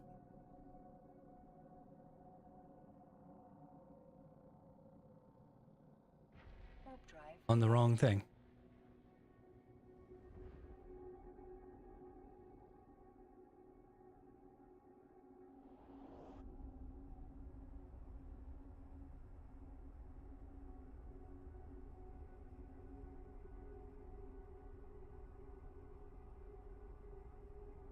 Delmill is looking weak these days. Galente is pressing.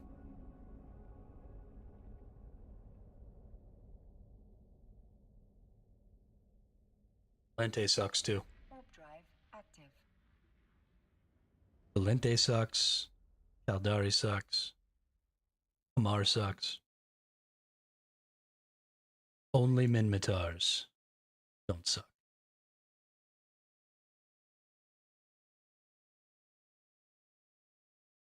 Y'all are just a bunch of nerds. Nerds.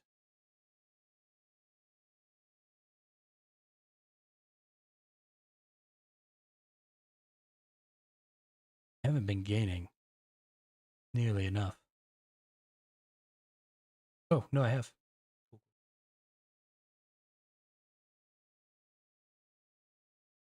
Like Cal's been more EU time zone.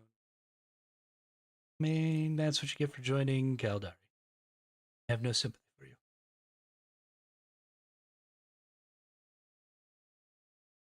Because of how active the Angel Cartel is, because everybody says that it's like the best one to join, or like making ISK. I don't know why everybody doesn't just join Minmatar and Amar, so that you could just fight against all the Angel Cartel people all the time. These people are fucking everywhere. Dalville went pirate once those became.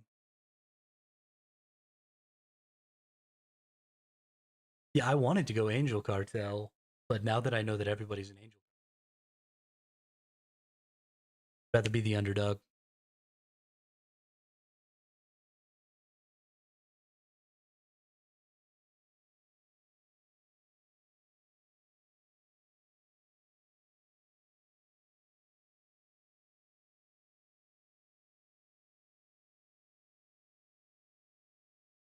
Yeah, I don't know. I think it has something to do with the amount of currency you can make from their LP specifically, which might have something to do with the BP copy for the hull. That would make sense to me. Probably just spending LP on the BP and then selling it.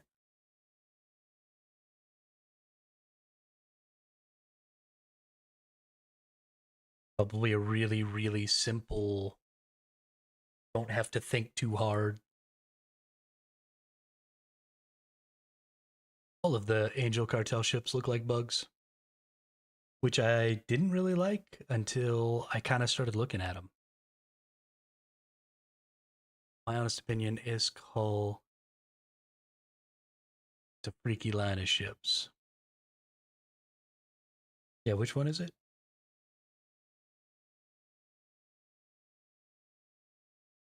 Like a badass beetle, dude. I'm gonna eat you. Get in my belly.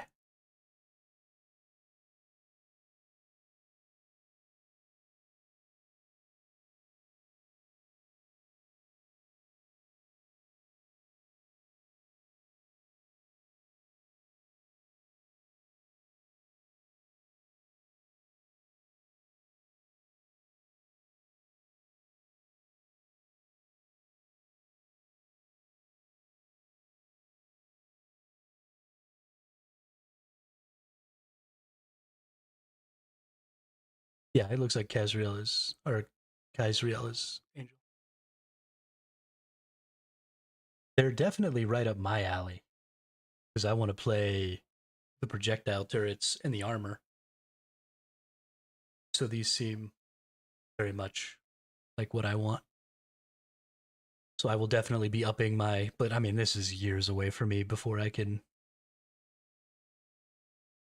really start working with these, but we'll get to the frigate. We'll get our Minmatar frigate stuff all done so we have missiles and turrets and stuff so we have options, and then we'll go ahead and bump up the Galen so that we can, max out our stuff here. Which mostly it seems like just by doing the tier 5 mastery in our two Minmatar frigates, we'll mostly get tier 5 mastery in the Angel Cartel frigates, and then we'll just need to get Galente frigate up to 5. Be able to run these Dramiels. And these are Navy tier frigates too, which means as an alpha, they're very good.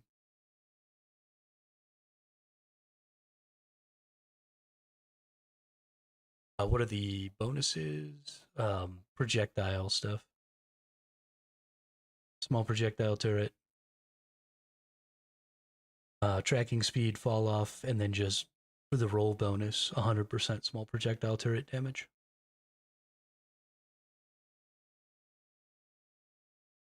Fought a dude from literal months that used a dram, and I never one time could do that either, but damn, it was fast. Oh, nice.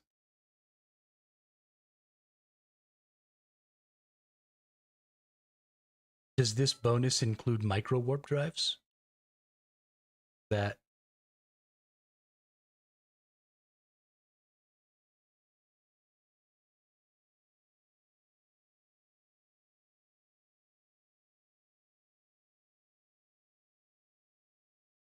I really like this ship. This is a super cool.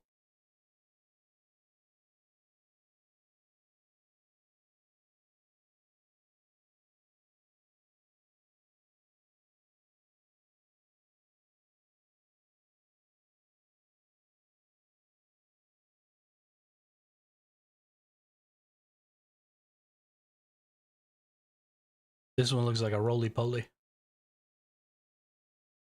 Tardigrade.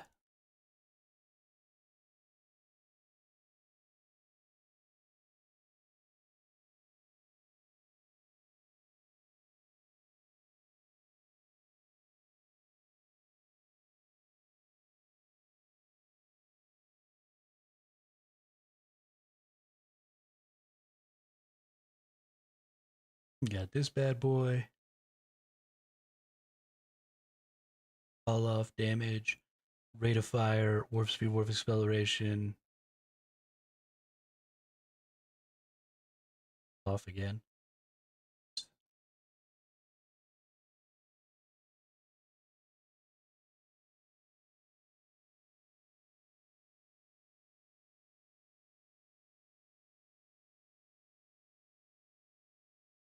We all know what this one looks like.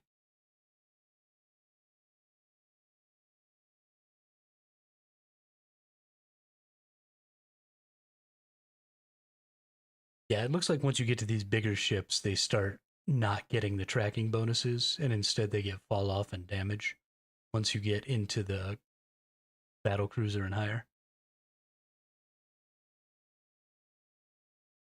But I would say that's probably fairly common, yeah. Oh, hell yeah, look at that. Thing looks so mean. Crazy little angel cartel thing on here. You don't want that flying at you.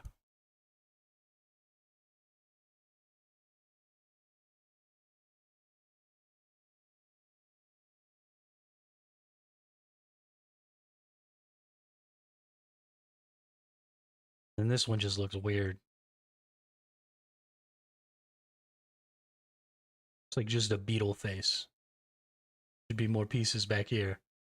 That is just the beetle face with the pinchers. Let's see.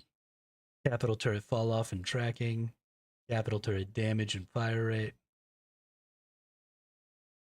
200% bonus to capital projectile turret damage per level for Minmatar Titans. Go. Doomsday module. I want a Doomsday module.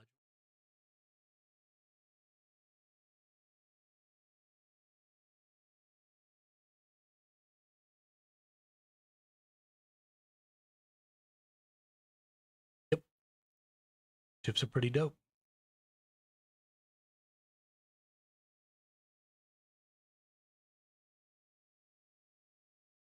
Time is up, Survival Hermit. You have failed the mission I gave you. I am disappointed. I was hoping for a little more competence. Man, why don't you kiss my ass? How about that?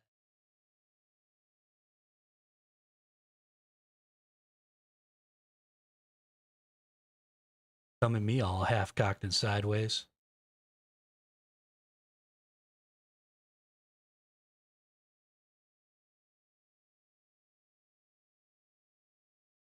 What an absolute knobhead.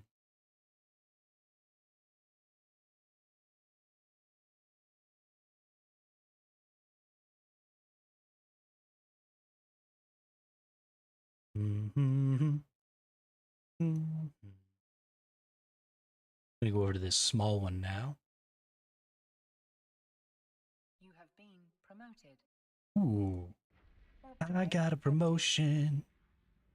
for your efforts in fighting for the liberation of the Minmatar people. Been promoted to the following rank. Spike.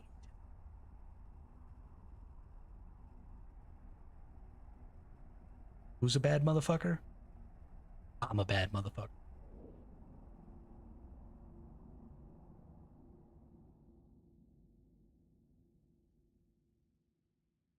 Warp drive active.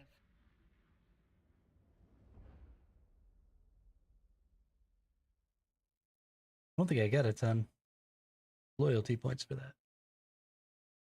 No, got 9,000. Over 9,000?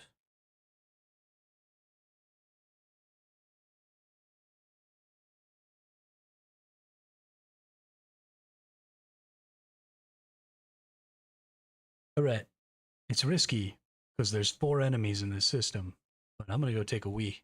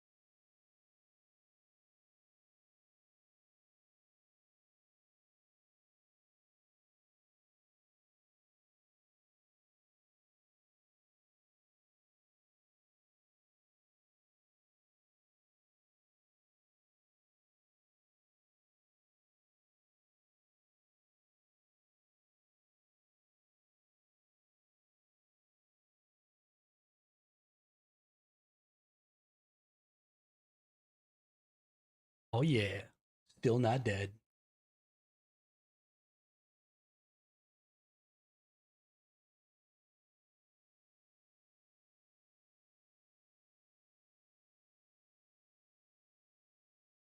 All these nerds flying around in their big ships. They can't even come in here.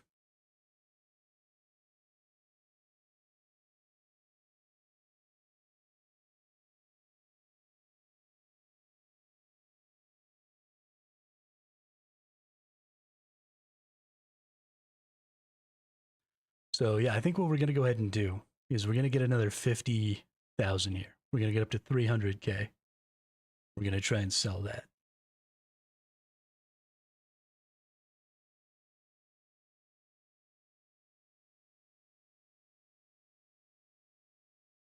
For at least 150 million.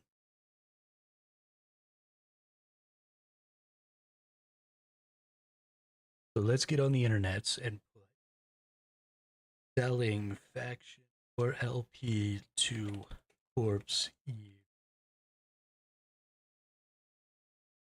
And EVE Online's faction warfare selling items purchased. No, I don't want to sell. LP buyback program. Several corporations like LP Buyback offer buyback services. Is there actually? So this is from an AI, but I wonder if there's actually a faction called LP Buyback.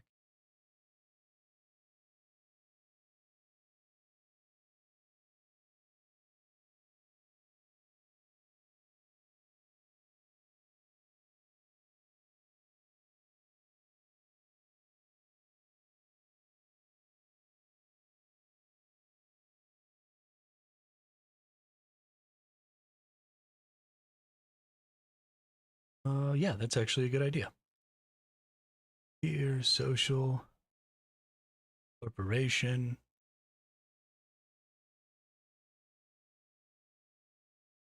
Find new corporation. We'll just put in buyback up here and see what that gives us.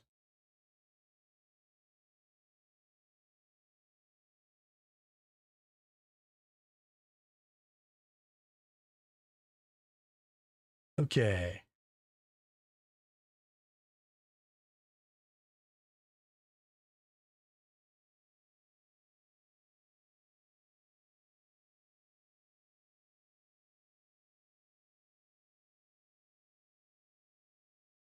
Hmm. Got it. Yeah, you're right. You're right.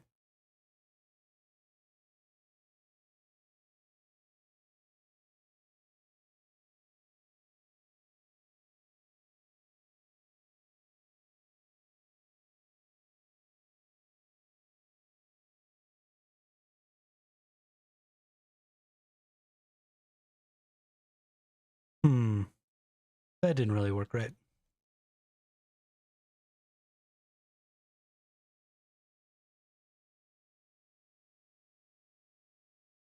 Corporations. 4S buyback and trade, abyssal buyback, ascendance buyback, baked buyback, Seriot's LP buyback.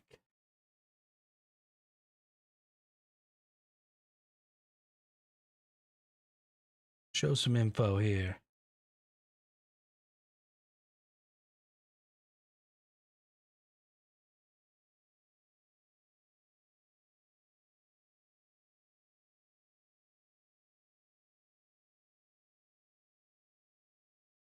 Member count is just one. Okay, so this is just a person um, who is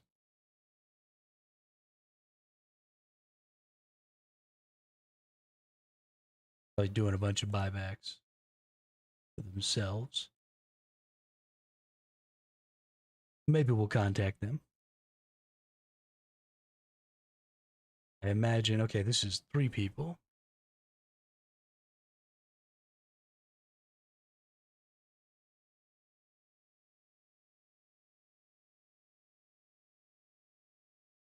I'm first going to check things that are specifically HiSec.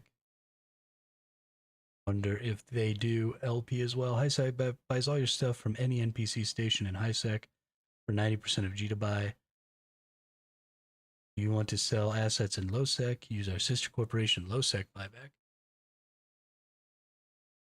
Yeah, yeah, that's what I figured. We was probably handling it for a Imperium buyback. I wonder if they buy LP. LP buy. Oh, holy crap! There is straight up an LP buyback. At LP Buyback, we specialize in providing a hassle-free and efficient solution for capsulers looking to sell their loyalty points or mission. Our mission is to offer competitive buyback rates tailored to the current market conditions and specific factions, ensuring you get the best value for your hard-earned LP. LP Buyback, we purchase loyalty points from all factions, offering varying rates based on market demand and faction-specific values.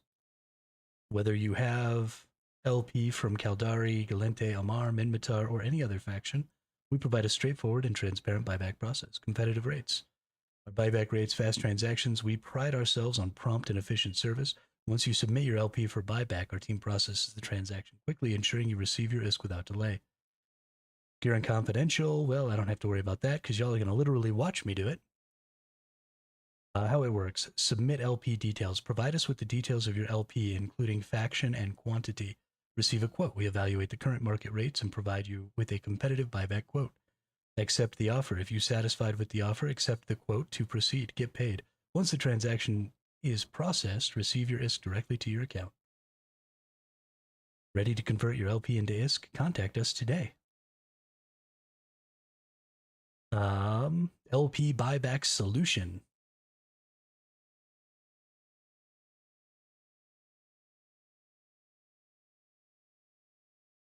Oil buyback, Minmatar LP buyback.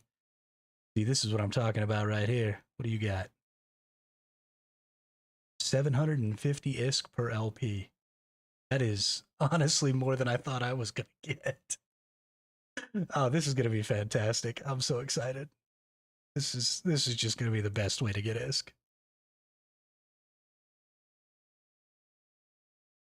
That is about 1.5 times what my rock bottom price is. So, yeah, I'll probably hit up these two corporations, LP Buyback and LP Buyback Solutions.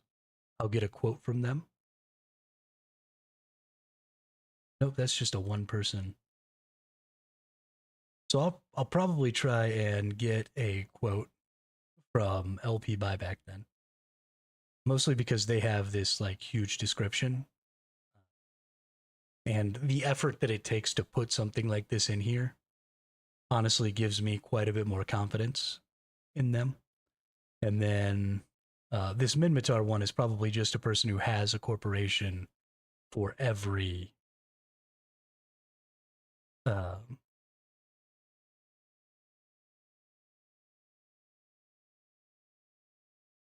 for every loyalty. But because it's just so cut and dry, like 750 ISK per LP. So I'll hit up these LP buyback folks here in a little while when we hit our 300K, and then I'll do the Minmatar one as well. Try and contact them, and just whatever is the best deal we can get, that's what we'll sell to. Because that's awesome. I mean, 75 million per 100K. I've already made a little over 200K today because I started at about 50. So that's 150 mil in. We've been playing for 3 hours and 45 minutes on day 15. That's pretty good. I'm pretty excited about it.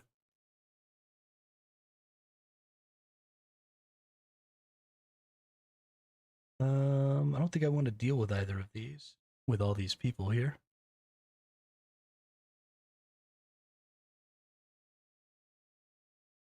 Small, medium, large. There seems to be a lot of people out here right now too. 2 jumps with a scout and 2 mediums. Okay, let's set destination. Warp drive active. These guys left. Never mind. Hang on.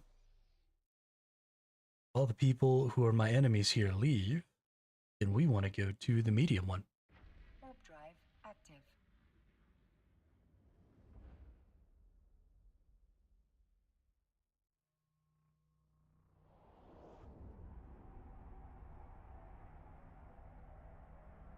That LP store, it's hard to beat the price on those items. Oh, absolutely. If I wanted to put the time in Sozu and go actually buy the stuff and sell it, I'm sure I could make even more. But that would require a significant um, Warp drive active. significant investment in time and knowledge that for me right now just isn't really worth it. And it would significantly increase the risk too, because then I'd have to transport that stuff to the place where it needs to go. Like I'd have to take it all the way to Jita. And that's just not really worth it to me either. I don't have skills in haulers. I can't I mean I guess blueprints and stuff aren't that difficult to move around. But I'm not familiar with how to escape gate camps, and I'm not, a lot of knowledge that I would have to gain before I could really capitalize on any of that.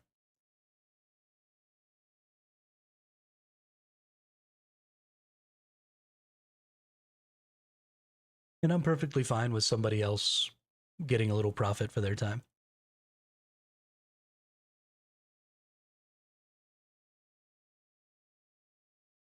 Maybe one day I'll buy LP. And there'll be some other new bros just trying to make a living out here, capping things, and they'll be funding my industry.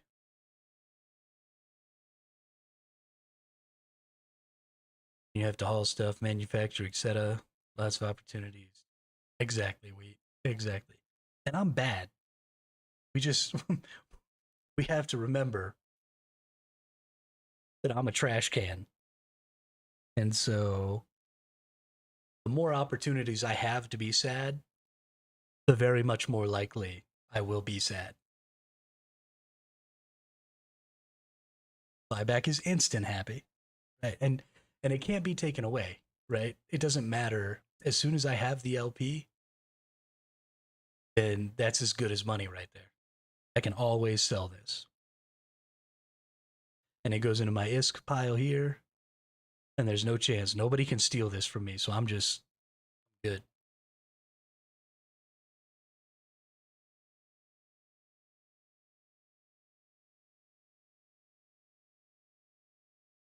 I'm all about people not being able to steal my shit.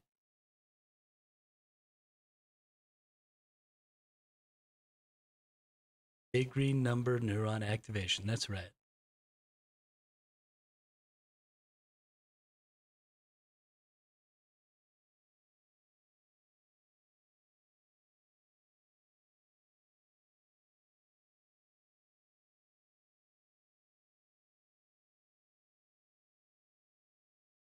This is definitely the tier of content I should be doing. Like, I like the way they've done the faction warfare with the complexes and stuff. I think it would be cool if there was some different things that happened. Um, I don't know exactly what they could do to make the faction warfare more interesting. Something that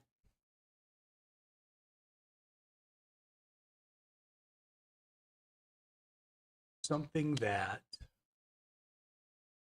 think a lot of games have tried to do in the past and they've failed really hard on is trying to create an environment where PvP and PvE players can work together within a faction system to take over control of and then exploit some sort of resource. And so, actually, this is literally just coming to my brain as I'm working here. But we have a system that sort of already exists like this, where you have those acceleration gates, and we have these king of the hill locations here. So, what if there were faction or anomalies, or faction relic sites, or faction data sites within these systems? And they had a capture the flag point outside of them. And then inside of them, they had, an ore anomaly or a data site or a relic site that could be exploited for resources. And so people who were holding the capture the flag location could get points based on um, based on holding that capture the flag location, so they could get LP. Other people could go into the site to actually exploit it, and then it would create um, a place where you could fight over. So other attack ships would come, and you can't use the acceleration gate unless you're the one who holds the capture the flag point. So if you want to go kill the gatherers or kill the data people, ever, then you have to kill all the people out here that are at the capture the flag point, take over the capture the flag point, and then the acceleration gate will open so you can go in. Those others. Run away. Active. Please run away faster. Nope, I'm fucked.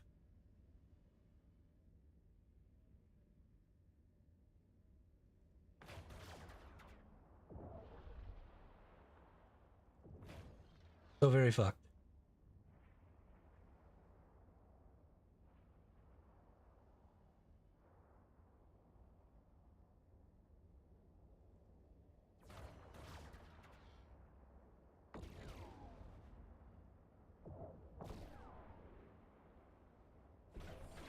Oh, it's just a frigate. I should be fighting it. Shit. The capacitor is empty. The capacitor is empty. The capacitor is empty. Well, that sucks. I didn't realize it was a frigate.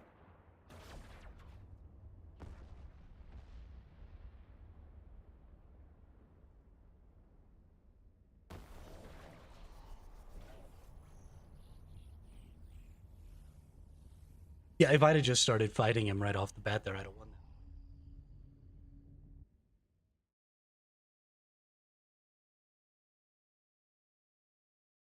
But I was in a medium, so my immediate assumption was just whoever came in was an enemy.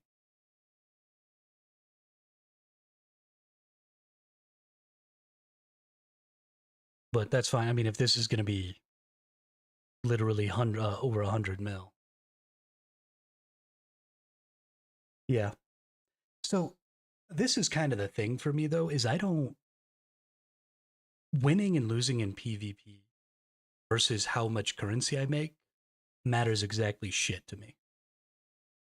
I would very happily not make anything for PvP if I could get good fights and actually have a chance at winning some. The the risk versus reward model doesn't actually mean anything to me because I don't give a fuck about my PvP um being rewarding because the reward is killing somebody, right? Winning the fight. It's whatever. And so I would honestly prefer to just have an economy system that is divorced from PvP and then also have PvP. But that's not really in the cards, so this is what we got. This is what we're going to do.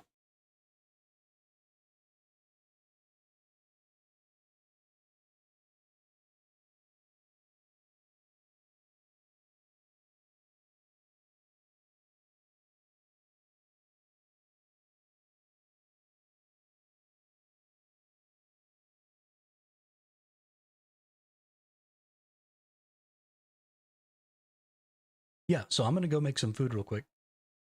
So I'll be back in just a couple of minutes because I got to eat because I'm hungry. But once we get back, we will contact. Actually, I'll contact them right now.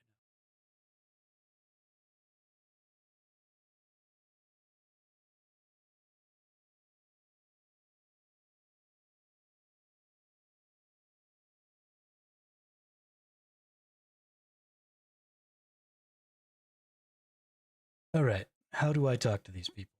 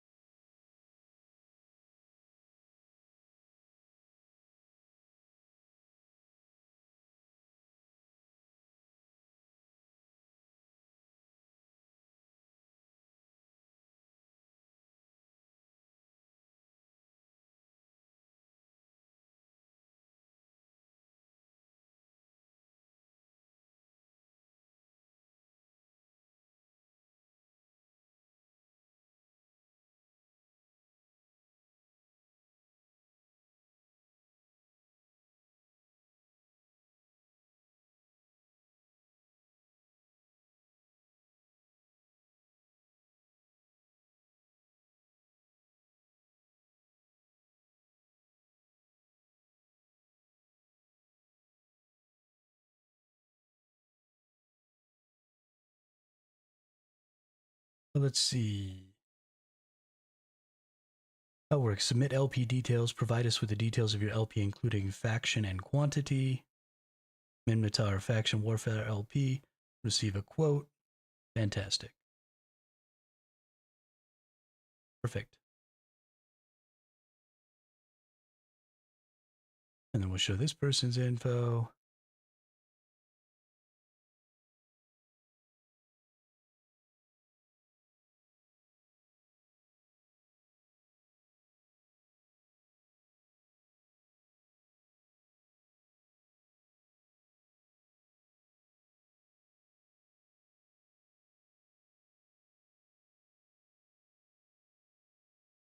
This.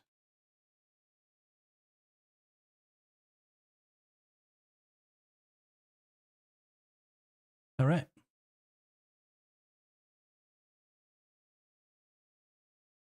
We will wait for those folks to get back to me.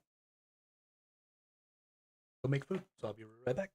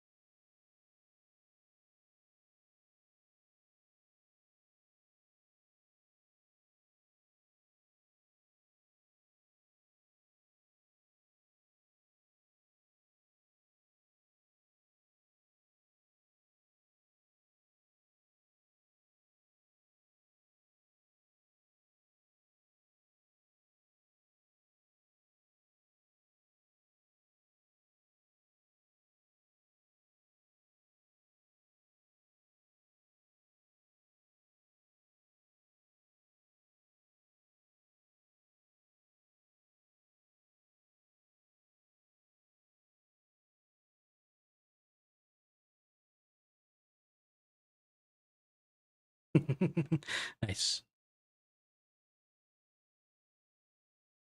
Okay, it's probably going to take a while before these nerds get back to me.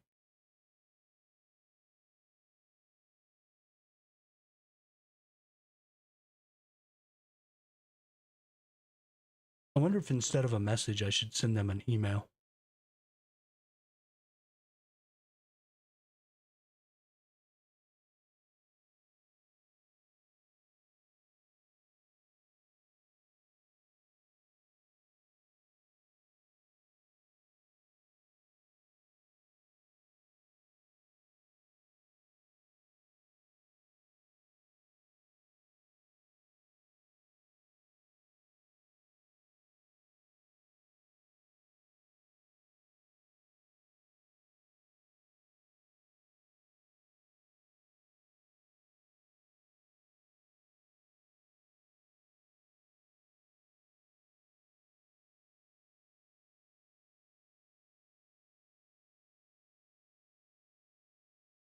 Probably just do this way.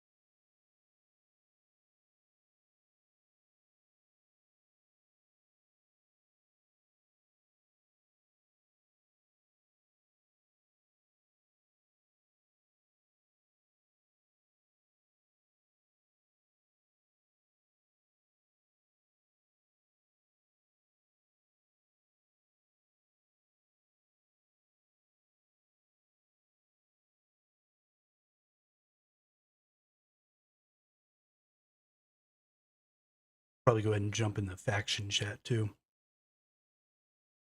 and just see.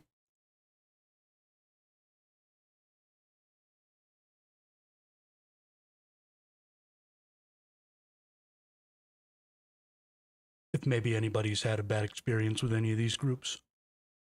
Maybe there's a list of faction or of corporations to stay away from.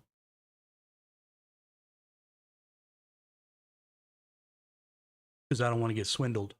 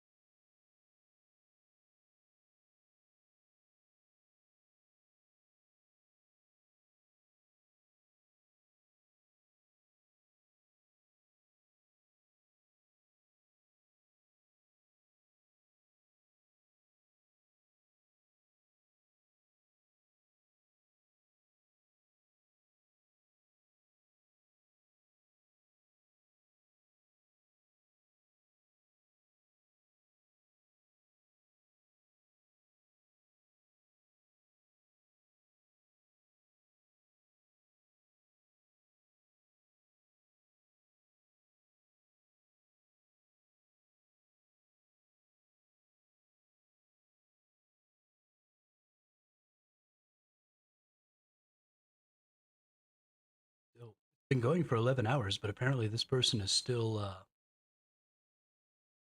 getting after it.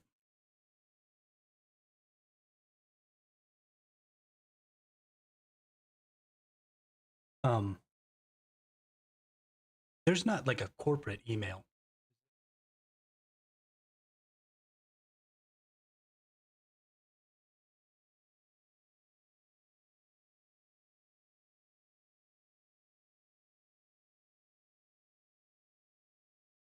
Check that. Let's see.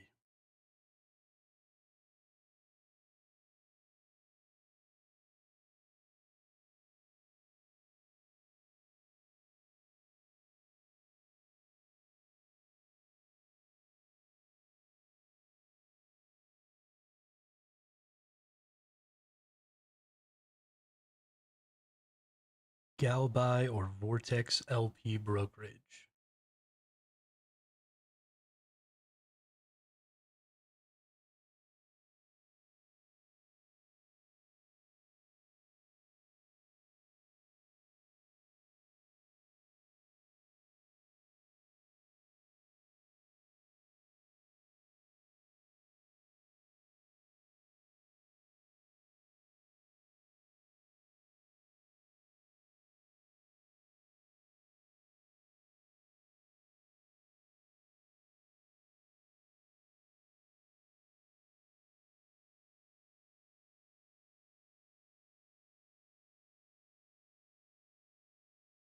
Hey, what's up, postmortem?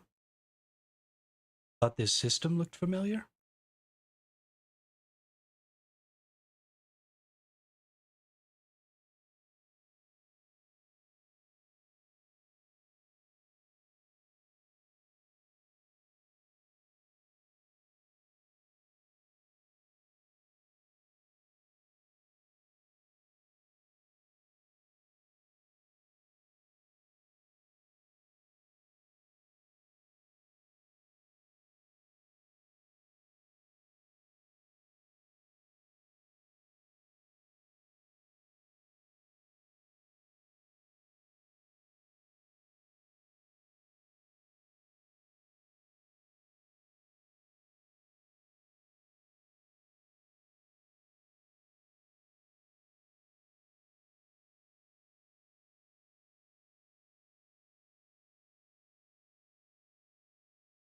Oh, you're in heck right now? Nice.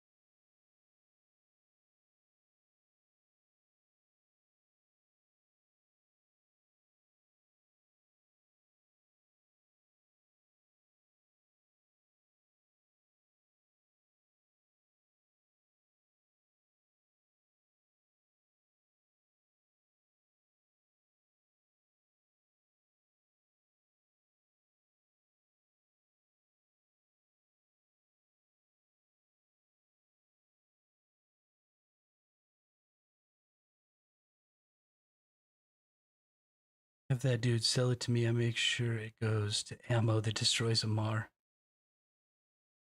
So pay more than Vortex. All these people saying they wouldn't rip me off makes me feel like they would.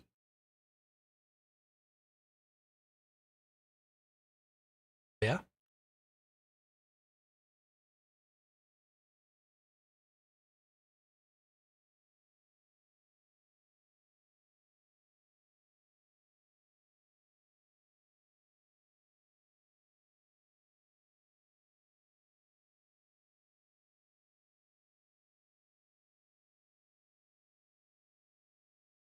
Let's show corp information here. The leader BVRTX. I don't even think this person's on right now.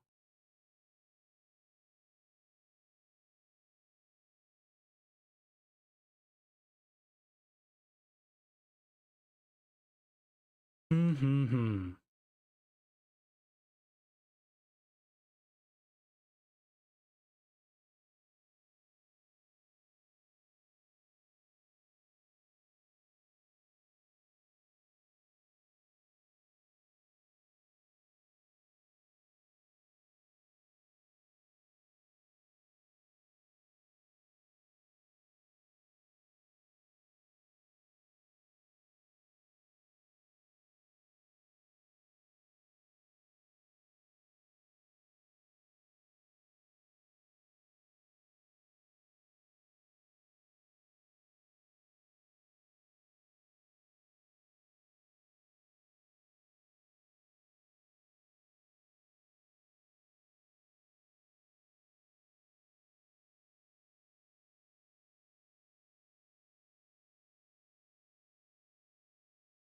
I haven't actually been mining at all today, postmortem. I have been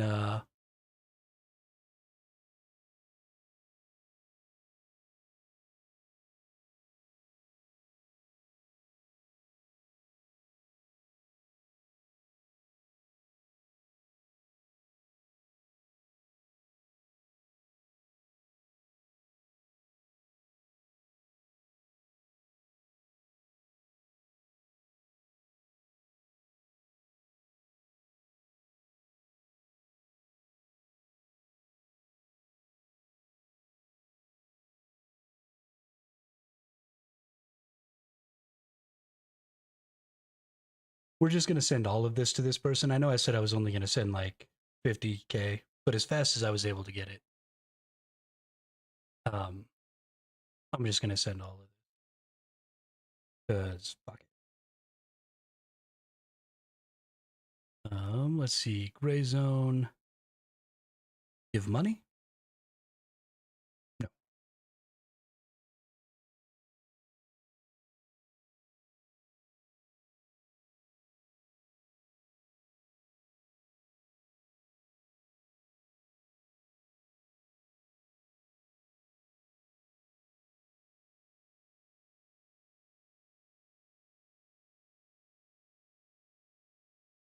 No. Okay.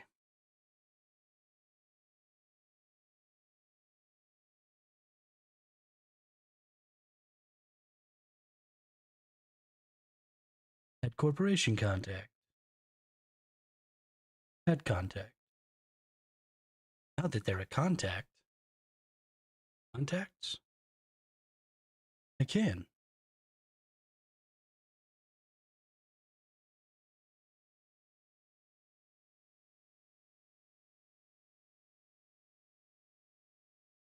Well, that didn't work.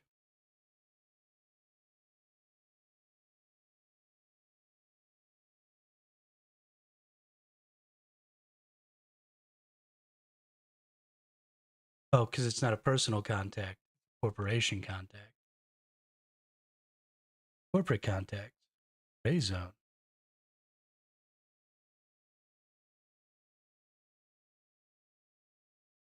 Okay. Here. Go to LP. Donate.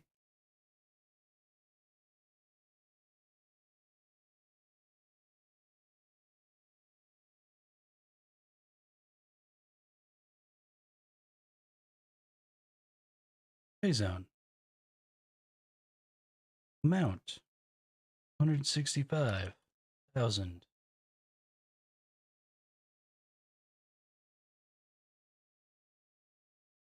Transfer. Yes.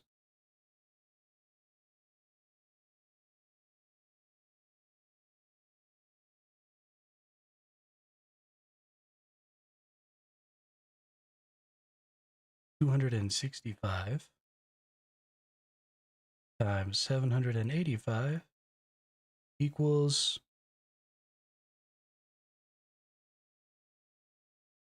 265,000 times 785 equals 208 million.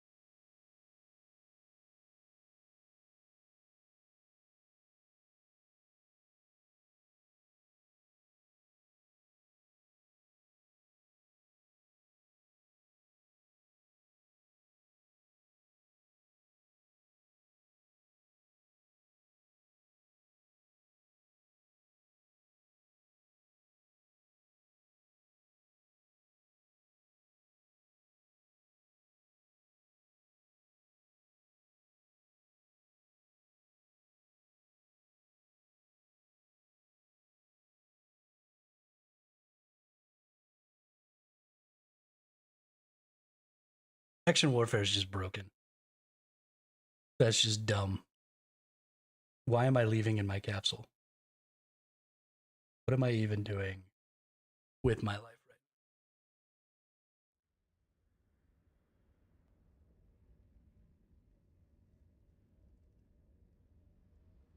Docking permission requested. Docking request accepted.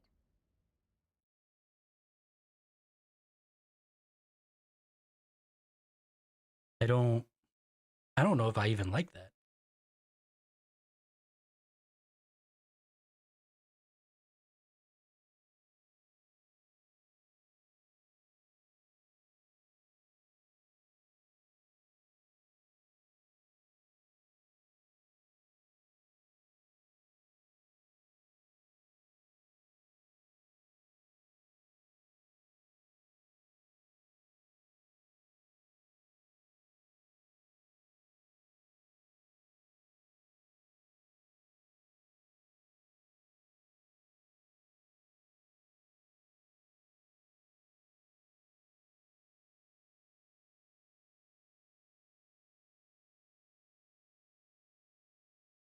That's just silly.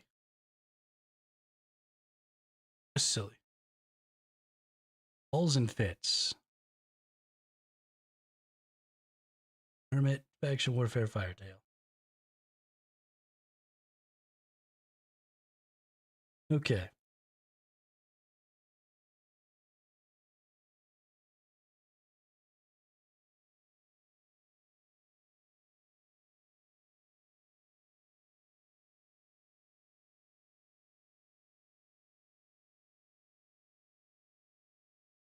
So if I just keep doing this, I make approximately 50 million ISK an hour.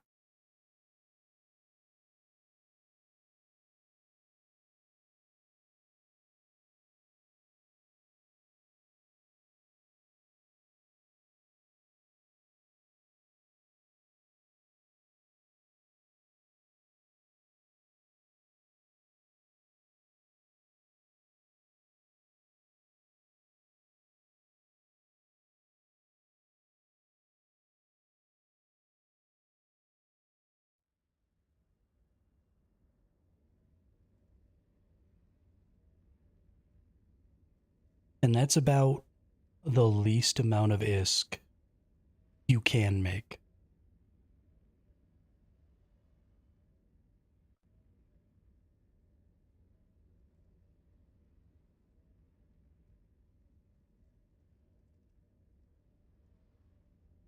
Because I am currently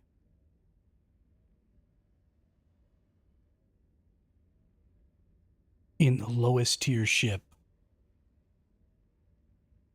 doing the lowest tier stuff that I possibly can in faction warfare. Not even on the attack side, we're on the defense side in the lowest tier ship I can be in. And we're able to make about 50 mil an hour. Which, I mean, let's cut it in half. Let's say I lose a ship every hour. I'd still be making more than mining in high sec. And I'm still making about as much as I was, because I was making about 30 mil an hour gas huffing. So I can lose a ship an hour and still make as much as I was making gas huffing doing this. Which is stupid.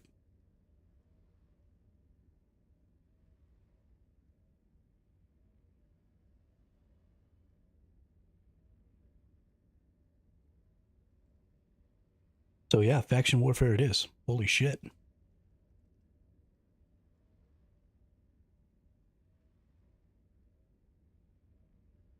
Let's go.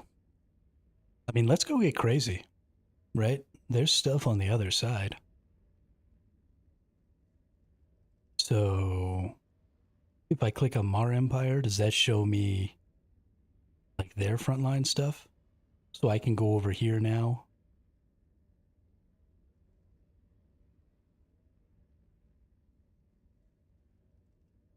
And like take away shit on their front line? Is that what that means?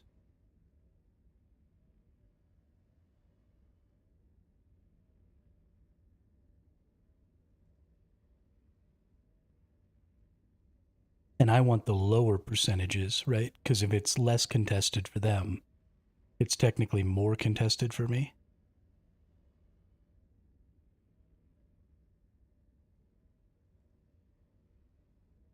Is that accurate?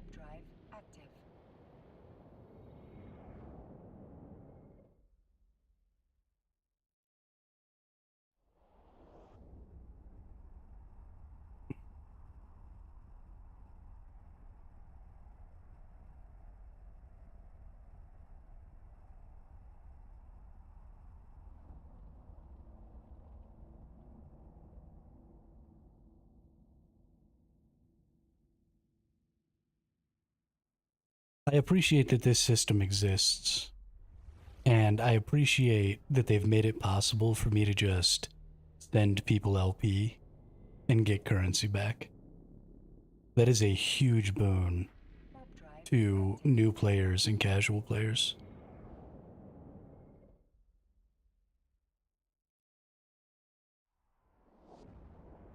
What is the F1? Is F1 like target somebody else's target or something? Is that why everybody's always calling people F1 monkeys and stuff?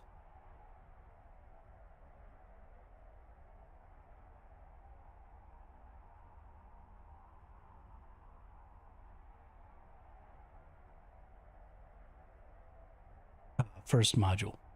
Right, okay, I went and changed. That's right. I wanted to have my League of Legends controls. So I actually changed these top ones to QWER. And then I changed these two right here to DF. And for the most part, that's enough for me right now. I may have to change and have some more.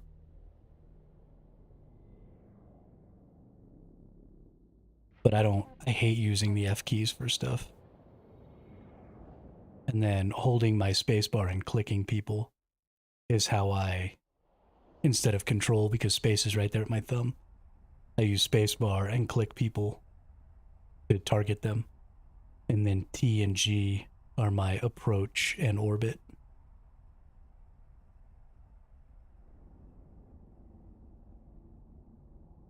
You would think with all the effort I put in to setting up my controls so that I could pilot my ship well and be able to, do stuff, that I might ever win a fight. Unfortunately, despite probably having a better control scheme than most of the people I go up against, I still always lose. Oh, yeah, we got all kinds of people in here. What's up, dude?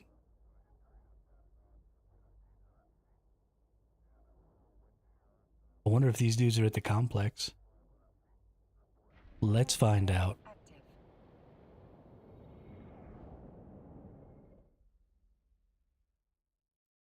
Because I'll go hit up the complex, let me tell you.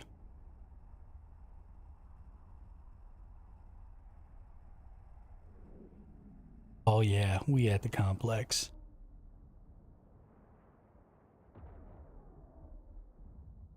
What are we doing? Are we killing these things? Yeah, we are.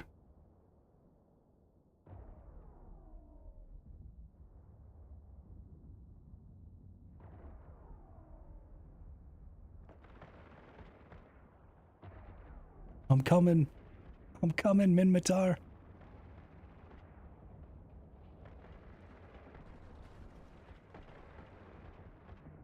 Yeah. Yeah, it sucked, and now I'm in pain. Also, didn't catch the dude. Oh, that's terrible. I'm so sorry.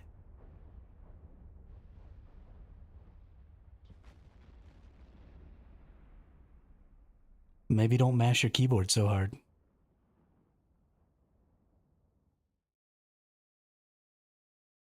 It doesn't activate any faster if you press it harder, in case you didn't know.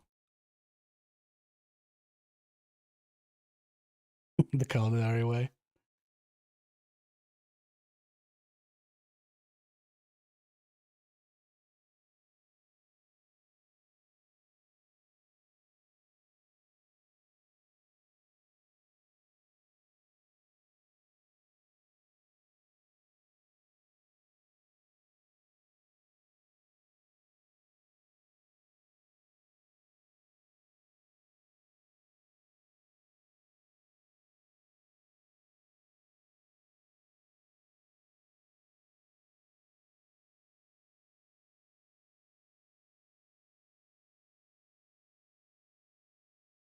I don't understand. All I did was smash it with a hammer. Why'd all the pieces fall out?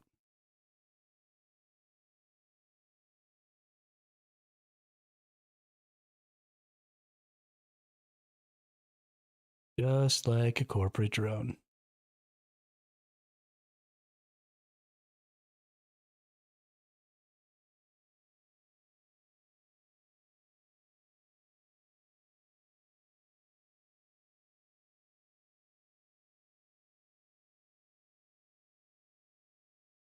I'm pretty excited to be taking over this complex. I really hope that these nerds don't bring in a big group. Basically, what the guys remodeling the school I work at said.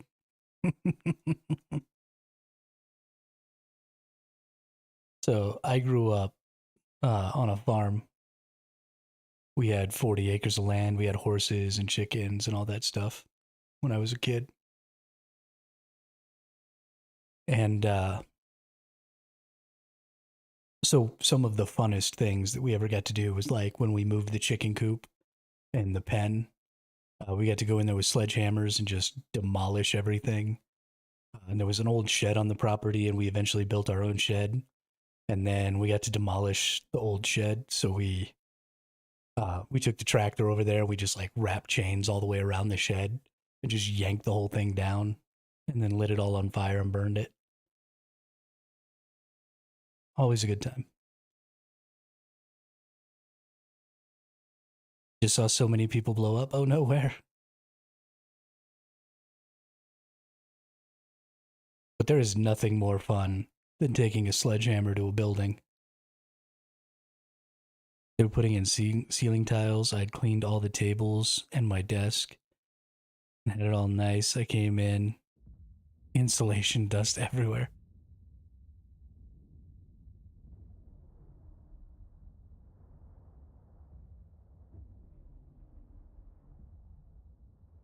See, now that's pretty funny.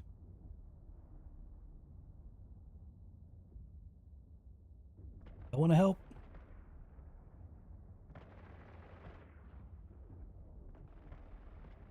I'm helping.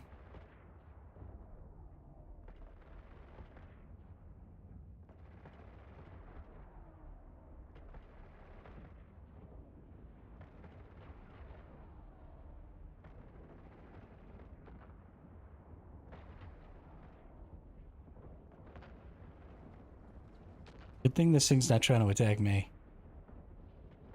because it would definitely kill me.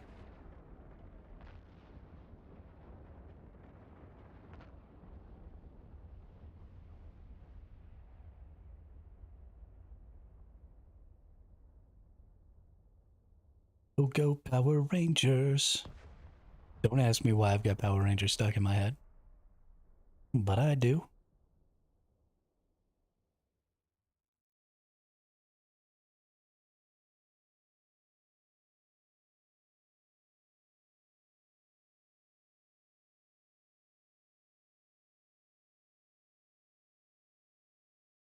It is perfectly acceptable to liberate resources from other factions and use them in the war for freedom, Sozu.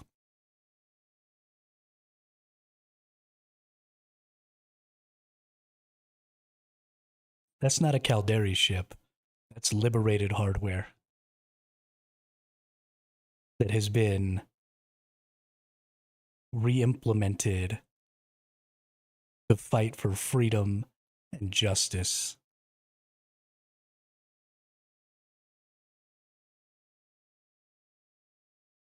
I bet he did too. But for every Caldari ship that the Minmatars buy,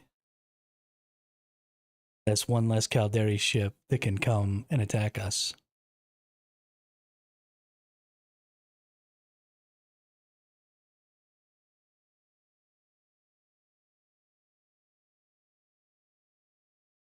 My Republic brethren, do all things in service of freedom.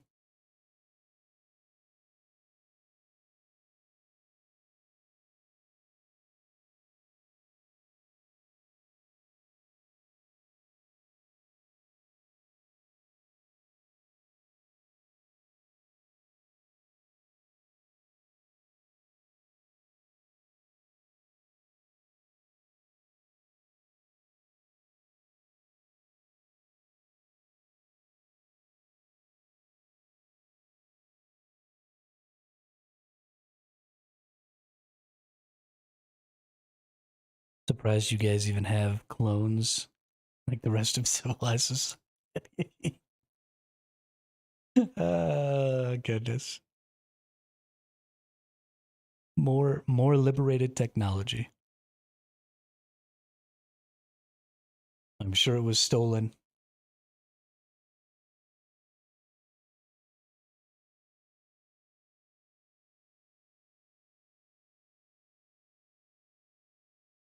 I mean, I can assure you we out here breeding.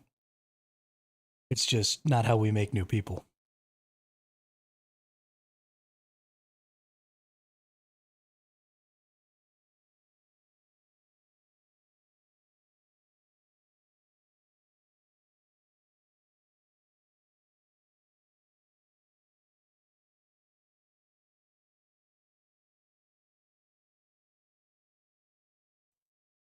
Yo, I wonder how many points I'm going to get for this.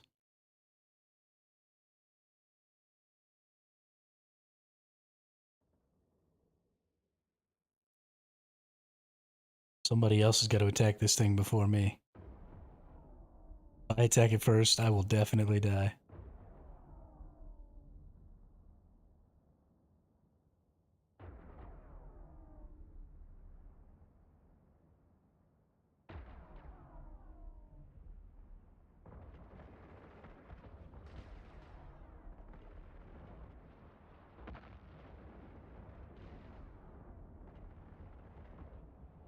There's a Stargate episode about a world with two sides. One ends up being clones, and the others, they're called breeders. One of the better episodes. I haven't watched Stargate. I watched a couple of episodes at some point, but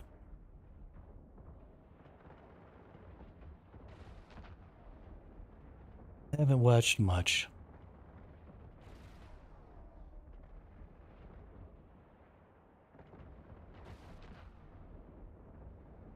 How do you know that these guys are flying Caldari ship? Like, I can't even see any of their ships.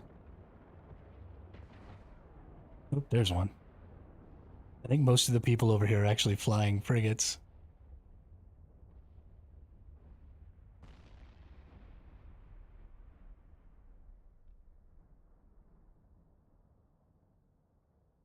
Oh, am I the one who got the...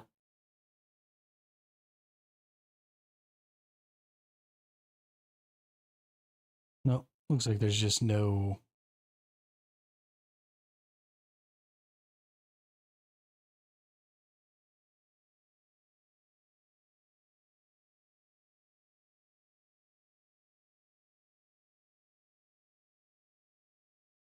Pom pom.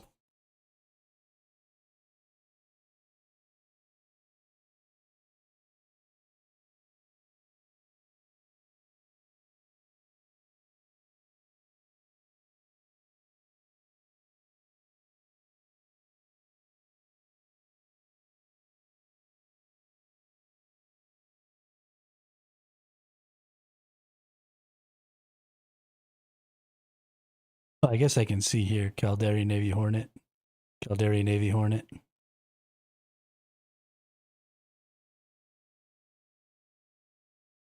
Is this a drone? Yeah. So we have a Incursus, a Rifter, an Incursus, and a Caldari Navy Hookbill.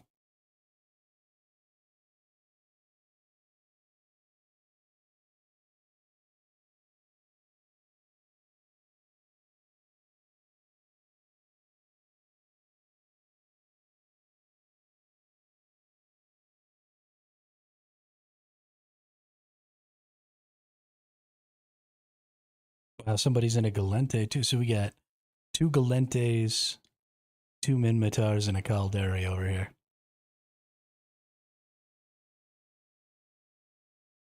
We are a disgrace.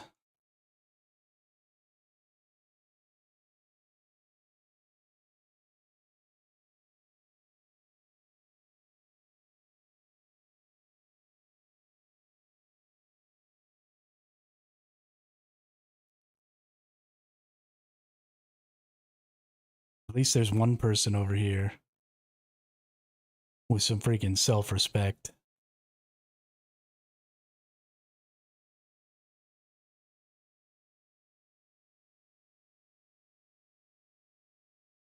I see 5 people, but I only see 4 ships over here. Is one of these a drone?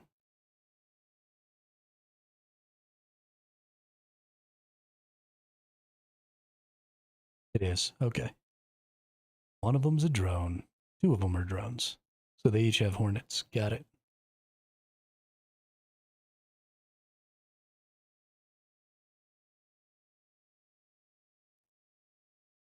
They're probably in a team. This is so exciting. Only a minute and a half left till we get to see how much LP we get.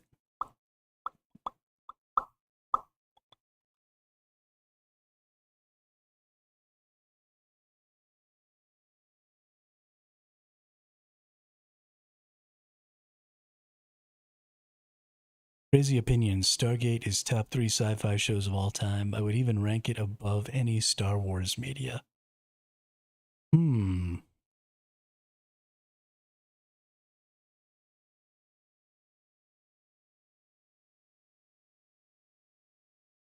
I like to watch sci-fi stuff, I am much more interested in much more small scale, like crew-based sci-fi. So like probably my 3 favorite sci-fis were Killjoys, The Expanse, and Dark Matter. Dark Matter was a little, well, and probably Firefly are all up there in my. Yeah, I just like following around, a small group of people doing what they can to make it, that Wild West kind of feel.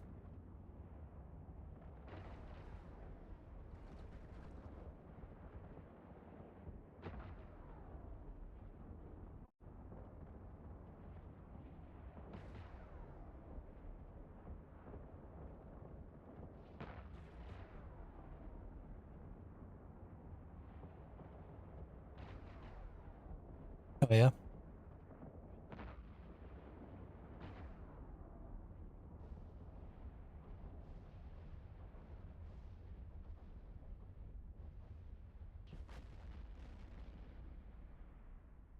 Trapped on a ship in another universe. Hell yeah. That's totally what I want. I was so sad. The Expanse was like just getting good. 45,000 LP. What is up, dude? That's like 30 mil ISK right there. Bam. Done. All right, now let's go to the Scout. Scout Navy 1. Bam.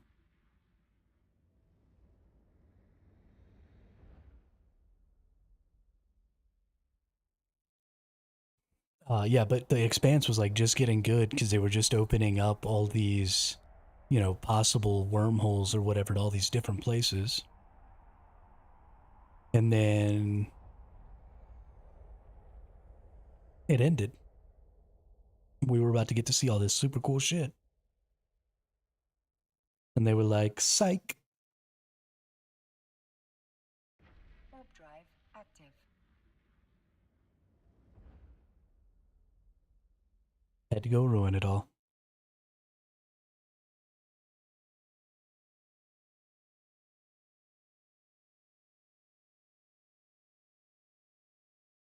Oh, I actually have to fight these. Okay.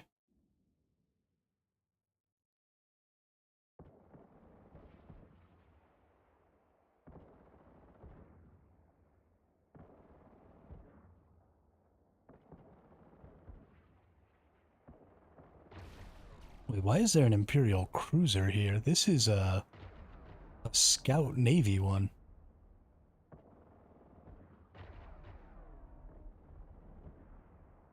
What does this game think it's doing?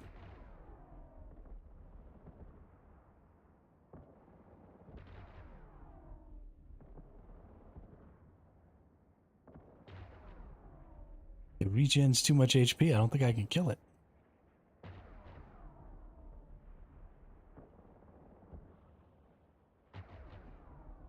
Dark matter was super good. It was a little ridiculous. And it was a little repetitive, but it was still fun.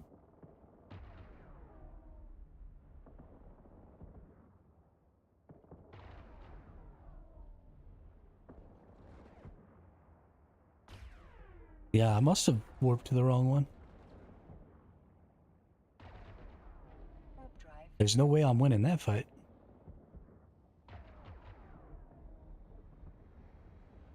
Ain't got the deeps. Ain't got the deeps.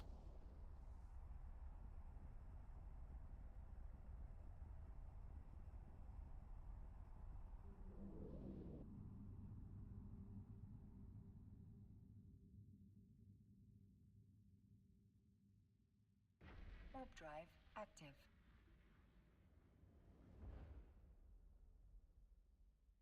Oh, nice. Nice. Thank you.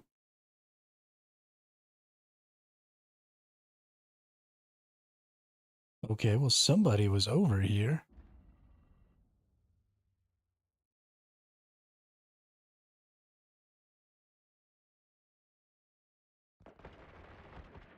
I don't see him no more. Wonder what happened.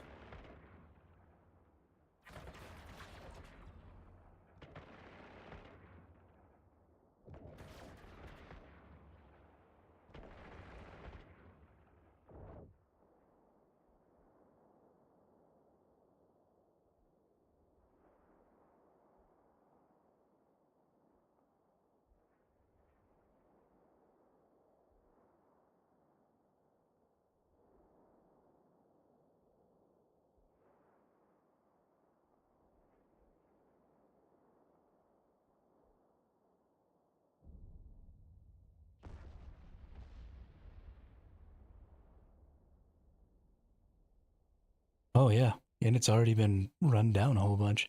I bet you that some of these people came over here and killed somebody that was here. And now I'm just like picking up the pieces here. Which I gotta admit I'm totally okay with.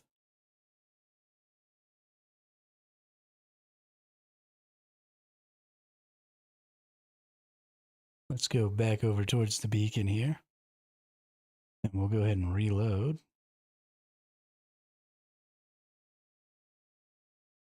That way if anybody drops down on us, we can go ahead and just get straight to the fighting. This is one of those reasons that, or one of those situations where I actually think projectile turrets are probably really good. Because one of the major drawbacks to them is, you know, the range and stuff like that. But as long as people are coming right in and they're not trying to warp within a different range, but if they just come right in here on this, then you kind of just get to be on them, you know? I feel like that's probably a pretty positive thing.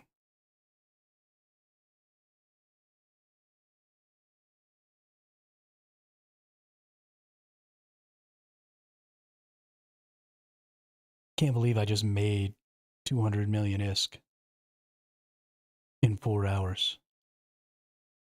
That's seriously never going to stop shocking the crap out of me. I am going to sell so much faction LP.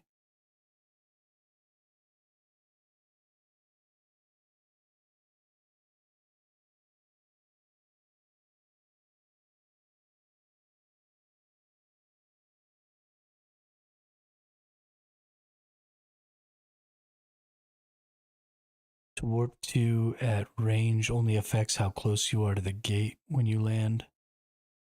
Oh, you're right. It does.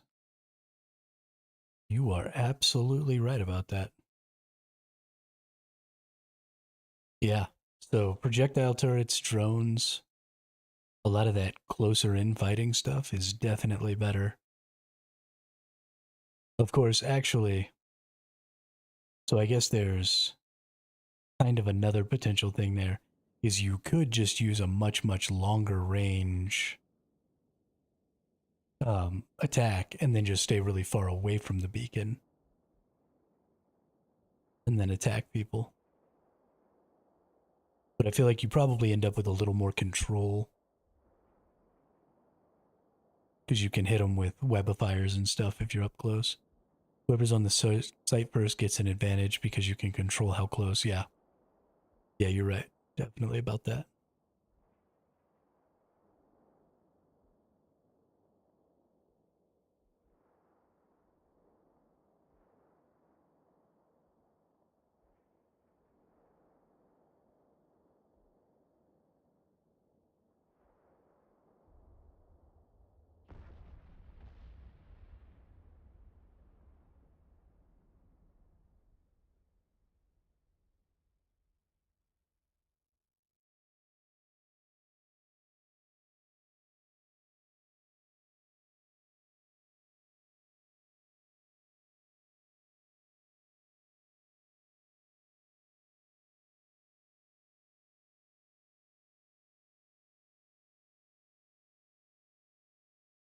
It's probably going to be the last of the enemies I have to fight here.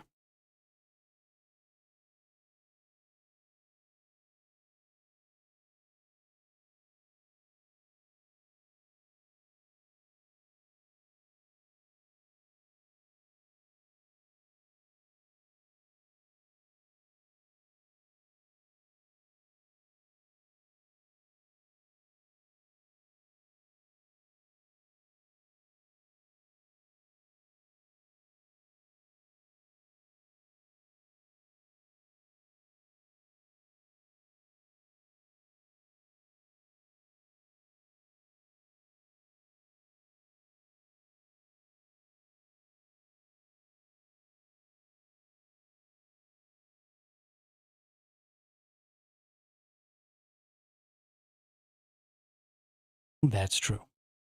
That's true. And if they bring a bunch of ships or have ships ported nearby, then they could just send in the one that's best to fight you.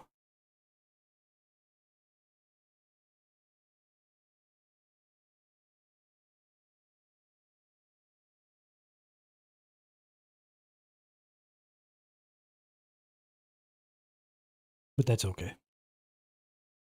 Or call their buddy so that they can bring two people or so there's an interesting dynamic that happens at these sites.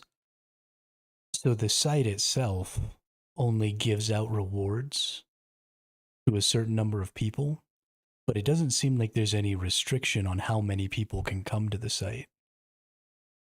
So even if you're solo doing a solo reward thing, you could get jumped by, 6 people and just get murked. Hey, 15K. So you get an extra 5K ish, it looks like. So I would have only gotten about 10, a little less than 10. So I'm getting an extra 75% ish. Yeah, 60 to 75% more LP here, which is a pretty significant amount by being over here in the enemy space. We get some scout advanced. I don't know if I want to go to a scout advanced, but fuck it, let's do it.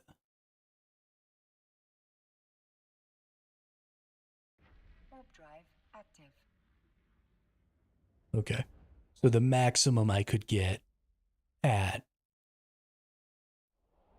the ones in my space was 10K. And the maximum I'll ever get here is 15K. But there is the possibility of getting somewhere between like 12 and 15K. But it'll still be 50% more than what I would have gotten in the same situation back home. Warp drive active. But that's totally fine. I mean, these are always going to be probably contested in a Mars favor pretty significantly, so I'll probably always get much closer. It does mean that I have to kill these frigates, so I didn't have to kill these things when I was in my zone because they're technically on my team, so I can just leave them alone. So there's a little bit of a nuisance there, but that's about it.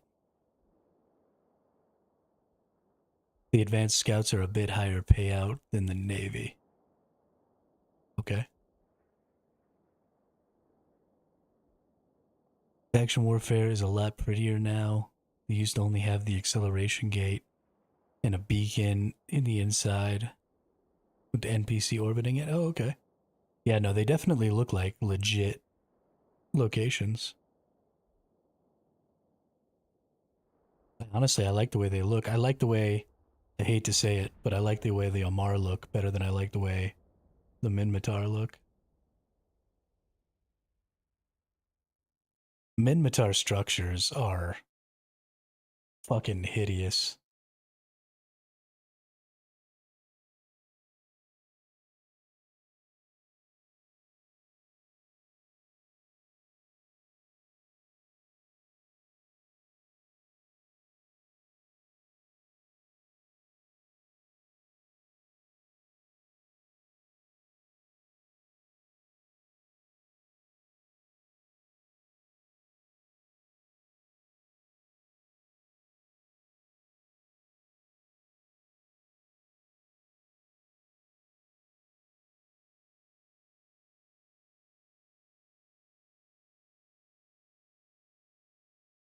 It angers me.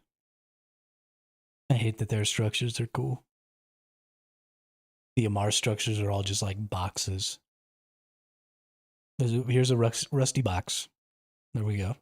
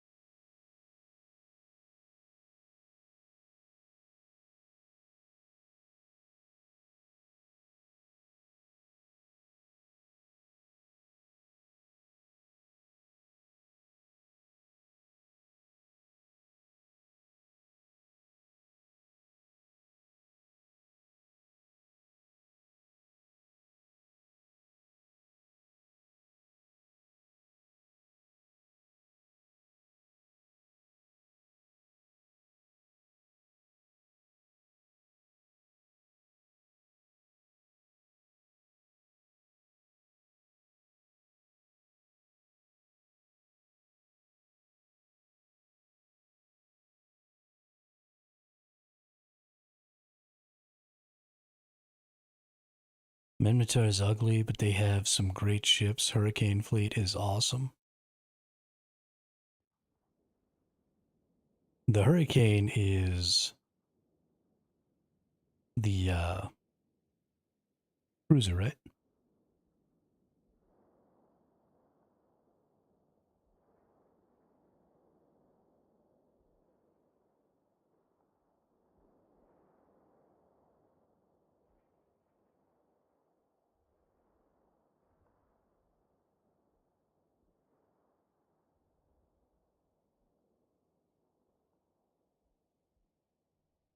Nope. It's the battle cruiser. I do like the way this one looks. Very sharp and pointy. I do actually like the way the Minmatar ships in general look. They've got a little more rugged look to them, and they're not all boxy and stupid like the structures. I don't dislike the rugged look of Minmatar stuff. I just dislike the fact that all of their structures are literally just fucking boxes. And I'm aware of how hypocritical that sounds to people who have ever watched me play a survival game because I've only ever made box bases before. But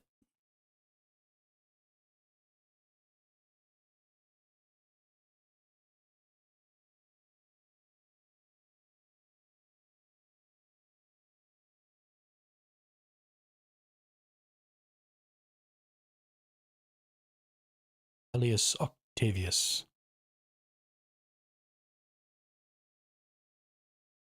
Clown of the First Monk Order, donations collector, tax collector, Vox Amar. Who is this nerd?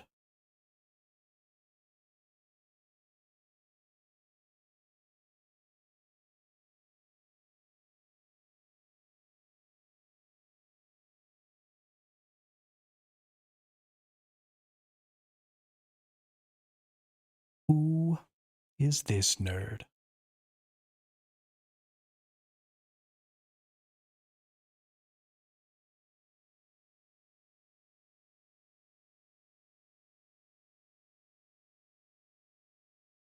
So it does take slightly longer to actually finish these because you do have to kill the enemies that spawn. So while you are getting 50% more, it's not happening at the same rate. Right, this was 8 minutes ago. We got 5 more minutes to go, so I did get held up trying to kill that battle cruiser before. No, I didn't. So it usually took me about 12 minutes between um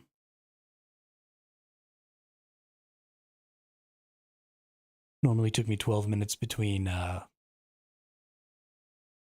locations. So it's looking like it's going to take me 13 or so minutes. 13 or 14 minutes here. So I am losing a little bit of time. But considering the fact that at some points I did have to fly to new systems and stuff like that, and I'll have to fly to new systems less often here because it is taking me time to clear these now. Some of that loss per hour is mitigated by that.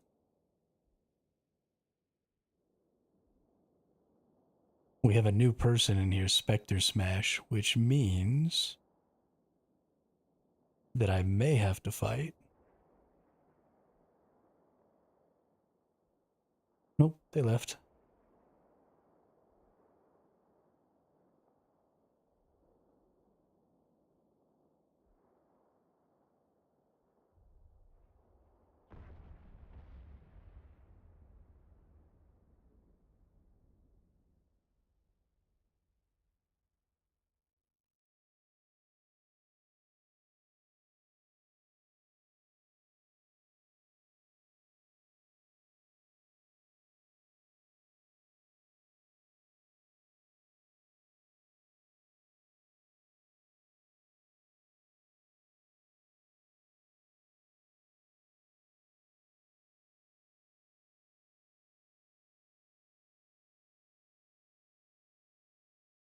Yeah, and I still can't get over the fact that A, I never have to go back and drop stuff off, right?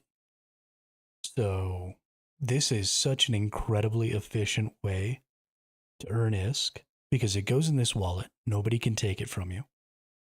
You don't ever have to return to a structure to drop it off. You don't have to go anywhere to make currency off of it, right? You just sell it. And you can do that literally from anywhere. So I could just stay out here in a Mars space, just making currency without ever returning to a structure, without ever having to interact with any of the stations, without having to do anything. Like, I can just be out here making currency. And so I think that is, I mean, despite the fact that you gain more currency per time doing this than probably any other new bro activity I can think of. Maybe if you were ballsy enough to make like a scanning ship and go out and do relic and data sites in nullsec, and you wanted to, take filaments and stuff out there and go do that, then maybe you could make more currency per time. But because eventually you have to come back to base to sell, because you have to wait for the sales to go through, because you have to, fly around a whole bunch, You have to wait for the filaments. You have to do all of this stuff. There's a lot of lost time in that. And you can do this activity right here with 0 lost time across days. Because I don't even have to go to a station to log out. Right? I could log out right here.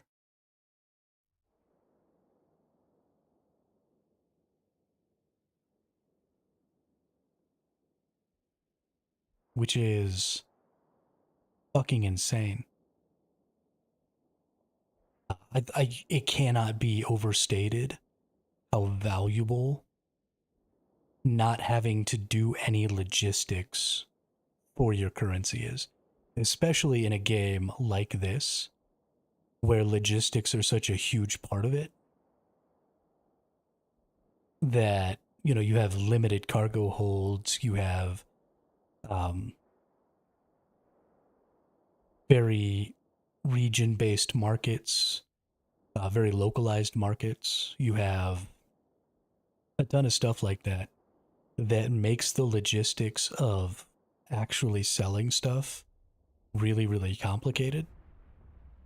And so to have something, a system inside of that that completely circumvents all of those difficulties and just allows you to instantly transmit the resources to where they need to go so that you can get paid is, I mean, wild. Just wild.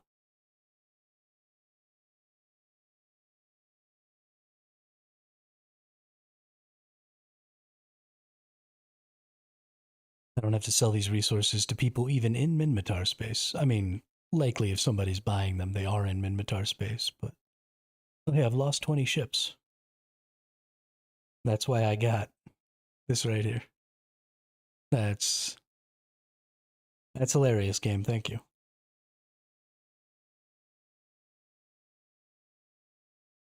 I feel like they're making fun of me.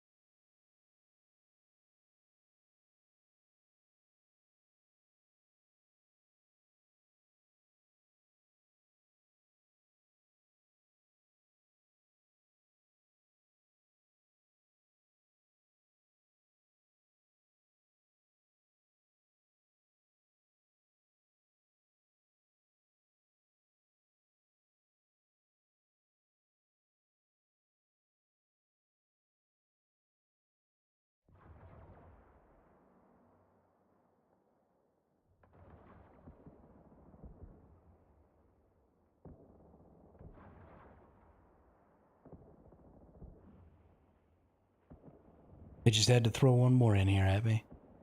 I was almost done. Almost free. They had to hit me one more time here. Yeah, I honestly think that potentially due to the fact that it takes me a while to kill these because my ship isn't really made for quick kills. It's more made to try and stretch out the battle a little bit. Because I've got, you know, shields and armor repair. So,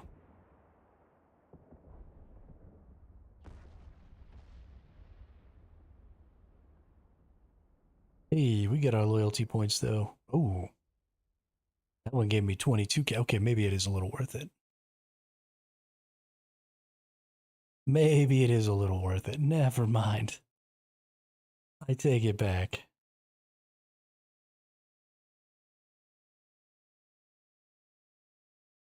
I think one of those scout advances is one of the ones I just did. Yeah, there we go.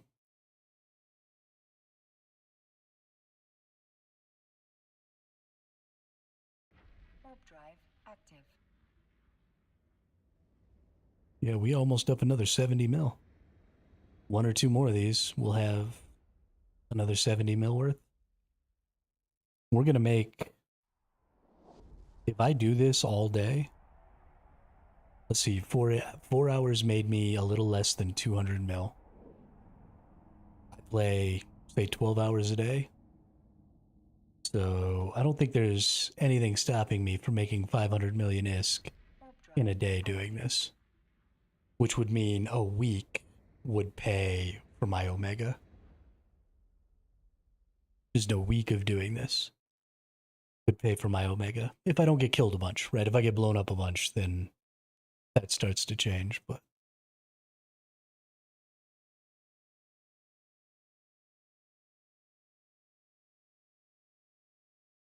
and I mean, this is something you could start doing right away. You'll be less effective than I am, but not by much.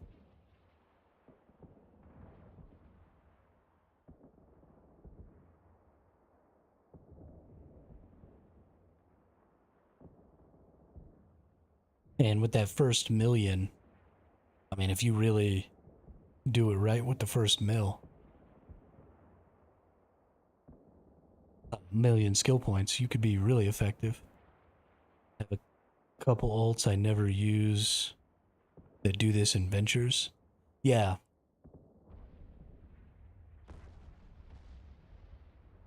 Yeah, because you've got the extra bonus to the warp stuff. I was also actually kind of thinking of doing it with a venture so that I couldn't get warp scrambled. That's funny.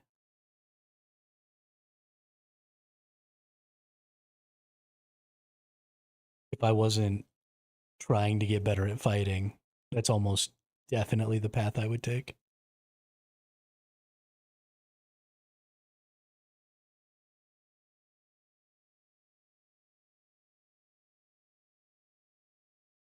Yeah. Yeah, absolutely.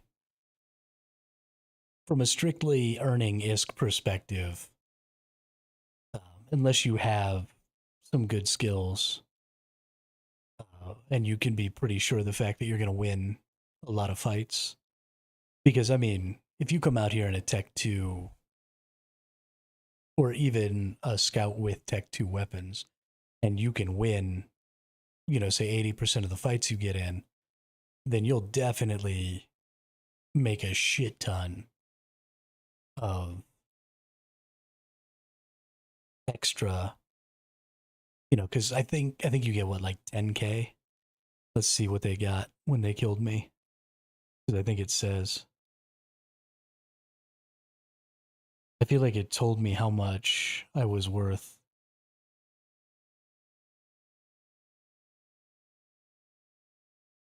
Oh, oh, a whole lot of folks showing up.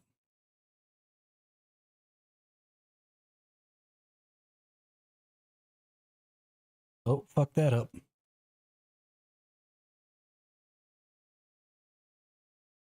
Please target this person.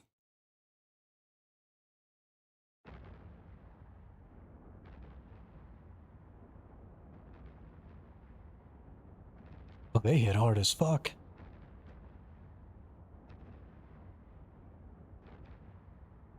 Well, that was painful. Oh, this is an advanced. Right, right. Right, right, right.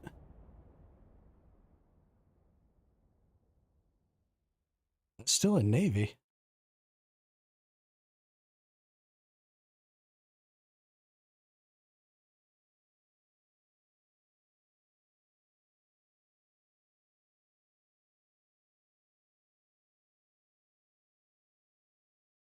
Hmm.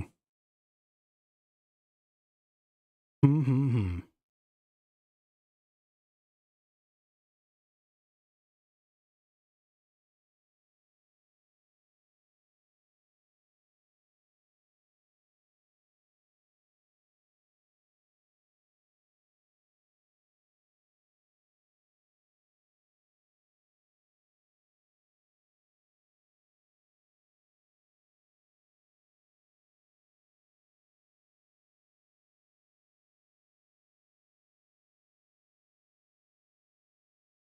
That person was hitting me fucking hard.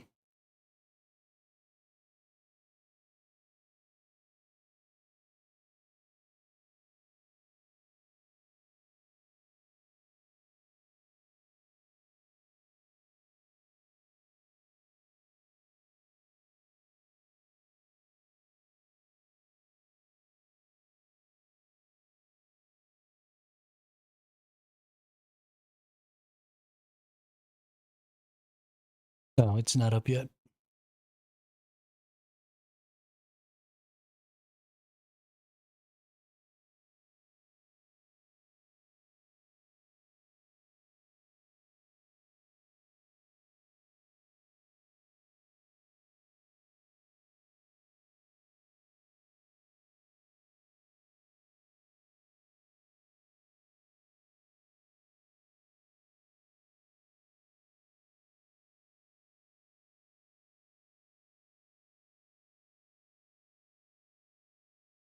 Still never actually looked at this one.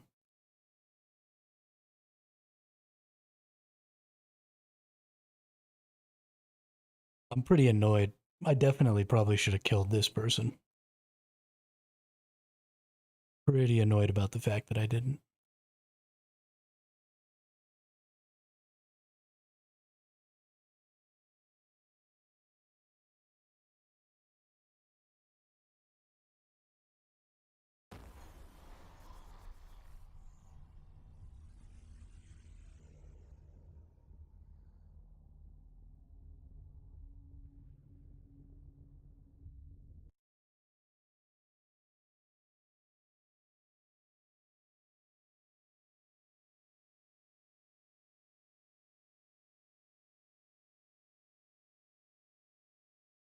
Why is it not showing?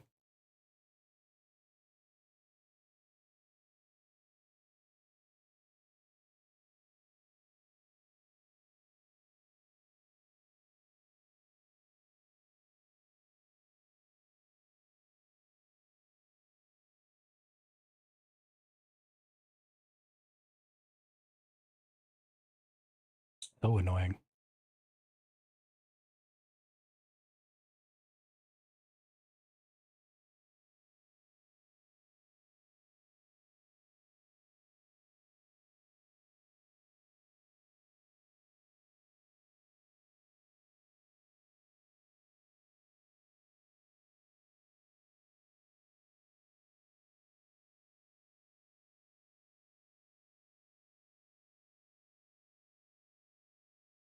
I hate how the hook bill looks. People keep killing me with it. Pieces of shit.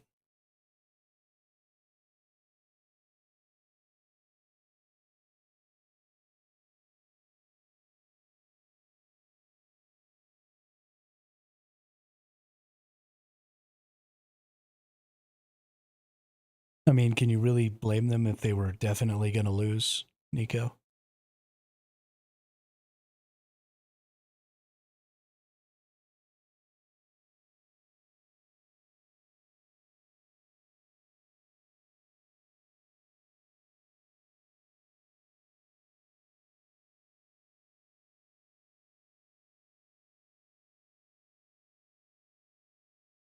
Tech 2 rockets and launcher.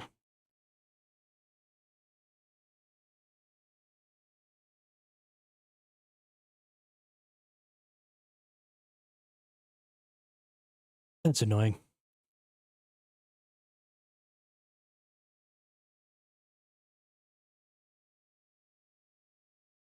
But I never brought myself back to the location that I needed to go back to. I didn't go back to the beacon that time that I should have. And I was just sitting there in other windows looking at shit, even though I knew that there were a ton of people in the local. And then I pressed escape instead of targeting the person, and then I pretty much just fucked the whole thing up. Like a dumb piece of shit.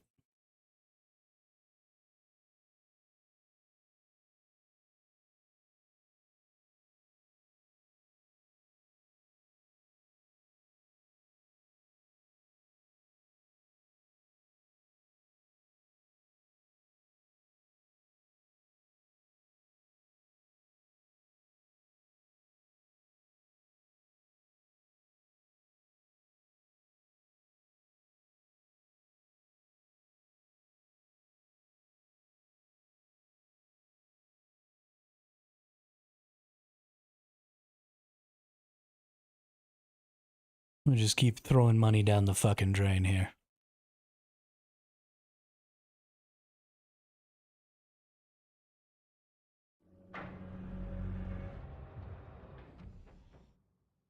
That seems like a generally good idea.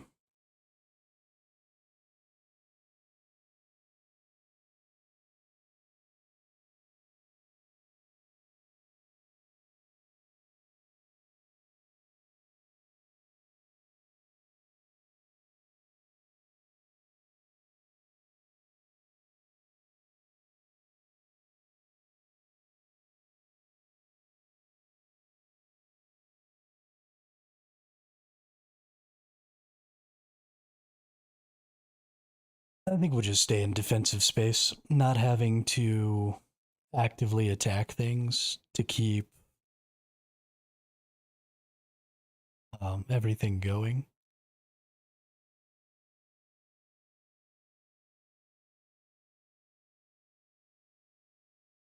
I think is a pretty big benefit.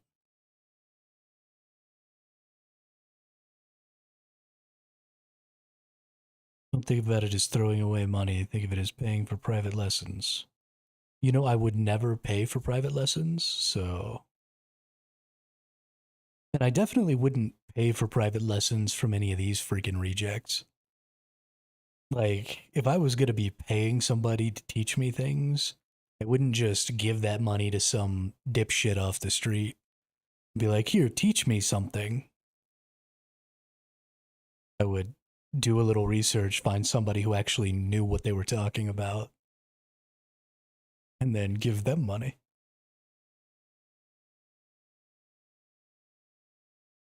We're going to go to this one because it's got a couple of scout navies. Warp drive active. Also, at this point, the lesson that I'm learning over and over and over again is Tech 2 beats Tech 1.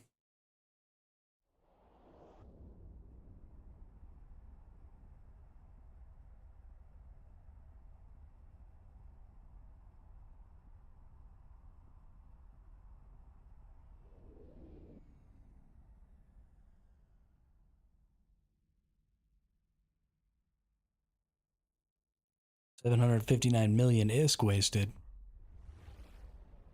Did you lose your Leshaks?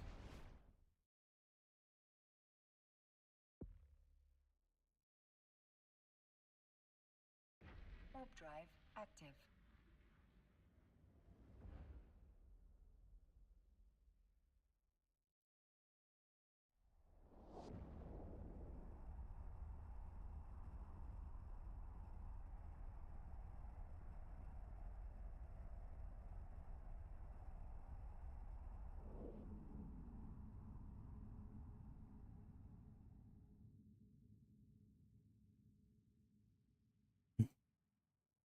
I think I was muted, but let me tell you, if you need to make some of that ISK back, come do some faction warfare. A couple of days, you'll be right as rain.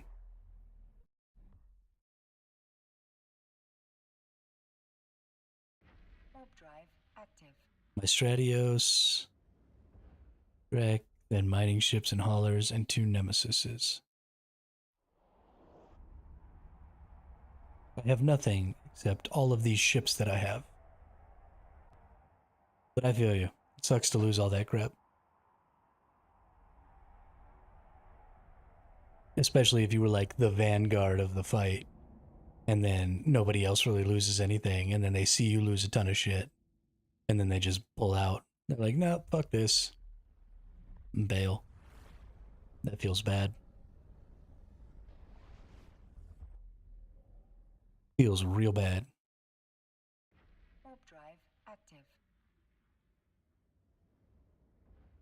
What's a Gnosis battle cruiser?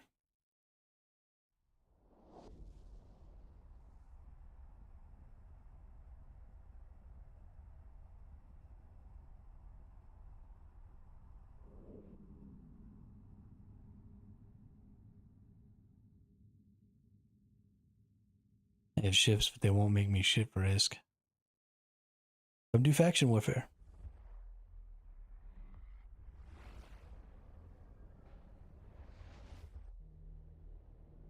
I'll be making all the ISK. Warp drive active.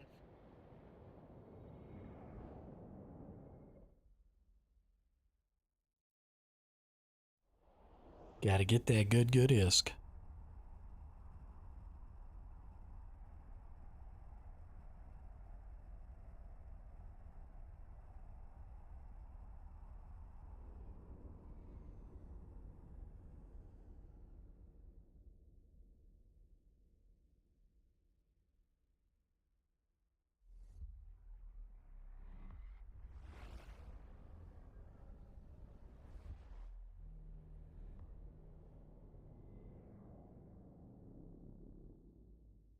Warp drive active.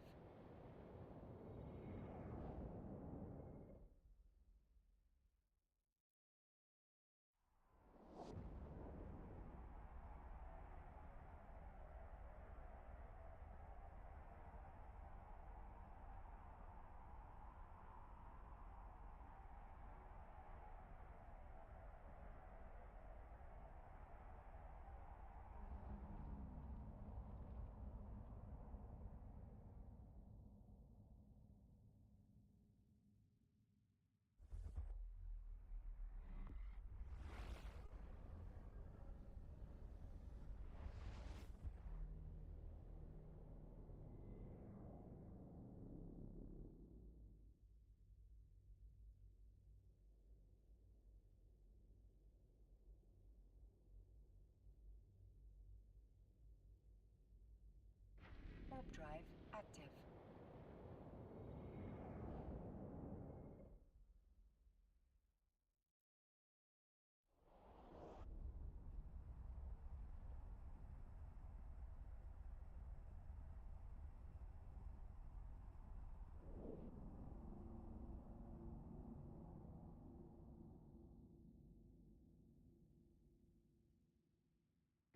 Warp drive active.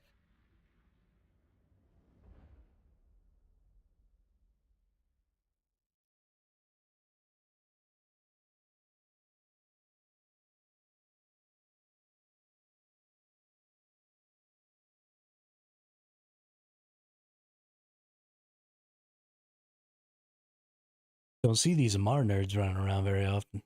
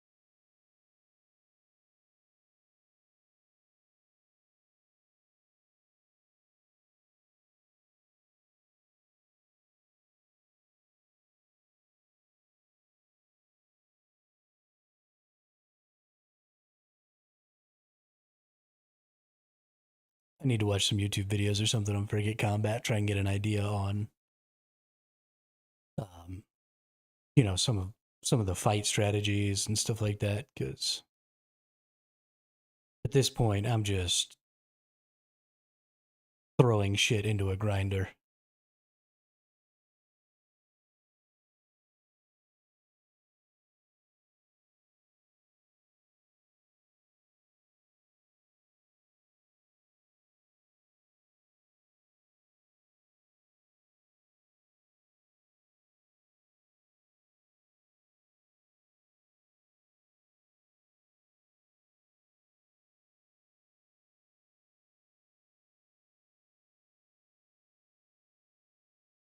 Hey, what's up, Twist? How are you today?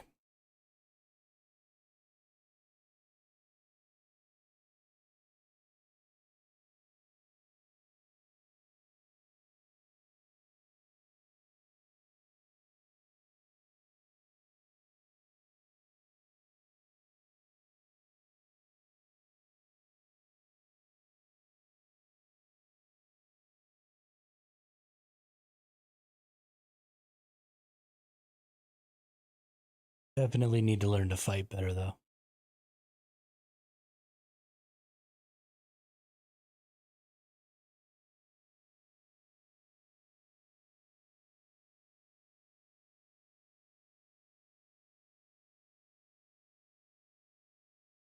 have a hard time getting my initial lock.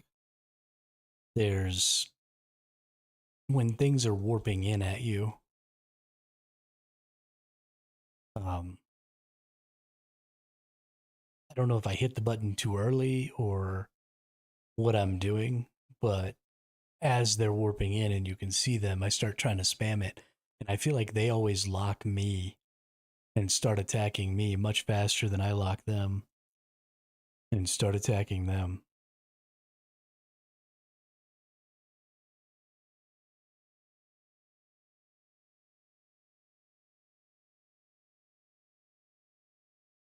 In fact, I almost always get attacked before I attack, which I feel like shouldn't be happening if I'm the one here waiting. I feel like they should be much more disoriented than me. So do I need to like do that, right? Because I can sort of trigger it. So if I trigger it and then hit my lock, will it automatically start shooting? Because I feel like I don't do that. I lock and then I try and maneuver towards them and then I hit my shoot button. So do I need to like hit all my shoots and then lock? Can I do that? Yeah, I can do that with everything. So if I hit all of my buttons and then hit the lock, then all of my stuff should activate as soon as the lock on happens, right? As long as I'm within range. And then while it's trying to lock on, instead of just sitting here like a goober, I need to like click a button and start flying, get my afterburner on, start getting in their direction. I guess I could just leave the afterburner on because the afterburner stays on even if I'm standing still. And I don't think it takes enough of my capacitor to actually drain it.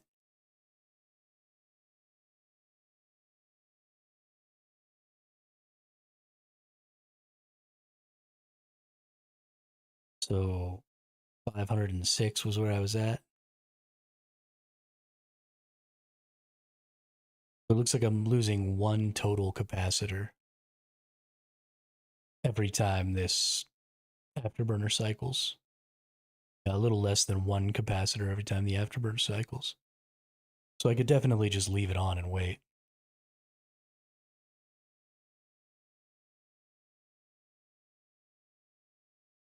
Then I also need to trigger my repair stuff faster. These fights happen too fast.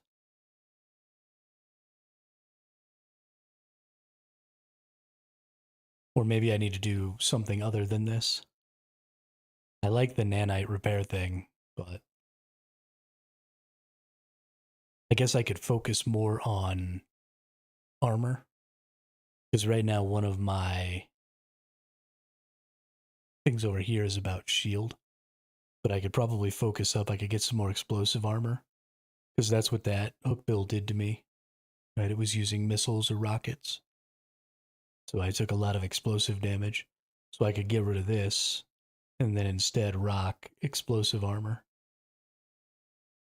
And then just forsake the shield, take the shield repair thing off and put something else in here.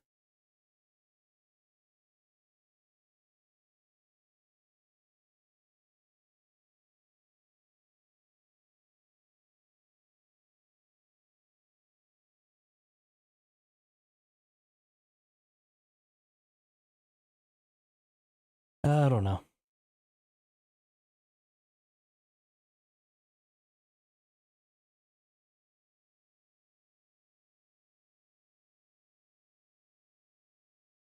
I'm definitely starting to feel like resistances are significantly more important than really anything else, though. Especially in these lower tier fights, because you can use this nanite thing, right? Between these two things, I'm gaining almost 50 HP a second. And if I use the ancillary and use the capacitor thing for this, I might be able to regain even more. But I think that would probably kill my capacitor stability.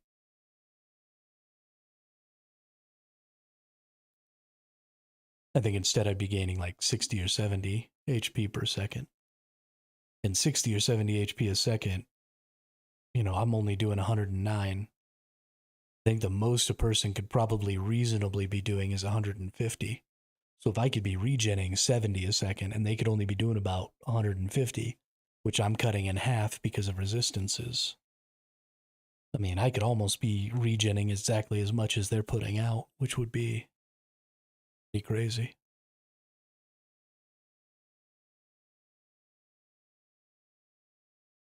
I guess the other thing I need to look at is there a way to cancel out a web of fire? Do I just need to use a micro warp drive instead of just a regular warp or a regular afterburner to cancel out a web of fire? Because that's definitely something that hurts me with these auto cannons. Because if I can't get to range because I'm not already on top of them, then I almost instantly lose the fight. So maybe if I was using a micro warp drive instead of an afterburner.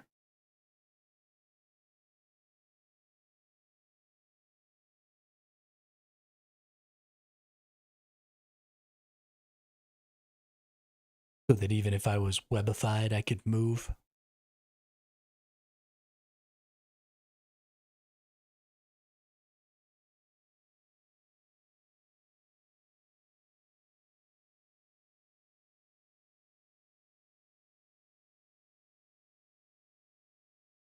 I don't know. Lots to think about.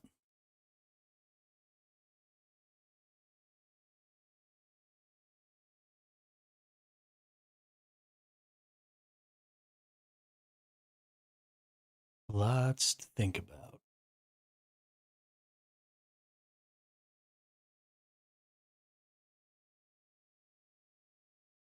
I do like the deck building aspect of this game. I do like working on fits and stuff like that. I don't necessarily like how settled the meta is, but that's just a function of the game being as old as it is. There's not really anything I'm going to be able to do about that. Warp drive active.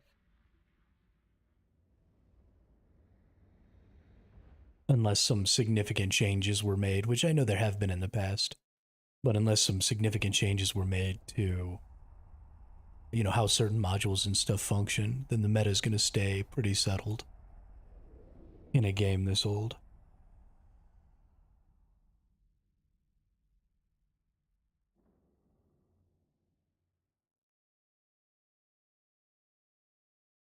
Yes, use the acceleration gate. There you go.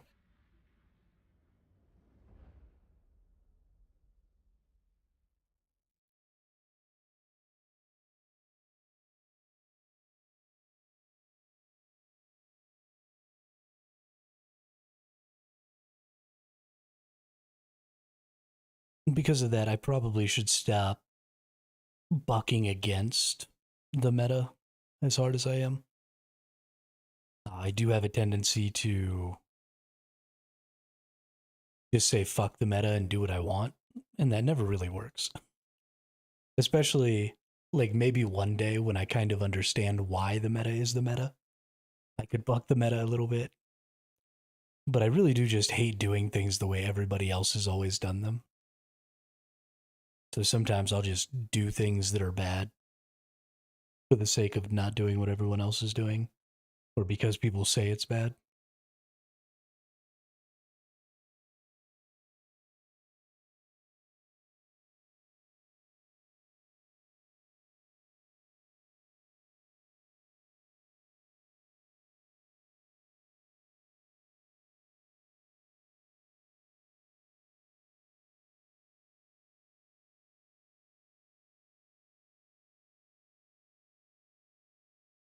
I think one decision that I've made that is a little anti-meta, that I think is ultimately going to be a good thing, is that I don't ever want to use warp disruptors.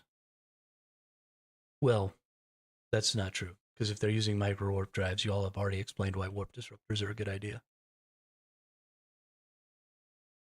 Which actually makes me not want to use a micro warp drive and just keep using this afterburner. So is there some other way to nullify a stasis web of fire?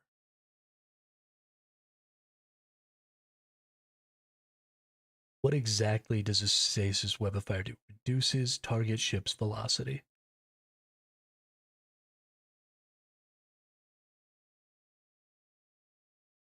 So even with the webifier of 55%, I guess I go approximately my regular velocity if I'm webified with a stasis webifier 1.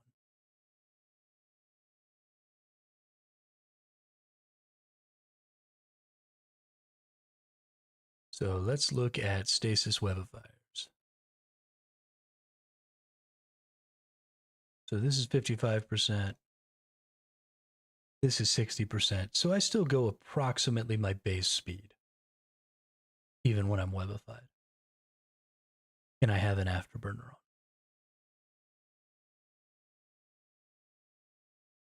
Which, if they're webifying me, I can be webifying them.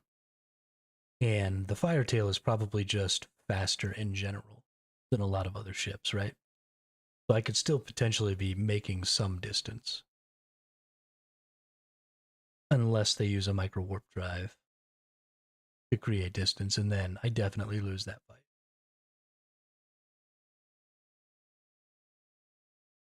So I probably need to get rid of this for the sake of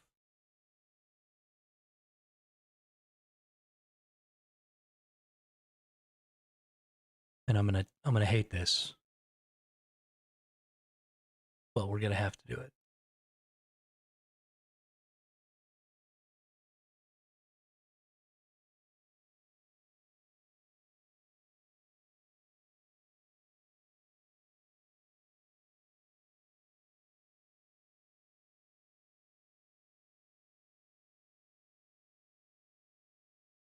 So the optimal range on a disruptor is 20 kilometers.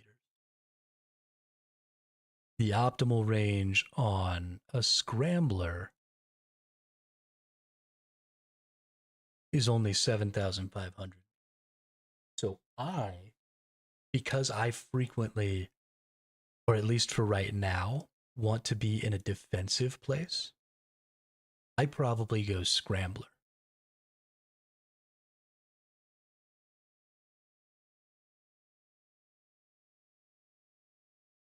Because I want to hit that too. And if they have any sort of um, defense against the disruptor, then I definitely want to have. Can I wear a scrambler too? I can. Does a scrambler 2 do 3? No, it still does 2. What's the difference here? Let's compare these. Way more expensive. Okay. Okay, hits from a little bit further, which I don't really care about. Activation costs, strength, CPU usage.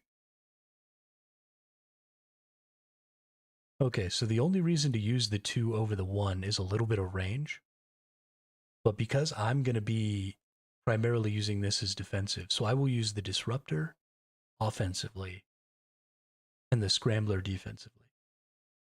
So while I'm going to be sitting at the station at the point, that puts me in the defensive position. That means I can absolutely be within 7,500, which means I can get the cheap one, ultimately saving myself some CPU and that stuff. That's decided.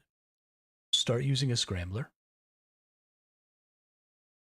Now, with a scrambler and a webifier, if they're using an afterburner, they'll still be probably slower than me. If they're not using a webifier, or if they're not using an afterburner, then they'll definitely be slower than me because I'll scramble their micro warp and webify them. What happens if I turn that off? Okay.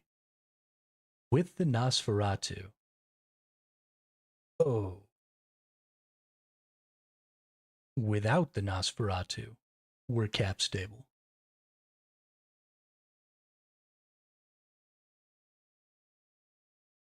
So we need to start re-looking at this needs to come off. What do we do here?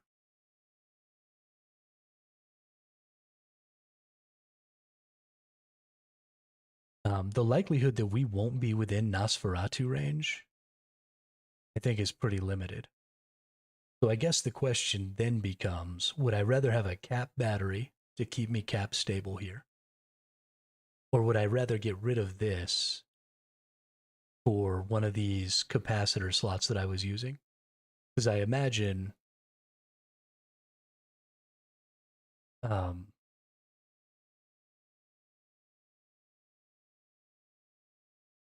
oh wow, with the cap battery without the Ferratu, I'm actually still stable. So that means these are now armor rigs. And we're going to take our 3 lowest shields, our lowest armor defenses. We're going to beef these up.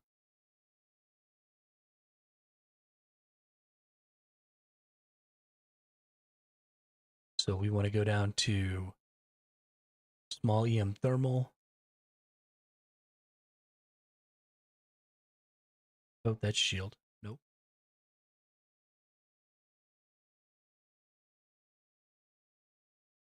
We want armor rigs. We want small armor rigs. So we're missing explosive, kinetic, and thermal. So the small thermal,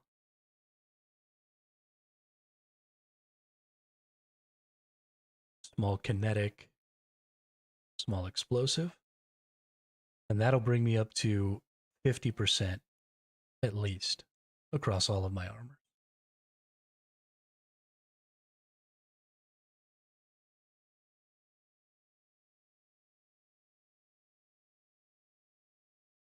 And I'm stable without the Ferratu.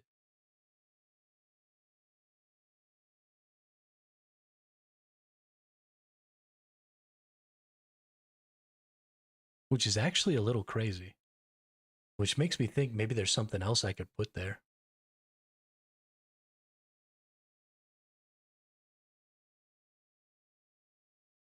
Or maybe something else I could put here.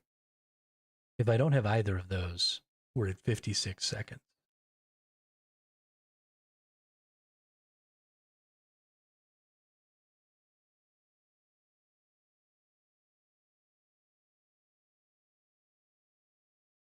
These are pretty good resist values. Pretty happy about that.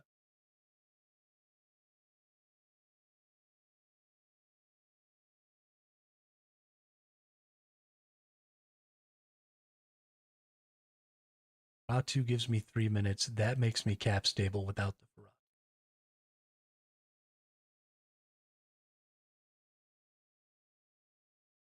Now there is one problem with this, is it makes me cap stable at really low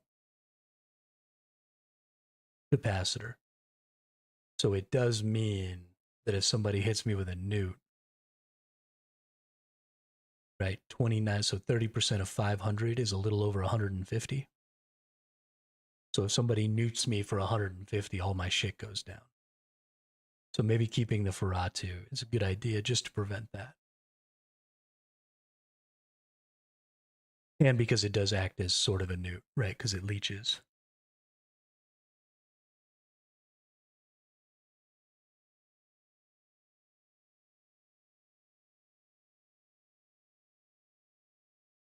Hmm.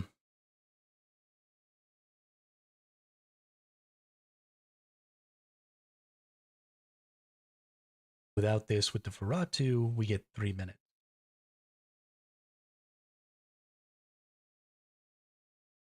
So I'm actually kind of tempted to get rid of this battery, put something else in here.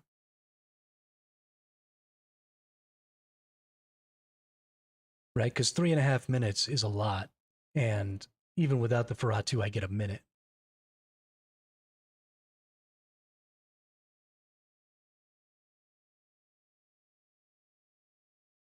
So if instead we put something over here that, like, warp core stabilizer, not a bad idea. Scimitar medium advanced 1. Let's go here. Warp drive active.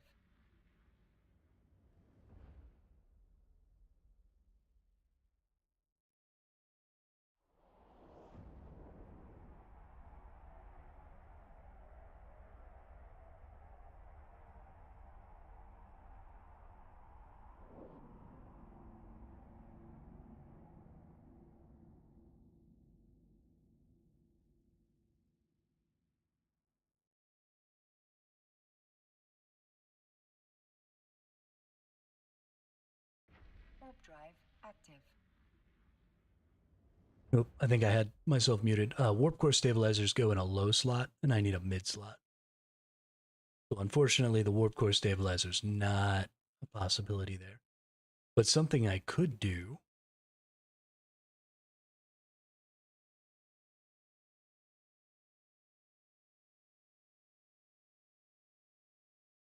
is look at. Oh, I accidentally closed it. Shit. Oh no, I didn't. I just minimized it. So something I could look at is like an electronic sensor thing. Um, passive targeting systems. So I could try and boost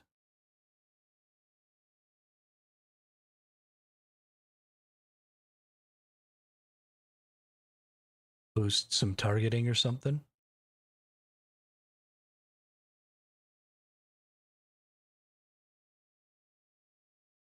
Or what does this do? Gives an increase to targeting range, scan resolution, and sensor strength.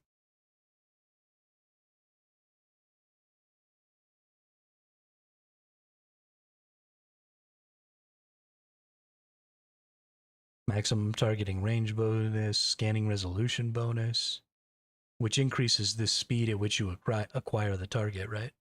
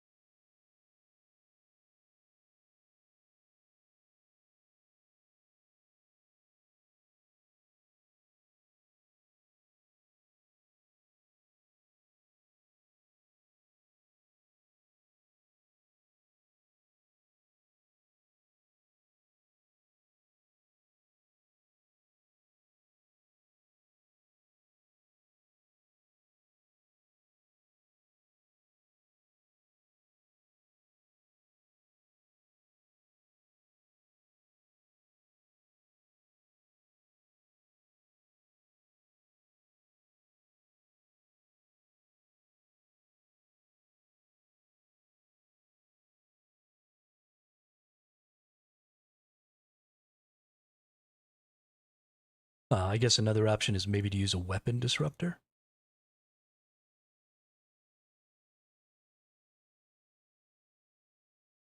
Guidance disruptor. Disrupts the effective range and precision of missiles fired by the target ship. This module can be loaded with scripts to increase its effectiveness.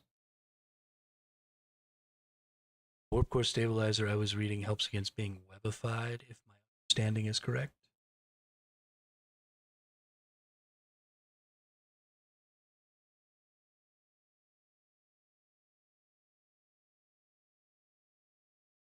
When activated, this unit attempts to compensate for fluctuations and disruptions of the ship's warp core. As a side effect, the ship's maximum targeting range and scan resolution and drone bandwidth are penalized while this module is fitted.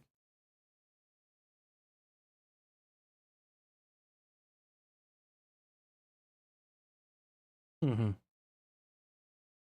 Yeah, so what this does is it reduces the warp scramble strength. So the scrambler that I'm going to be using does a warp scramble strength of 2. So if you have one of these warp core stabilizers, then you reduce it by 2, which means you don't get scrambled and you can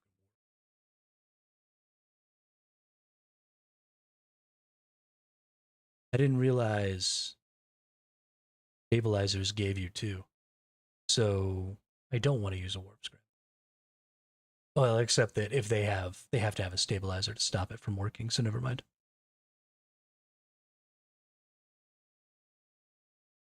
We're going to put you all on a do not disturb sign real quick. Or be back soon. I got to close the game.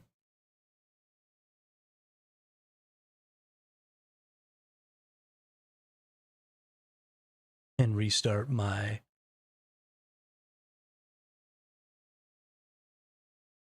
GeForce Now session. If there is something that can get me out of Mm-hmm. Yeah, so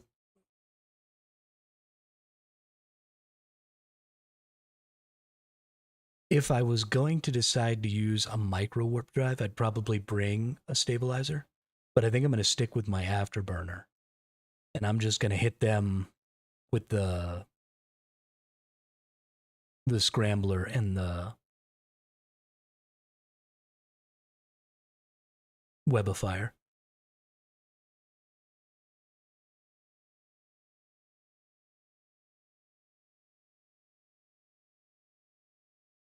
so that they can't use a micro warp drive to keep distance on me unless they also have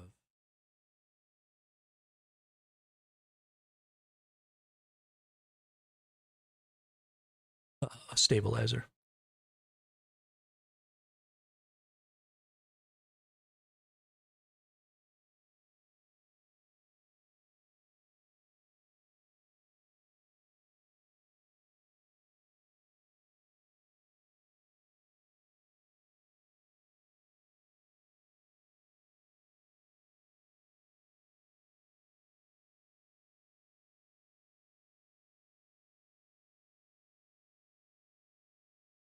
Gotta get that boom, boom, boom.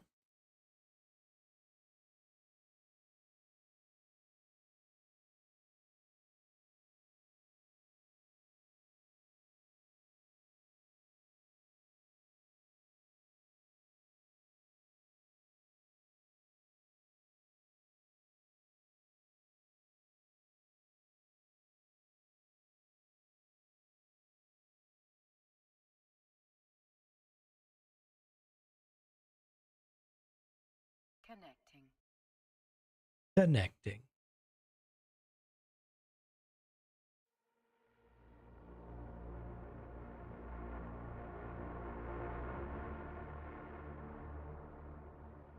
It's really funny how much more I sit up playing this game than I ever did playing any other games that I was streaming.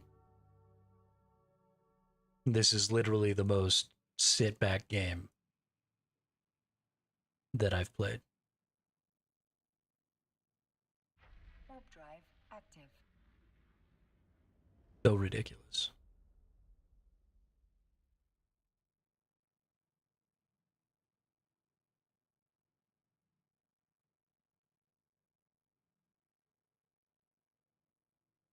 Okay. So what are we doing here? What are we looking at? Looking at the fitting. We already got rid of this. We got rid of all these.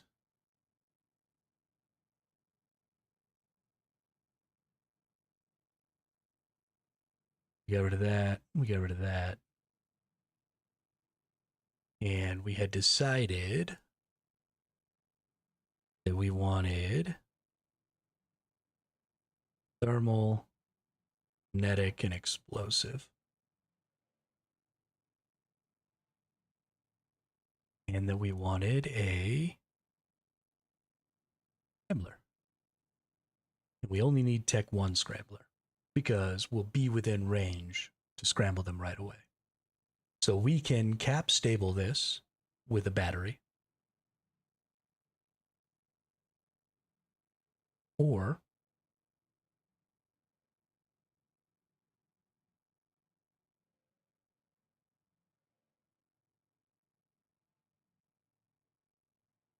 or we can try and do more damage,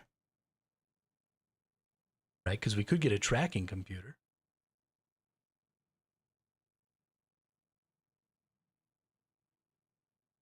The tracking computer would allow us to shoot further. By predicting the trajectory of targets, it helps boost the tracking speed and range of turrets. That does significantly, even with the Nosferatu, with the tracking computer, we actually go down pretty significantly. So we would have to have the Ferratu and working in order to be running our tracking if we did that, which I don't like. I think that's probably a very good plan.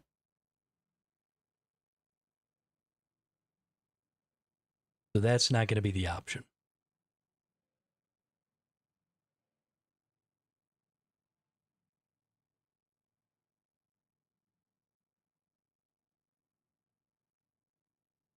Tracking enhancer. Tracking disruptor. Okay, so the tracking disruptor does, but I think the tracking enhancer might be a passive. So let's check what the tracking enhancer does. That's not a mid slot. Never mind.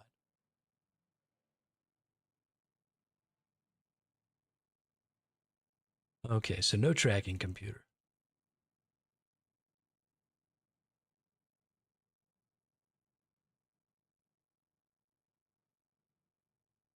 Can't fit the suppressor.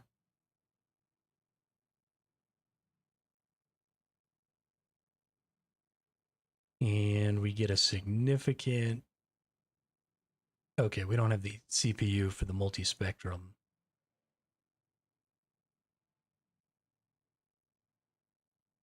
We could just use a shield extender, right? We could just get ourselves a little more hit points. It's not a great option, but it's probably a cheap option. And since we're operating already at a potential deplete, might be the best idea. Shield extender. Small shield extender too. Doesn't hurt anything. Loud still. We're good. Power grid's good. CPU's good. So we can put that on there. We can get, I mean, that's significant. Okay, so I think we'll do the shield extender. That seems like a good idea. We have our gyro stabilizer. We have our compact damage control. We've got our Tech 2 resistance modules, which brings us up to 50+% per resistance. Okay. This is probably a better fit, pretty significantly better fit than what I'm wearing right now. Primarily because it'll stop people from warp coring or micro warp driving away from me. Damage output is still the same. Resistance numbers are really good on the armor, or we lose on the shields, right? Because our resistance numbers on the shields have gone down. We have significantly increased our resistance on the armor here. We've got our nanites.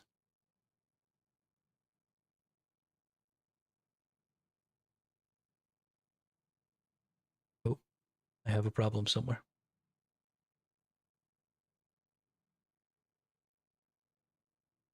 Okay, can't use the Tech 2 yet. Need to get to that. But that's fine. So we're going to save this as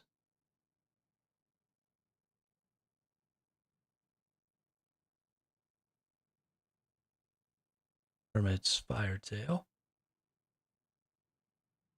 Yes. And I think this one will end up living considerably longer. So if I have the Feratu off, I do get a whole minute. So even if I have to take a moment to close distance, I can trigger everything, activate my lock. Once the lock hits, everything will target. Okay.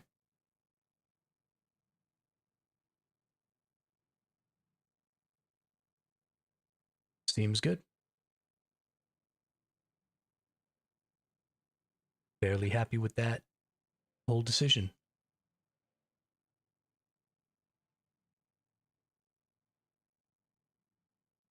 We're up to about another 70 mil. So we've lost 60. We've made 270. The other thing is we don't really have to interact all that often with selling our LP. So honestly, we can kind of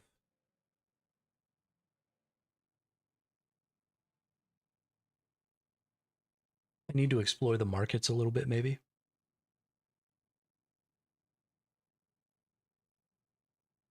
and see if I can identify what the best thing to keep your currency in is. Obviously, ISK is a terrible way to keep your currency, right? You want to keep it in Plex or you want to keep it in some sort of potentially appreciating asset. So I don't know if LP will be something that fluctuates up and down often enough and drastically enough that maybe hanging on to LP and waiting for those moments when those prices fluctuate in my favor, or if it would be better just to sell all of my LP all the time, get Plex, and then just whenever I need ISK, whatever the Plex value is, just take that because it will be a slowly appreciating asset. And then I can just use like contracts or whatever to send my other characters Plex so that I can Plex my accounts.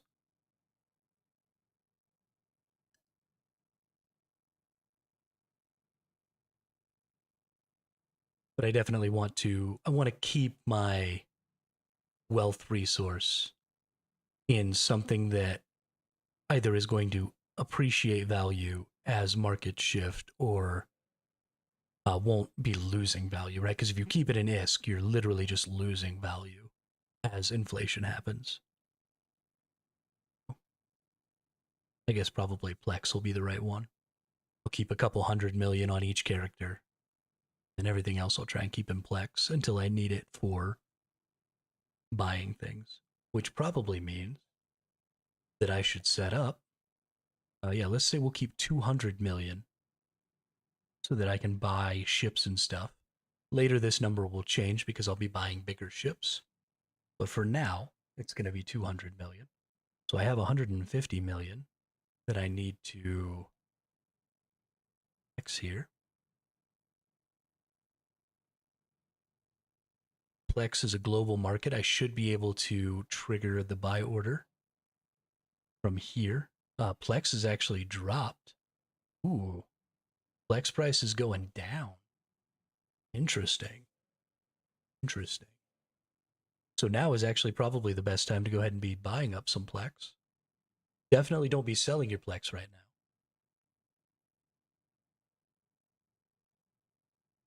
That's likely because of um well, honestly, I have no idea why the Plex is going down right now. I'm not that much of an economist. But we're gonna place a buy order here.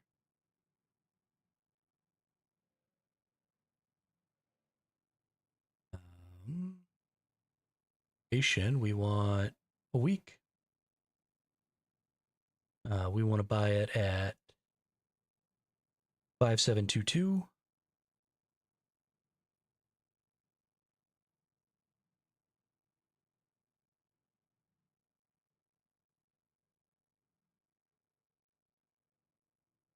We're saving a 100K per.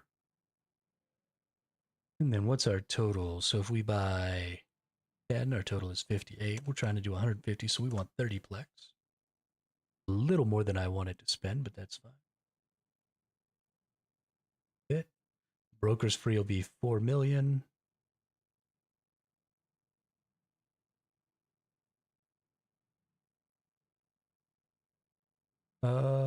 Yeah. Place that buy order. Plex changes hands real fast. Buying 30 Plex is pretty, and it shouldn't take very long at all for that to get purchased because there are pretty consistently nice capture here, which means we got like 20,000. Yeah, 24K. Nice. Very nice.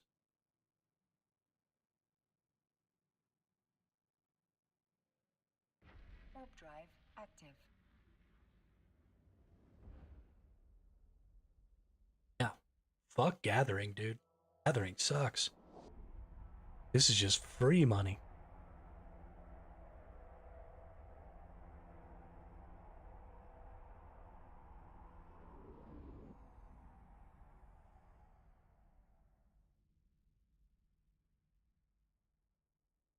So Twist, I don't know if you're still here or not.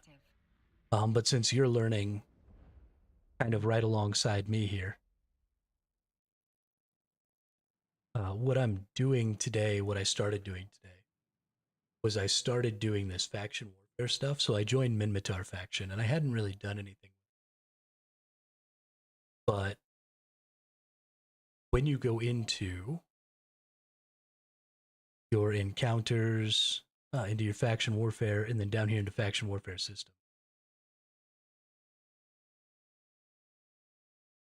this screen can get real confusing. But once you know how to read it, it's actually really easy. So first thing I always do, because I want to be on the defense side, because I want to be in my space, because I'm not strong enough necessarily to consistently win fights and earn that way. So I'm just going to kind of stay over here in mid space. And so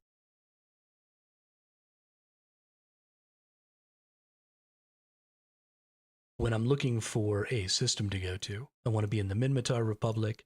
And honestly, I think you want to be in a frontline system. So adjacency. Adjacency. This is a frontline system with the Amar who we're fighting. So command operations are like midway between the front line and our back line. Rear guard obviously is our back line. This is the safest. Front line gives you the most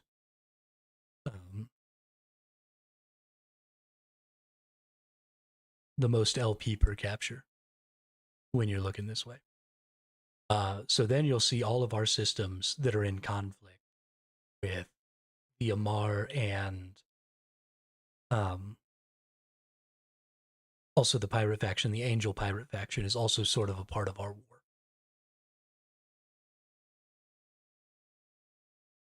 And so what you're going to look for is you're going to look for one that's really highly contested. So right now I'm in an 87.5% contested because, again, this number determines how much LP you get when you do a capture. So we've got a really contested one right here. We've got a good contested one here. We've got a good contested one here. And so these are all frontline Minmatar systems that are being really heavily contested by the Amar. And so when we click on one of those systems, we're going to get a list of, and this one's really short, so I'm going to click on a different one. Let's see if we can find one that's long. Here we go. So it has a bunch of these complexes, and these complexes are capture the flag sites, or king of the hill sites, not capture the flag sites. They're king of the hill sites. And so you'll see that they say Minmatar. That's because it's in Minmatar space, so it's our faction. And then you have this second listing here is it could be scout, small, medium, or large. And that determines the size of a ship that can be sent in there. And then you either have advanced or navy, which determines the tech tier of a ship that can be in there. And then this number over here determines how many people will get maximum payout. So this one's a Minmatar, it's a large.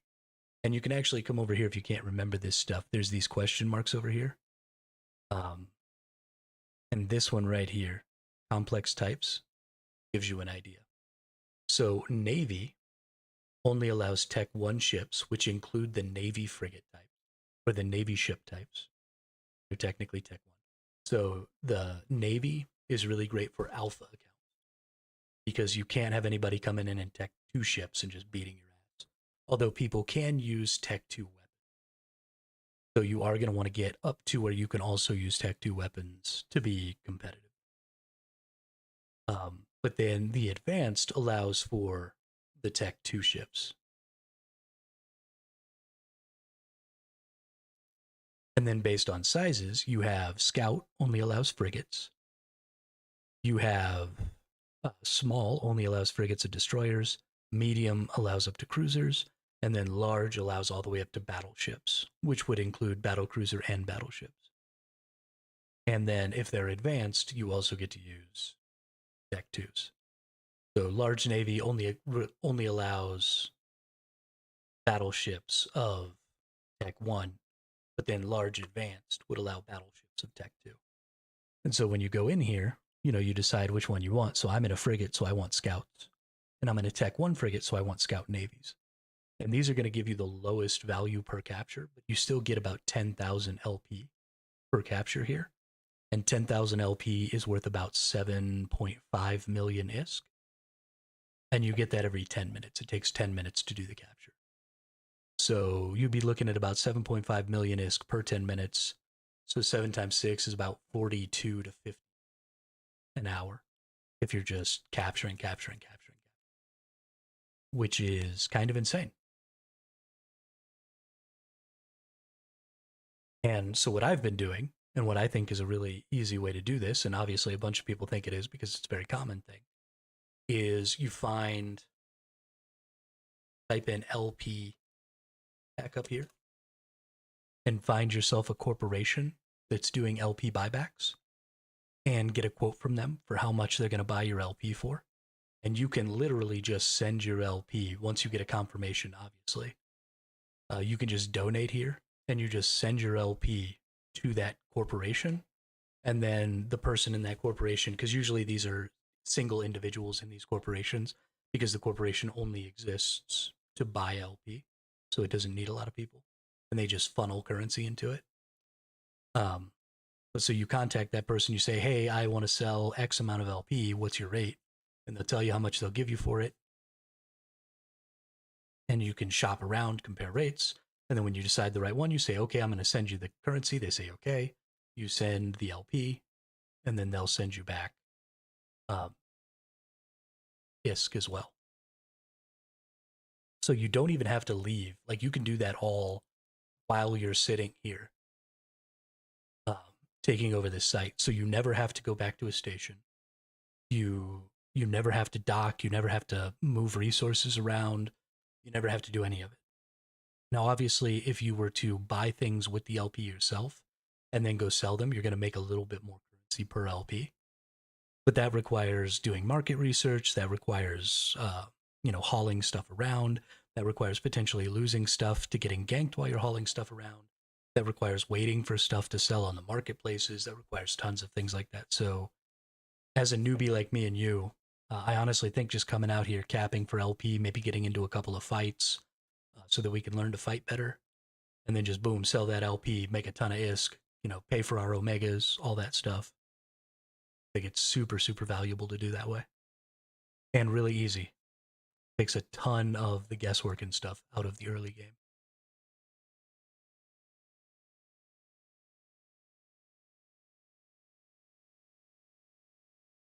You just sit here. It's King of the Hill, so you'll see there's a little NPC enemy running around.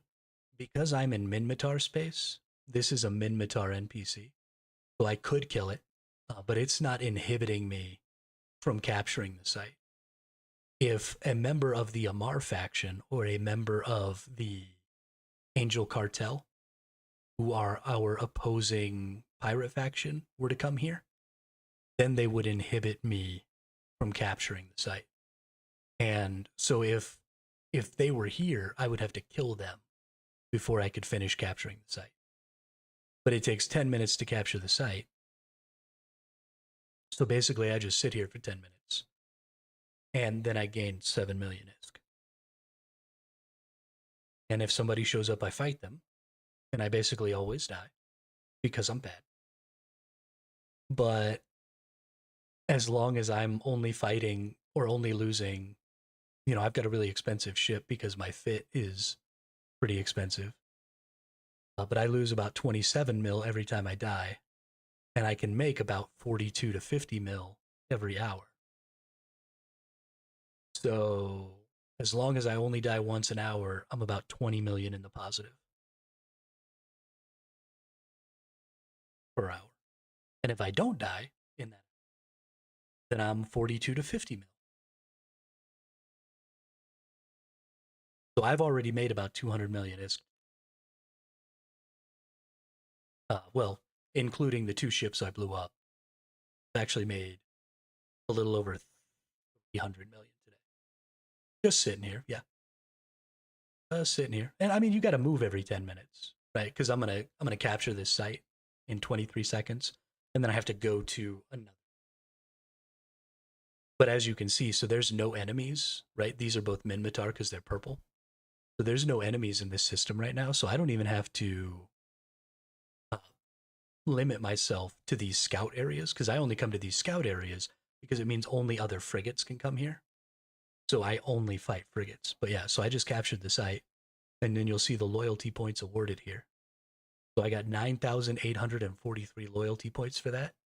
Each loyalty point is worth about 750 ISK to me. And that's the lowest you can get because I'm Minmatar. The Minmatars are actually worth the least amount.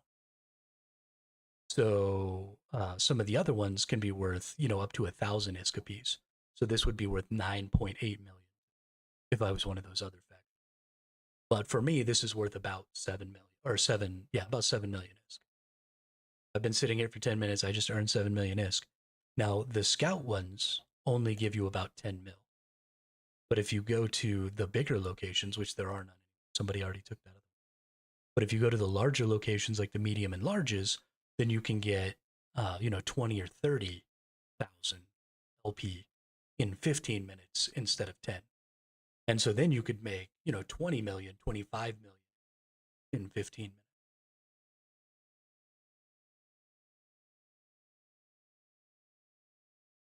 It's hella stupid. Here we got 2 scouts though, so I'm gonna go to this one. I'm gonna go get these 2 scouts. But it's super great for us because even if things are active, right, you can kind of choose how much fighting you want. If you don't just want to sit here and not fight, then you intentionally go places where you see lots of enemies, and then you go fight the enemies. But if you're just looking to get your ISK so you can plex your account, just sit there for the length of time.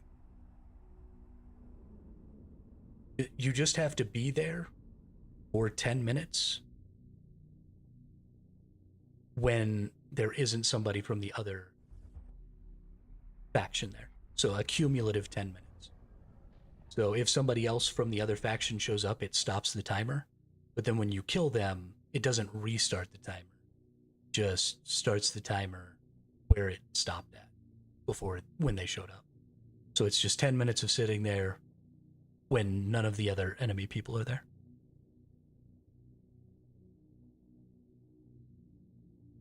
Warp drive active. But you can also right click to see them. They fall under anomalies, combat sites. So you can see Minmatar, Minmatar, Minmatar. These are all sites right here. The Scout one only allows frigates. The Navy only allows Tech 1 frigates. This Scout allows frigates, but it allows Tech 2 frigates. And then this allows all the way up to cruisers, and it allows up to Tech 2 cruisers. So I don't want to go here because there's 2 enemies here.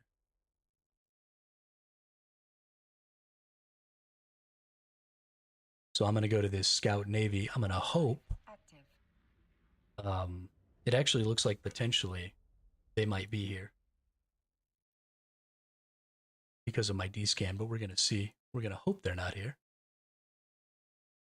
And it looks like they're not. So you can see the timer now. It says 9 minutes and 58. Yeah, I've been doing this since the very beginning of my stream.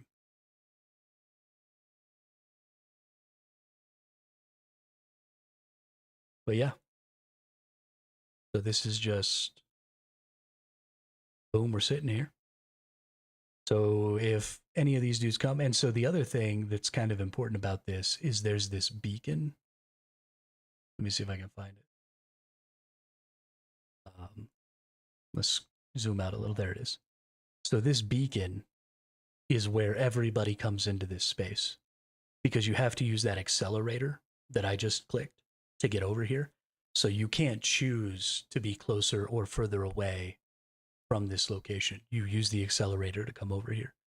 And so everybody is going to land right on top of this beacon. Because I know where they're going to land at, if I was using a really long range fit, I could like fly way over here and then they come in and then I shoot them from way over. Or because I'm using a close range fit, I just stay right on top of this beacon. And when they come in, I can just pounce on them and start attacking them. So when I stop sucking at PvP, maybe I'll get some wins. The other thing is if you do kill an enemy ship, then you also get more LP. I think you get like 10k for killing people. But I'm not 100% on that. So another way that you can earn more currency doing this is if you fight people and kill them.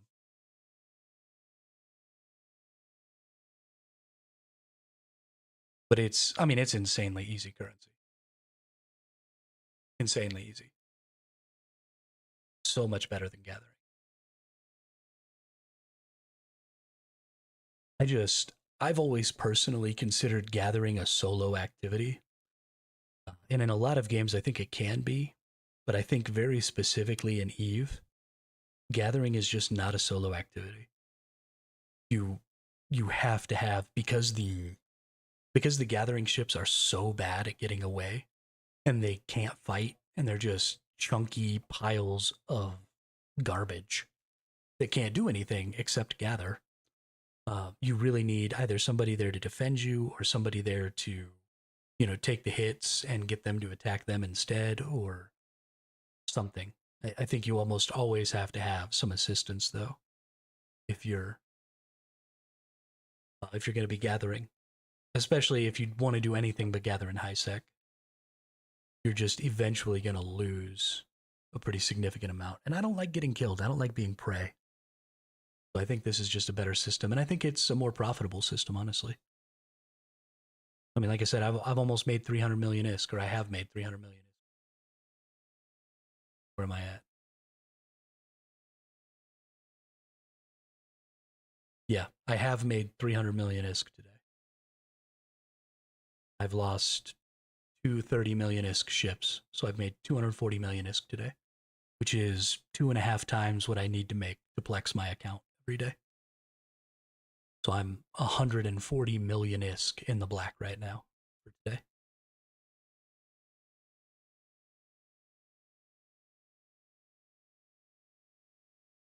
Which is crazy.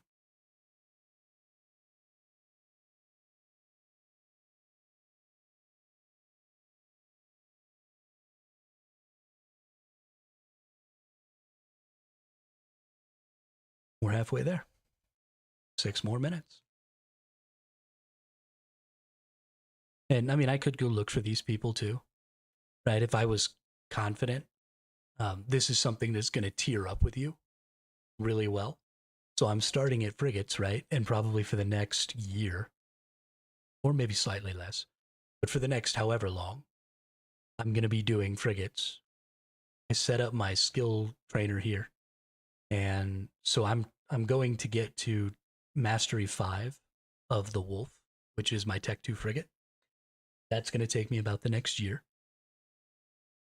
And so unless I buy skill injectors or whatever to speed that up, which I intend to do with a lot of this extra currency, I tend to go ahead and buy skill injectors and just go ham.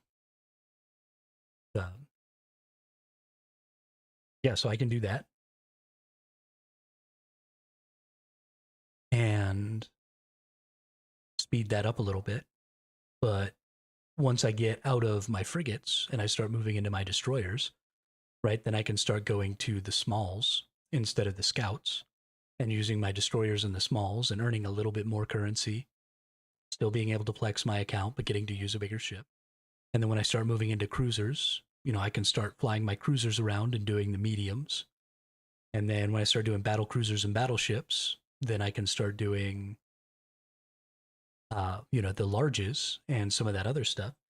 There's also some of these events that happen.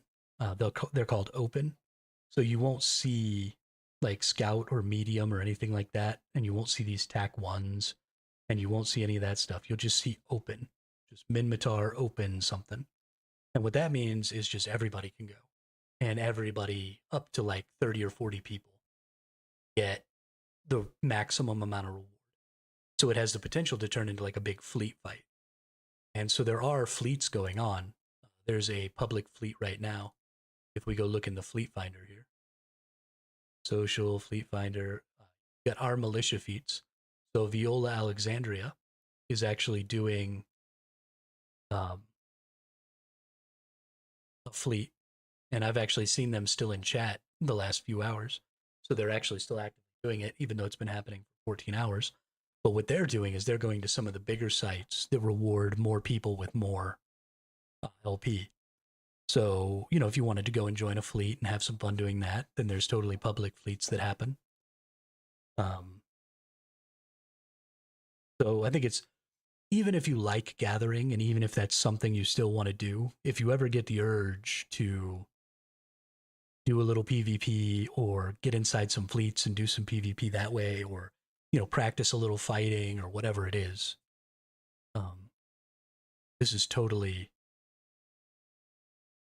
I haven't joined a corp. They seem to want to tax. Oh yeah, no, I'm not in a corp either. I'm in my corp. I made my own corp. I am. Everything's a Taco Express. But yeah, you definitely have to be careful of people taxing your LP. So if you haven't joined a corp though, and you're still in your starter corp, then you're actually getting taxed ISK and LP already at like 11%. The starter corp just taxes you and basically makes that currency just vanish, as far as I can tell. So at the very least, you do want to create your own corp so that you don't have those taxes. So you can tax yourself zero, and then give yourself all of the shares for your corporation, because you don't want to just have shares that nobody has control over, Oh, my Plex balance changed. Yeah, I got all of my 30 Plex already bought. Yeah, definitely I would start a corp because you don't want to be losing, because you can't not be in a corp in this game as far as I can tell, because I couldn't leave the starter corp. I had to start my own corp and then it took me out of the starter corp. So you're automatically in the starter corp and it just taxes you like 11%. So you definitely want to start your own to get the fuck out of that, because that's trash.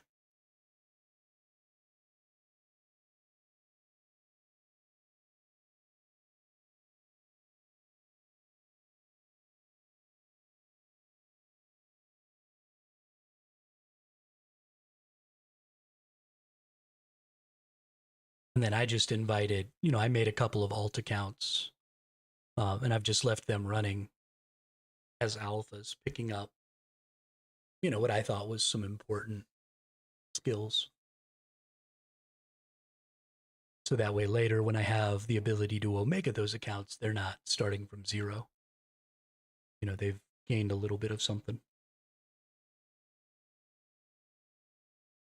And that way one day I can be multi-boxing, shooting people right in their faces.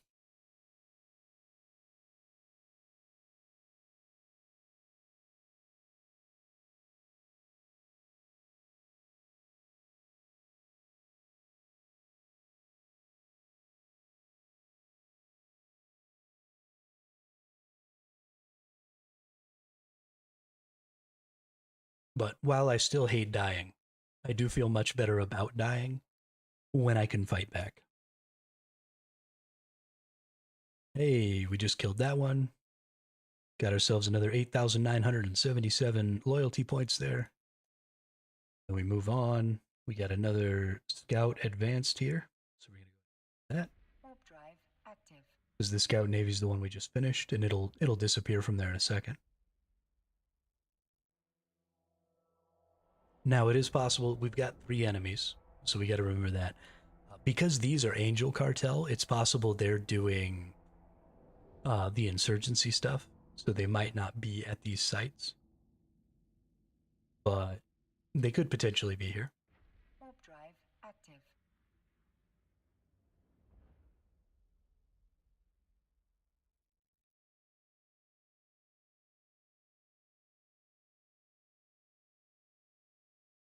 Doesn't look like they are, so now we're on another 10-minute timer.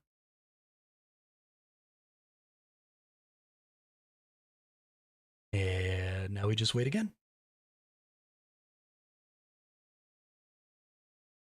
Maybe they come, maybe they don't.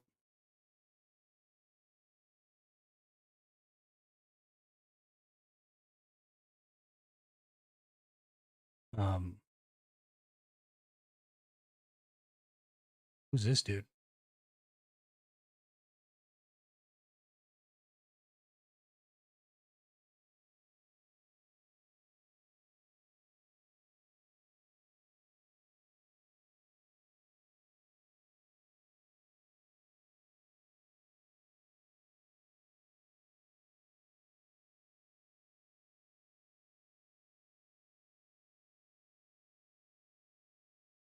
Oh, because I failed a mission.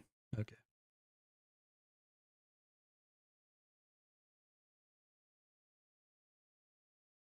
Yeah, but this is, I mean, this is how you gain uh, favor or whatever standing with your faction. So depending on what faction you're in, get a bunch of standing, get a bunch of LP, get a bunch of free ISK. It's all deadly.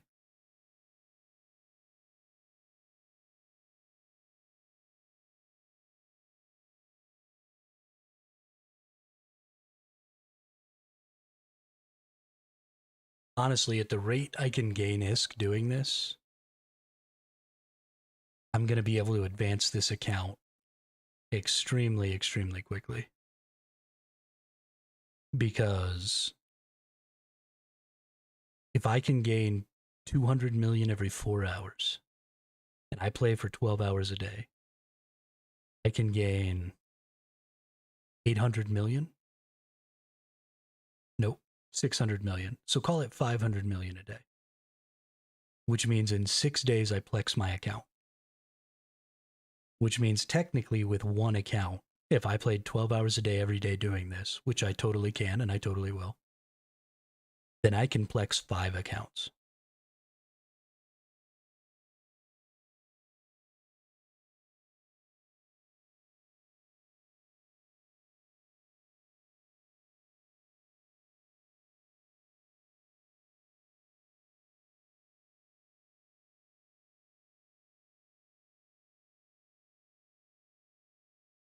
Which is a little silly.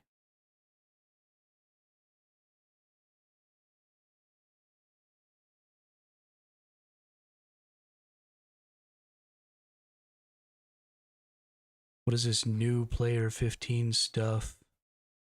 You know what you're doing. It's because I get to play a lot Forgotten. I mean, I've played as much in 15 days as the average person plays in 3 or 4 months. And I've had the benefit of chat explaining things to me. So I I sort of get to cheat.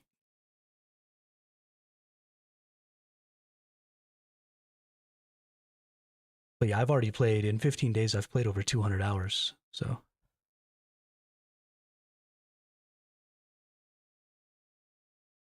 yeah, that's what we're doing right now. Forgotten Tomes. That's what we're doing right now. A little bit of faction warfare. We've gotten blown up a couple of times. Yesterday we had a couple of good fights. Last night is when I first started doing some faction warfare and kind of learning. We had a couple of good fights. Almost won a couple. Still lost all of them. But considering we're still not using Tech 2 weapons, I'm still kind of okay with that. And we're running on a fit that I built instead of copied, which is why it's trash.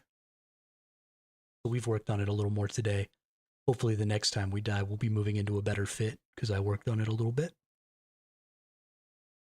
And yeah, we're having a good time. I'm enjoying the fact that at least I get to fight back if I'm in a combat ship instead of being trapped in a gathering ship and either running away or dying. I like the fact that at least I get to shoot them a little bit, you know? Speaking of shooting them a little bit, I should have gotten. Yeah, so I've been capturing some spots in this constellation, Aldebaran constellation. So I've been getting some free currency here. So there's another 3.5 mil for free. Heard you talking about multiple accounts. Hard to do in faction warfare. I agree with that for sure, because most of these are single person. I think if you wanted to do this with multiple accounts, the best option is probably going to be to take them all to different systems. Potentially even different wars. Because I don't think you're going to get a lot of benefit out of taking them all to the same location. But you could have one in every faction and then just keep them all on the front line of that faction side instead of trying to put them into enemy space. And You might get killed sometimes. In fact, you probably will get killed a lot. But you could maybe do um, ships that are designed to align quickly. Use some ventures that they have decent align speed, but then they also have the bonus -2 to scrambler. So you put another warp stabilizer on them, and nobody would be able to stop you from going. And then you just pump up their tank a little bit and always run away. So you could probably rock some ventures like that, and then just take them all to separate systems and kind of keep an eye on them all. And if somebody comes and starts attacking with them, then bounce out and just do the frigate ones. Heck, honestly, you could probably even do the big ones that way. You run into a little bit of a chance of getting one shot. Maybe if you did the mediums, like capped it at medium, so that way, like cruisers and stuff wouldn't be able to maybe one shot you in your venture. And then when you come into the space, instead of staying right next to the beacon, fly yourself out to the edge or something like that, so you get a little more reaction time. Doing the pirate with alpha account, I'm sure it's more violent than what you're experiencing. I have gotten into a couple of fights today, and I have intentionally been trying to avoid, um, staying in my own faction space, kind of not really messing around in places where I can see that I've got some angel cartel. So I imagine if I wanted to fight, um, if if I wanted to fight more than I wanted ISK, because I'm totally down to fight, but I prefer to be making ISK. So, if I was ever in a point where I wasn't necessarily worried about making the ISK, and I was just like, fuck it, I want to fight some people. I mean, there's always plenty of people around, especially from the Angel Cartel. There's always all kinds of people around, and I'm sure I could go fight them. But yeah, I think this is a great alpha account activity for sure. Sure, for sure. That and the incursions, probably. Pirate incursions.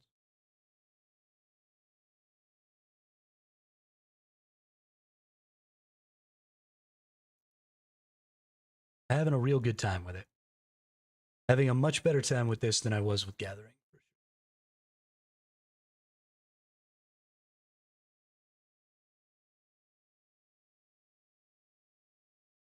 Does that NOS work on the NPC to pull cap? Yeah. Yeah, the Feratu does pull cap off of NPCs.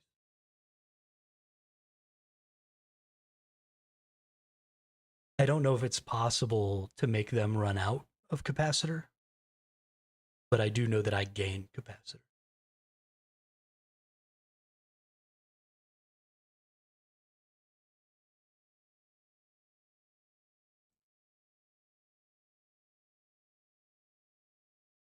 But I don't know if you can completely destroy the cap lock. Is that what it's called? Cap locking an NPC.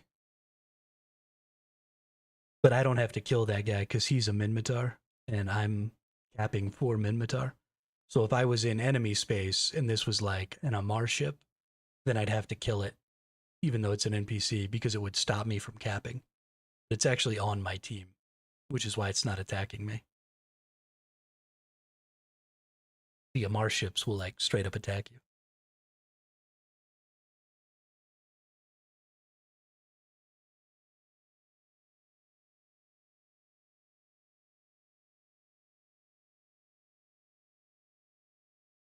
We about to get another 7 milli though. Ammo. We just did that when we got a large. I'm not going to that. There's too many people here.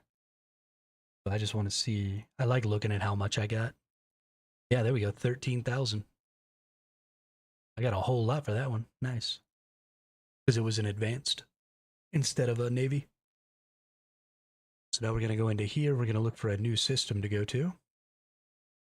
One jump away. We've got Scout Navy, Small Navy.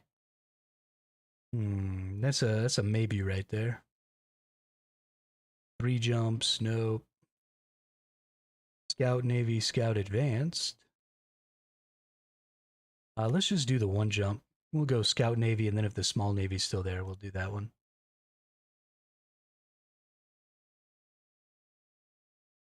If a destroyer pops in, I will probably die, but it can only be a Tech 1's destroyer, so that's fine. We might survive it. And it'll give us more LP. So if nobody attacks us, then it's really worth it.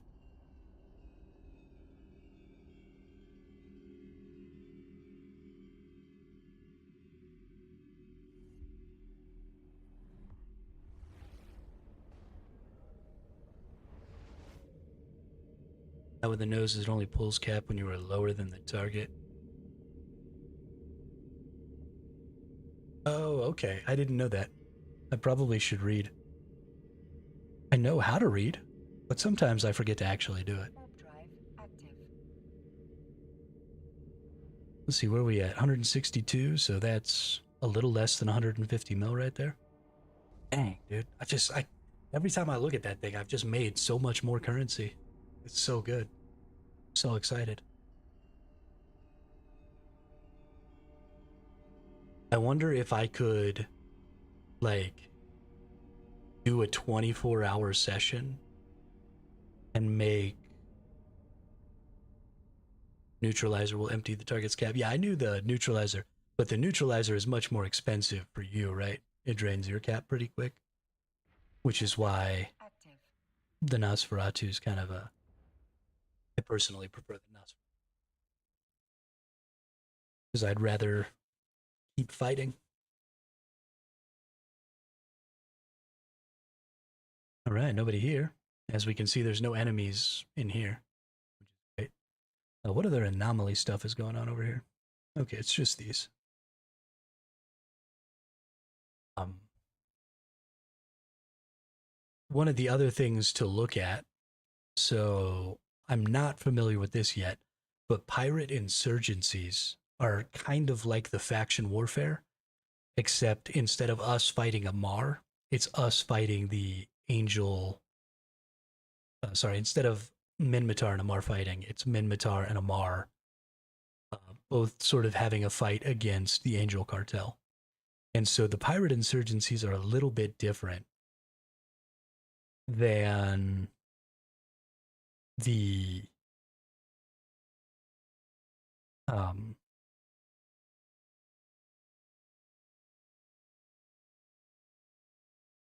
than the faction warfare. So you've got the Angel laundering facility here. You see this one doesn't have. Let's see, Angel cartel, faction, corruption stage, suppression stage. Yeah, so you're fighting to suppress the Angel cartel in these regions. And I don't know a lot about how this system works, but they have a similar, it looks like, small outpost raid advanced, medium outpost raid advanced, but I haven't seen any navies in these. So I'm not entirely sure if there are any navies. So you might really kind of need to be Omega so that you can go in with an advanced ship. And then I haven't seen any scout. I've only seen small, medium, and large, and then open. So this is, I think the pirate insurgency is just sort of a slightly more advanced faction warfare system. So again, once you kind of get into Omega, once you get into destroyers or cruisers or something like that, and you want to maybe try something that's slightly different, maybe has some slightly different mechanics, then that might be the way to go. And then of course you can play on the pirate side and interact with all that stuff.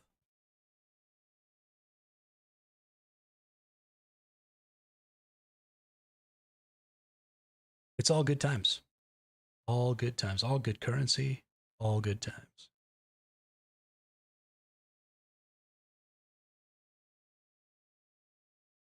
What I'd like to try and be able to hit is by 600,000.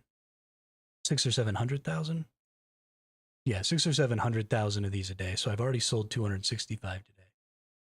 I'm up over 4, so I need to get another 300,000 today.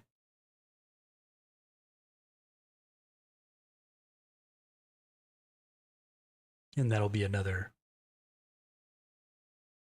2 point something mil or 200 something mil. I really do like the idea of having one player pledged to each faction, though, and then putting them in ventures and then just letting them run away. So, like, have my main account where I'm looking to actually fight and potentially learn how to PvP, but then having the other 3 accounts just sitting in really cheap ventures that are just there to escape, and then just letting them soak up LP. And then I can tax those accounts 100% on their LP. So all of my LP can go to my corporation. And that way I can just transfer it on my primary account, buy Plex with it, contract out the Plex to my other accounts to make, to hit their Omegas and stuff. And I think all of that will work very well.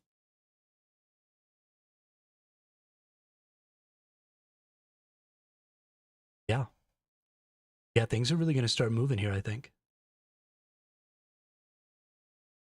A lot, a lot.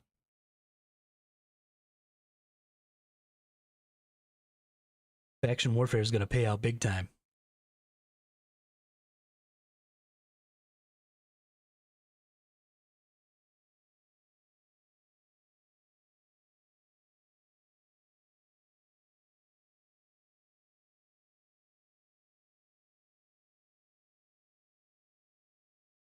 Of course, this is the part where my plans start getting subverted.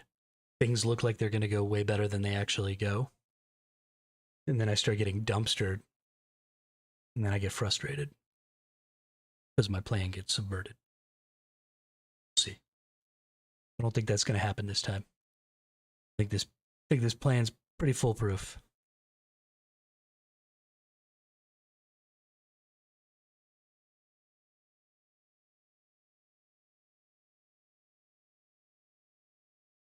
For a week you spoke of your disdain of corporations, but now you made one.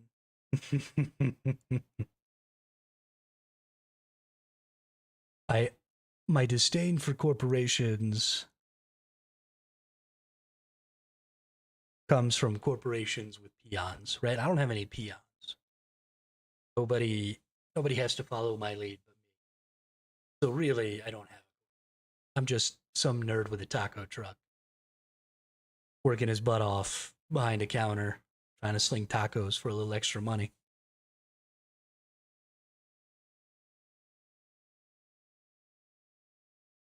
Or, that guy on the street with the hot dog cart.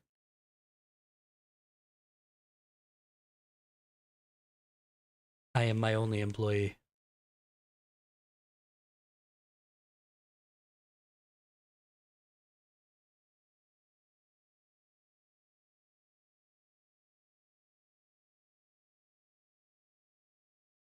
Oh, we got a bunch of people. What do we got going on here? How close am I to the beacon? Let's get a little closer.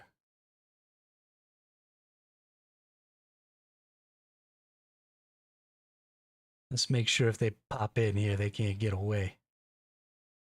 We'll just zap them. Sole proprietor, that's right. The sole proprietor of this here establishment is me.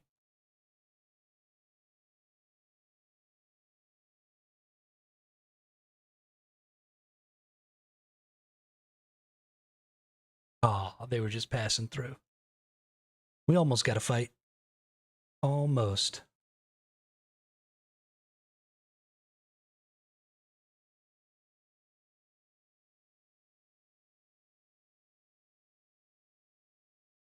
The other thing about this is if I get 4 accounts and each of those accounts can plex 5 accounts, that means that I have 4 accounts per primary account worth of plex left over that can be used to purchase skill injectors, which means I could skill inject the holy shit out of these accounts. Like, the holy shit out of them.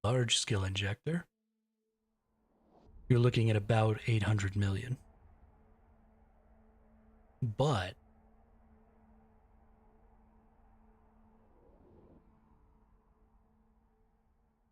there's no accounting for the multi-pilot thing in there, right? Because that's barely more than the cost of the skill extractor. So how are people you I guess the only way to make money doing this skill extractor thing is torrent talent. Warp drive active. So I guess the only way to make money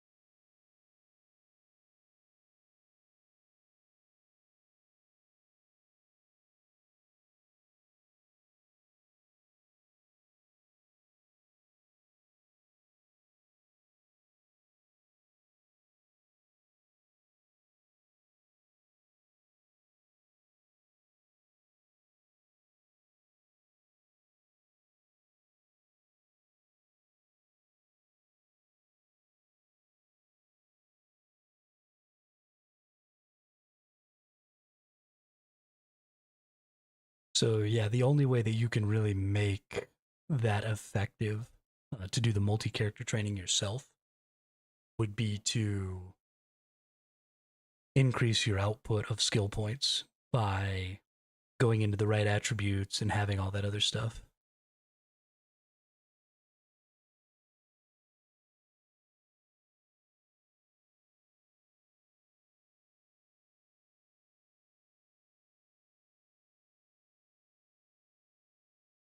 Because then I think you can get what up to 45. I think is like the peak.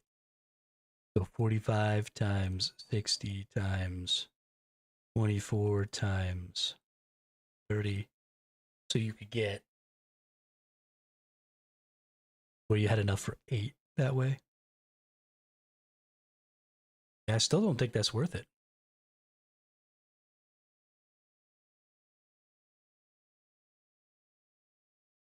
I wonder how people turn a profit off of that. I'm going to have to research that a little more because surely multi-character training has to be more valuable. I mean, do you have to wait until there's um, like a sale or something, or do you need to buy them in huge bulk? Because you save, quite a bit if you buy the multi-character trainings. Do I need to buy them in 24 packs? Because I save 45% that way, which means instead of 350 each, they only cost like 200 each.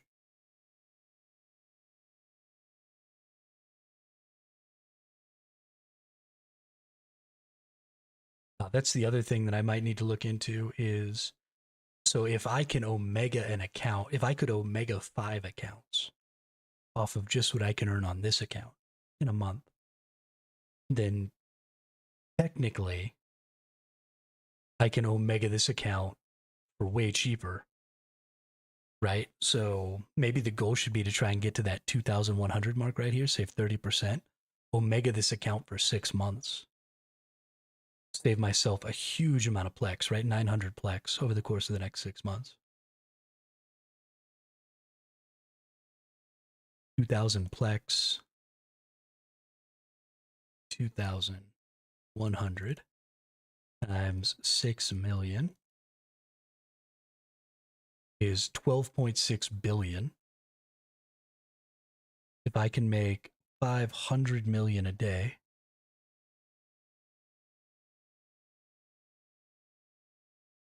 that's 25.2 days.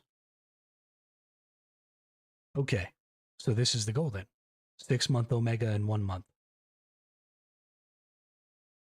We're in August. We Omega'd my account. How long do I have on my Omega?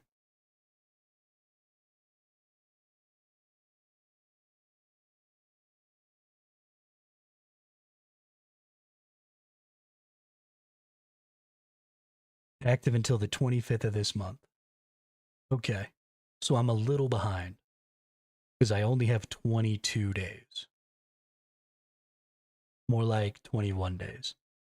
So I need to make more than 500K. I need to make up about 2 billion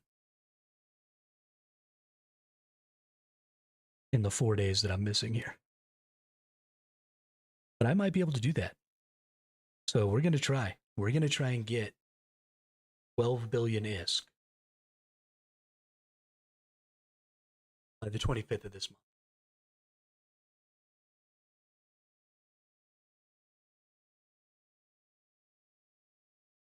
I think it can be done. Is that a little bit crazy?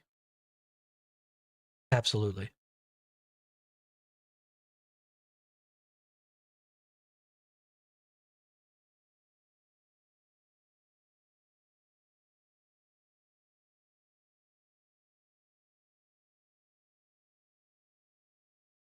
Of course, I guess we have a little bit of that made up, right? Because we had a friend who gave us a bunch of plex. We had 75 plex. We've already 30 more. So we've already got 600,000 of that, 700,000 made up. Plus I got 200K here. Plus I got another 150 here. So we're at about a billion, actually. Getting pretty close to a billion. I think I can do it, Twist. I 100% think I can do it. We're going to make it. By the 25th, we're going to have 6 months of Omega.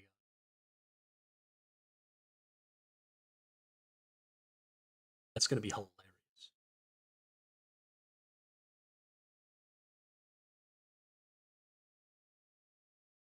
And then we'll have 6 months of whatever we want to do. So here's the real question.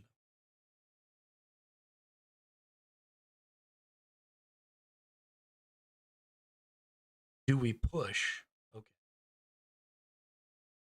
It takes me 6 days to potentially get 3 billion ISK. 3 billion ISK is what I need to open a second account.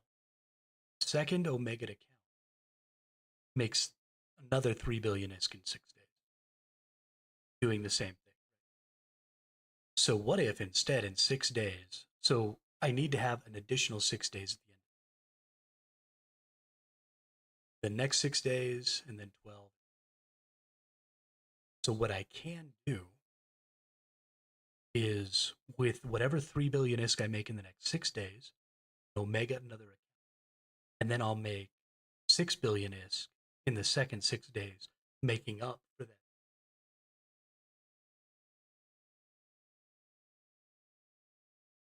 So then by the end of the 12th day, I'm at 6 billion ISK, which is where I would have been if I'd have been one account. And then if I spend that 6 billion ISK to Omega 2 more,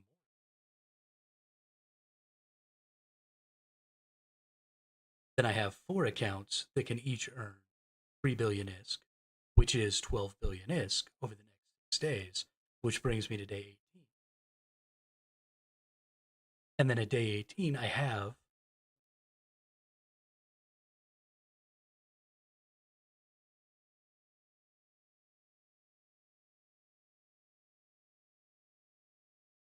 but I also have 4 Omega.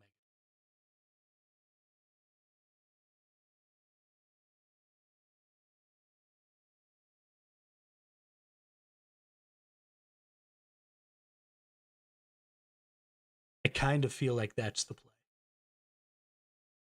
It's gonna get a little gnarly, but I think that's the play.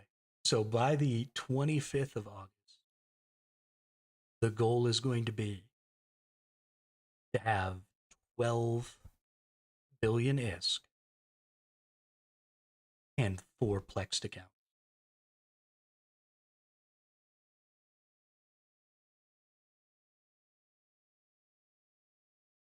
Which basically means I don't get to sleep for the next 20 days.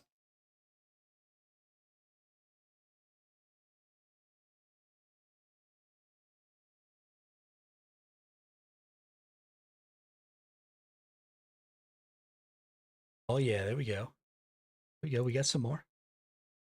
What should we get? Oh, yeah, another 18K, baby. Oh, it feels so good.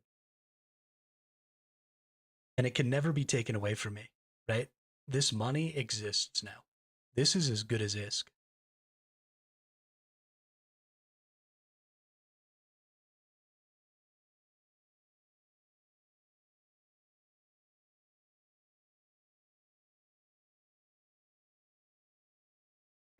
Warp drive active.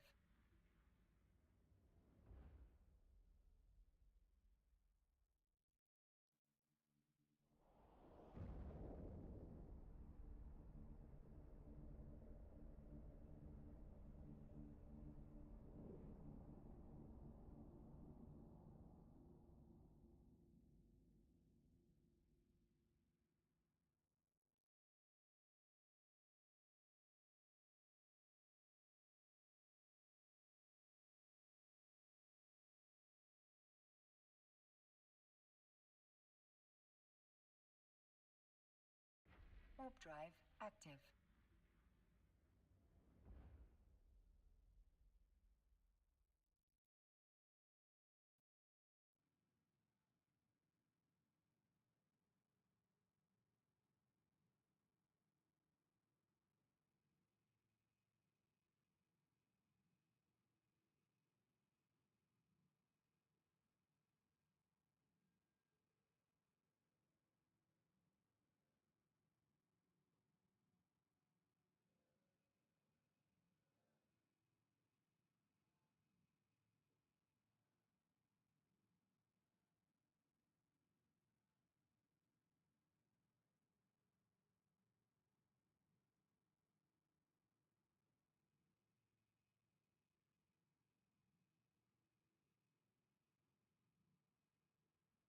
For real, though, that's how I feel too.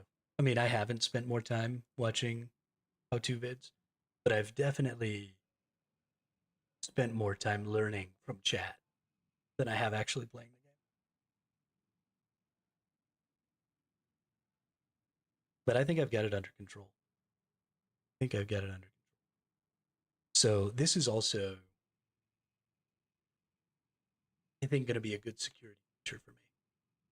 So I just changed my tax rates on my personal account or my personal corporation to 100%. And then I only gave my main character access to the corporate.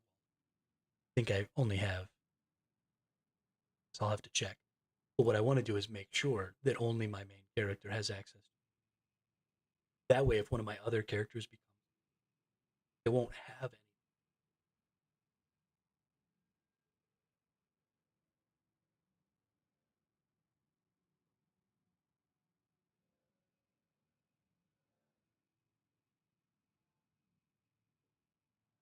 which I think is great.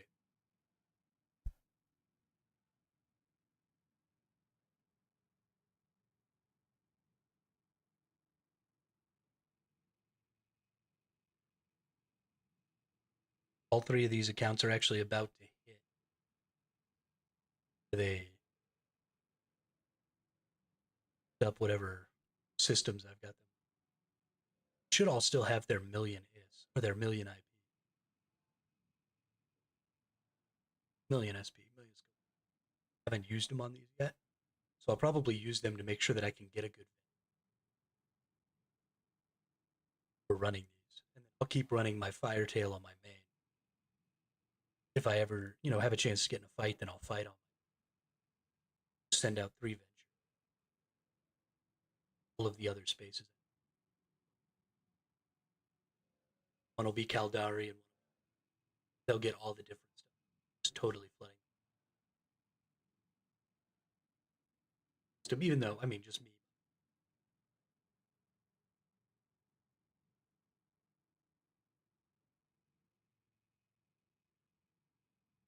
Digging it.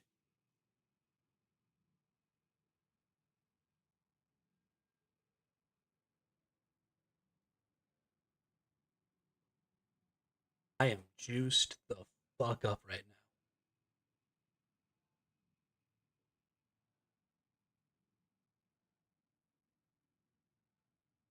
Arcapti, welcome to the chat, welcome to the channel. Mike Cuts say.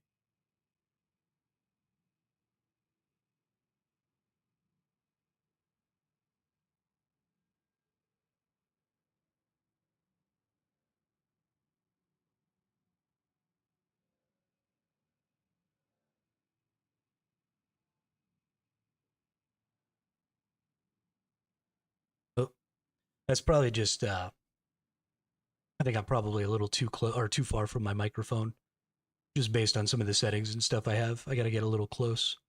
And when I'm sitting up, I don't quite have it close enough to my face, I don't think.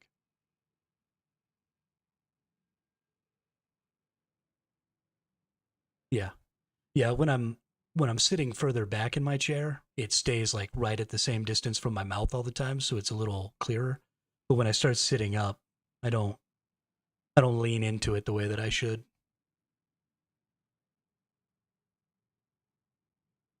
Um I was enjoying it a lot.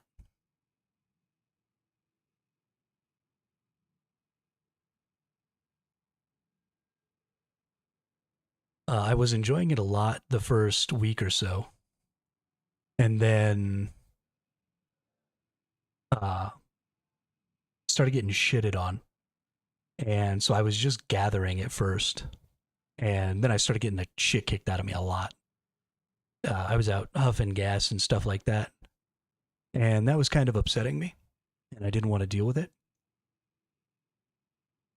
Oh, we got a whole lot of fools in here, and I'm in a mid. And I am not able to fight these people. So we're going to hopefully. It's possible they won't come here. But we're going to keep our D-scan going pretty hard. Because we'll see them. They're not. 1 AU is not the maximum distance to the accelerator, I don't think. So it's possible they're just passing through. But yeah, so I kept getting my butt kicked, sorry, while I was out huffing gas and stuff. And that kind of got annoying. So I decided that I wanted to be in a ship that could fight back. So I found Faction War late last night, and I've been doing Faction War all day. Okay, we're good. And I'm really enjoying Faction War, and I'm making a stupid amount of currency doing it. Like an absolutely stupid amount of currency. I've made 350 million already today. Almost 400 million. So I am quite pleased with that outcome.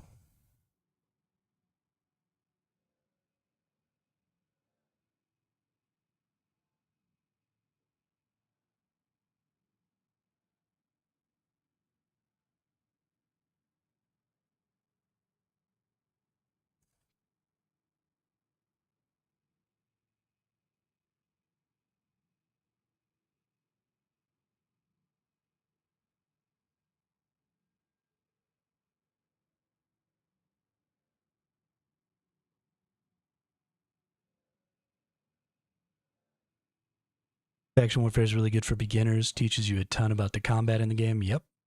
Only thing you have to look out for is your direct counters. They're multi-boxing or not. Other than that, it is a good method, yeah. Well, and you get a lot more option, I think, a lot more control over whether or not you're going to be fighting. Because you can just leave if there are other people from other factions in the system.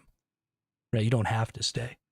So it's great because you can earn a lot of currency without engaging in combat just to get yourself a leg up. So if you ever get, beat down where you don't really have anything, or, you're trying to plex your account or whatever, it seems like a really good way to do that fairly quickly. And then if you do want to engage in some combat, because everybody's got their faction markers and all that stuff, you can see really well, like, oh, okay, there's 5 people on my team and 5 people on the other team in this system.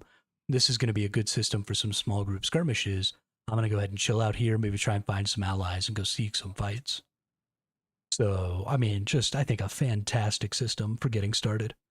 I'm sad that I didn't realize it was there 14 days ago. Well, sad I didn't get involved with it 14 days ago. I really wanted to like gather and do industry and do that stuff, but I just don't think that's nearly as viable an option as doing faction warfare. So here we are. Gonna just do this way.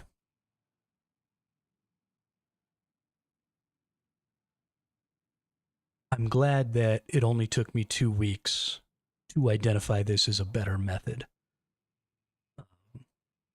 And I didn't, waste too terribly much time.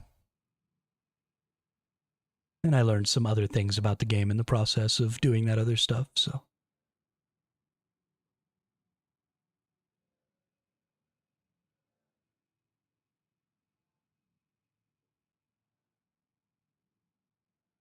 Been a real solid experience.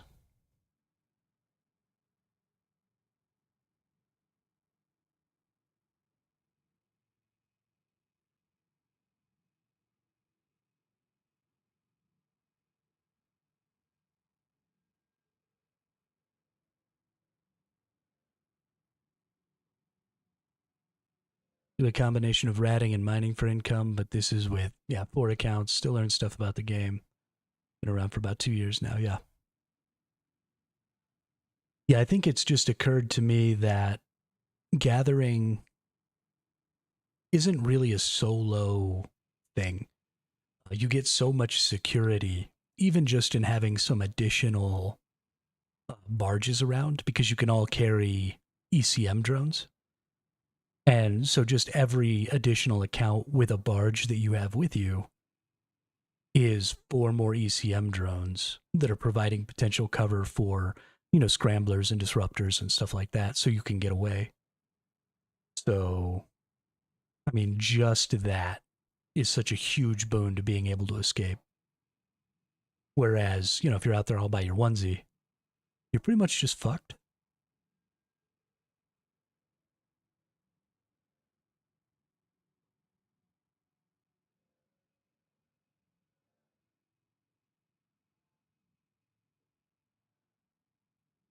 I use a Higgs anchor and null. When a local pops up, I get off grid instantly. Yeah, see, that's the other thing about it.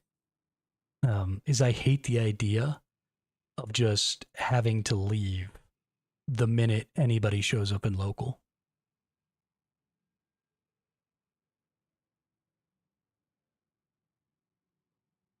That really bothers me. I don't like the idea of having to just, can't do anything if anybody's even around.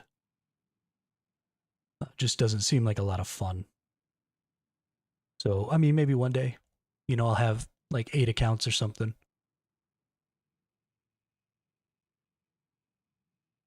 And I could get 4 gathering and get 4 attacking. Yeah, even after I get off of stream, I'm going to still be going. I'll stream for another 10 or 15 minutes probably. And then we'll probably raid out somewhere. And then I'll probably keep playing for another 4 or 5 hours at least. Let's see. I have 190, plus I sold the 265, so 455 today.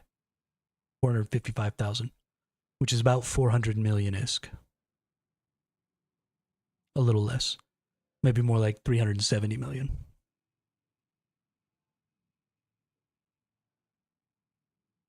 Yeah, we did some math earlier, Wheat. And so my goal, if we look at the New Eden store,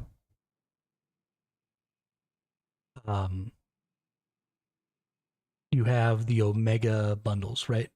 So I can buy 6 months of Omega for 2,100 Plex, which is 12.6 billion ISK. I make about 500 million a day if I do this, maybe a little more, but we're going to call it 500 million just to be safe. So that means every 6 days, I can Omega an account.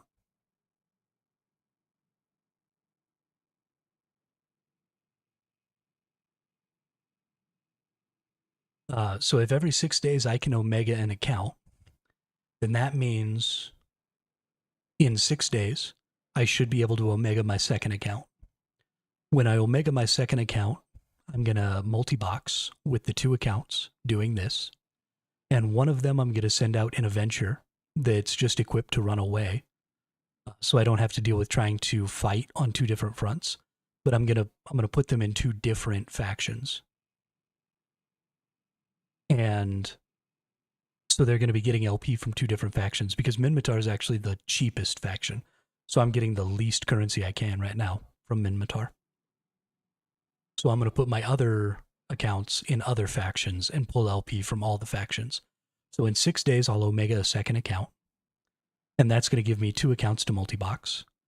And because of that, during the second 6 days, right, from day 7 to 12, I'm going to gain 6 billion ISK instead of the 3 billion ISK that I would have gained with my normal account. So by the end of day 12, I'll have earned the 6 billion ISK that I would have earned if I only had 1 account, but instead I'll have 2 accounts. And then on that 12th day, I can spend the 6 billion ISK I've got to plex 2 more accounts, which will give me 4 accounts, each earning 3 billion ISK every 6 days, which means by the 18th day, which is pretty much the end of when my current Omega ends. Okay. Even if it can't be a venture, I will set up some ship with lots of disruption resistance and stuff like that, and use that to escape. Something that's got a super fast align time, and I'll run it that way. Somebody else in the chat did mention that they were using a venture to do it, so maybe it's something that you used to be able to do and you can't anymore. Yeah, but it'll just be some random frigate that can just escape, and it'll be cheap. So even if it dies, every site that it gains, it'll be able to buy 100 of itself. So it won't really matter. But that's good information, and I'll have to double check on that. But anyway, by the end of the 18th day, I should be able to buy myself this 6-month Omega on my primary account while having 3 other Omega accounts. So that's going to be the goal. I want to, by the 25th of this month, when my Omega ends on my primary, I want to have 4 total accounts Omega'd, and I want to have enough Plex to buy my 6-month. And I think it's possible if I play 12 hours a day for the next 20 days.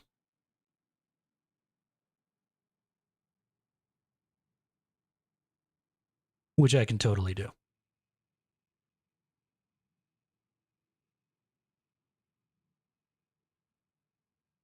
Oh, captured this one. Oh, and now it goes into my other wallet. So I just put everything into my Corp wallet now. And I got, boom, 24K in the Corp wallet.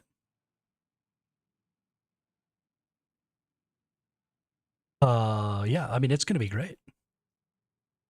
It's going to be absolute. So if I didn't want to be crazy about it, right, if I didn't want to buy the 6-month, then technically I only need to do this for 6 days per month per account. And I could maintain all of my Omegas. So the only reason it's going to be so much with so many accounts is because I'm trying to get to a point where I could buy that 12-month, or that 6-month, sorry. Because the more months at a time you buy, right, the cheaper it ends up being. So if I just go fucking ham on it for the next 2 or 3 months, then I could potentially plex all of the accounts for a year and then just not have to give a shit. or even 2 years, right? And save 50% off on the Plex cost.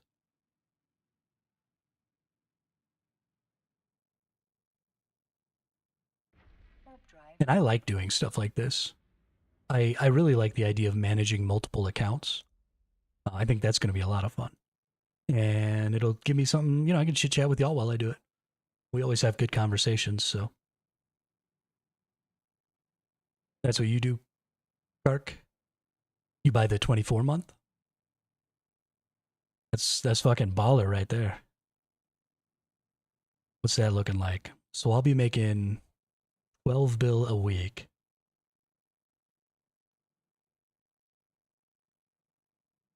So I need 3 times this. Yeah, so I mean, you could get a 24 month every 18 days, every 20 days. If you were really hammering it, you could get a 24 year or a 24 month every 20 days with 4 accounts. Haven't had to look at Omega prices for over a year now. Yeah, absolutely. Absolutely. And then you just get to stack that Plex. I mean, oh my gosh. That sounds like so much fun. Just to have a mountain of Plex. Oh, I love it.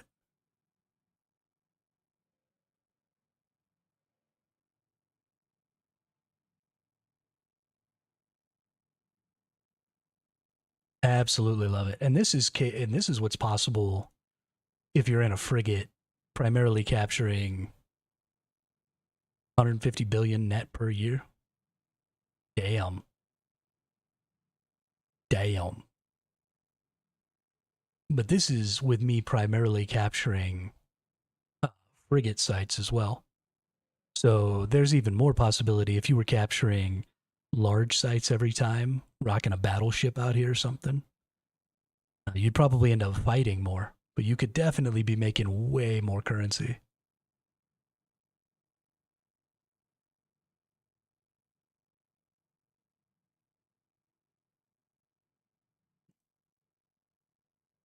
I want to Plex a second account to have it AFK ratting for hours a day with little input. Self-assist. Yeah, I mean that's the ultimate goal for secondary accounts, right? Is that they self-sustain and then a little bit more, because then that little bit more just goes to your main, and that's what it's all about right there.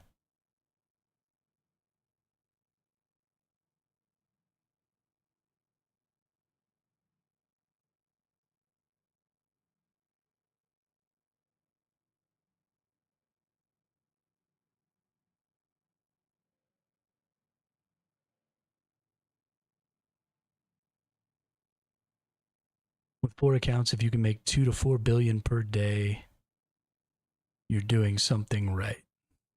I mean, I'm pretty sure you could do it. If I'm making, yeah, so I can make 500 million a day doing this on one account. So if I can get 4 accounts, I can make 2 billion a day doing this. Now, again, that's 12 hours. Well, 10 hours. But,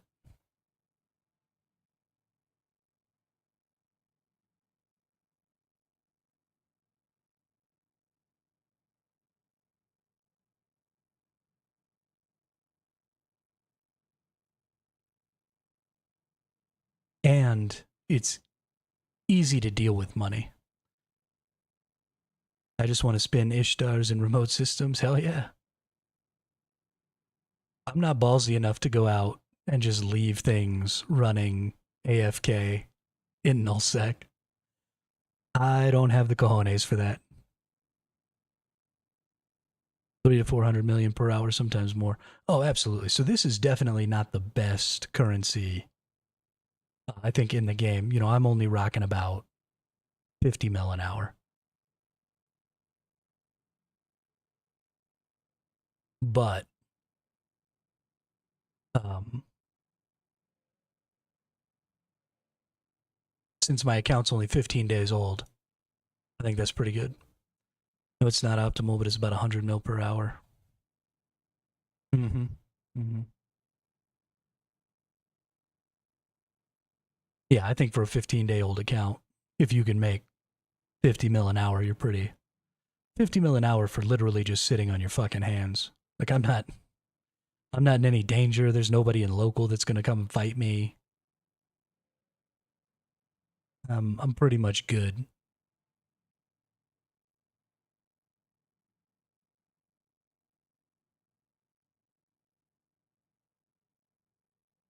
So I'm pretty happy. I think it's good to go.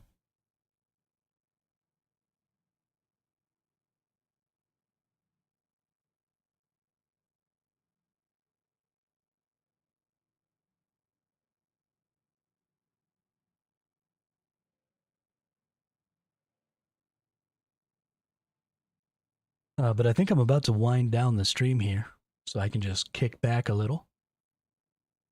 Um, does anybody know any of the current people streaming Eve? Do you have any streamers that you really like that we could raid out to? Preferably somebody who's got kind of a similar vibe to me here. Thanks for the follow, Kark. Appreciate it. Your name reminds me of the giant crabs from Ark, the Karkinos. I've played a lot of Ark.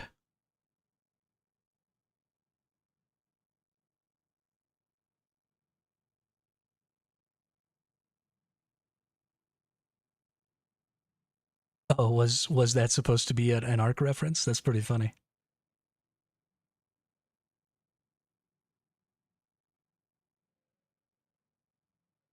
That's funny.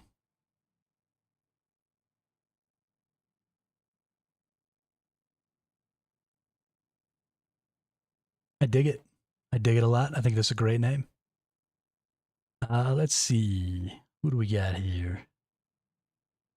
Is this person interesting?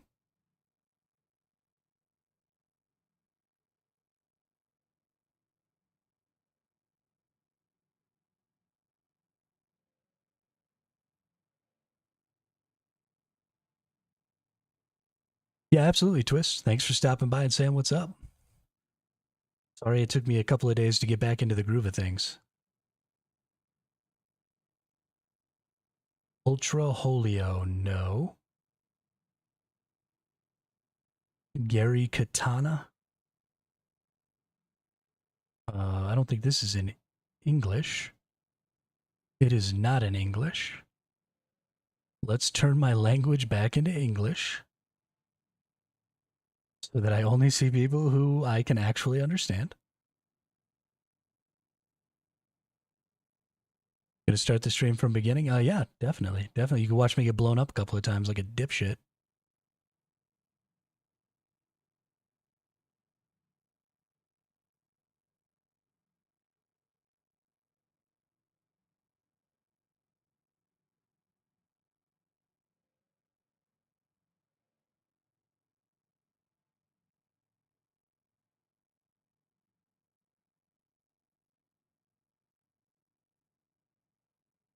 Y'all like mining, right? This person looks like they're just mining away. Let's go raid this person. If I can remember how.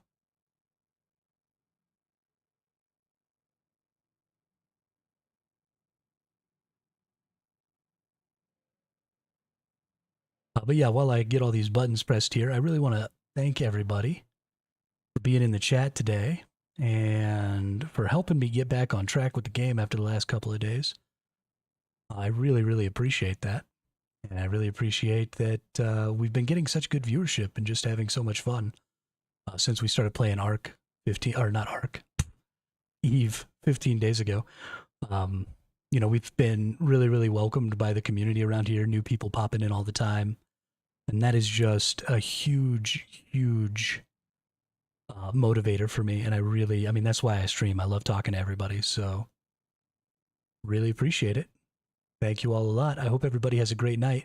We're going to raid out to a person called Reno here, who looks like they're doing some wormhole stuff. So hopefully that'll be interesting for you. And yeah, I will see you all on the next one tomorrow.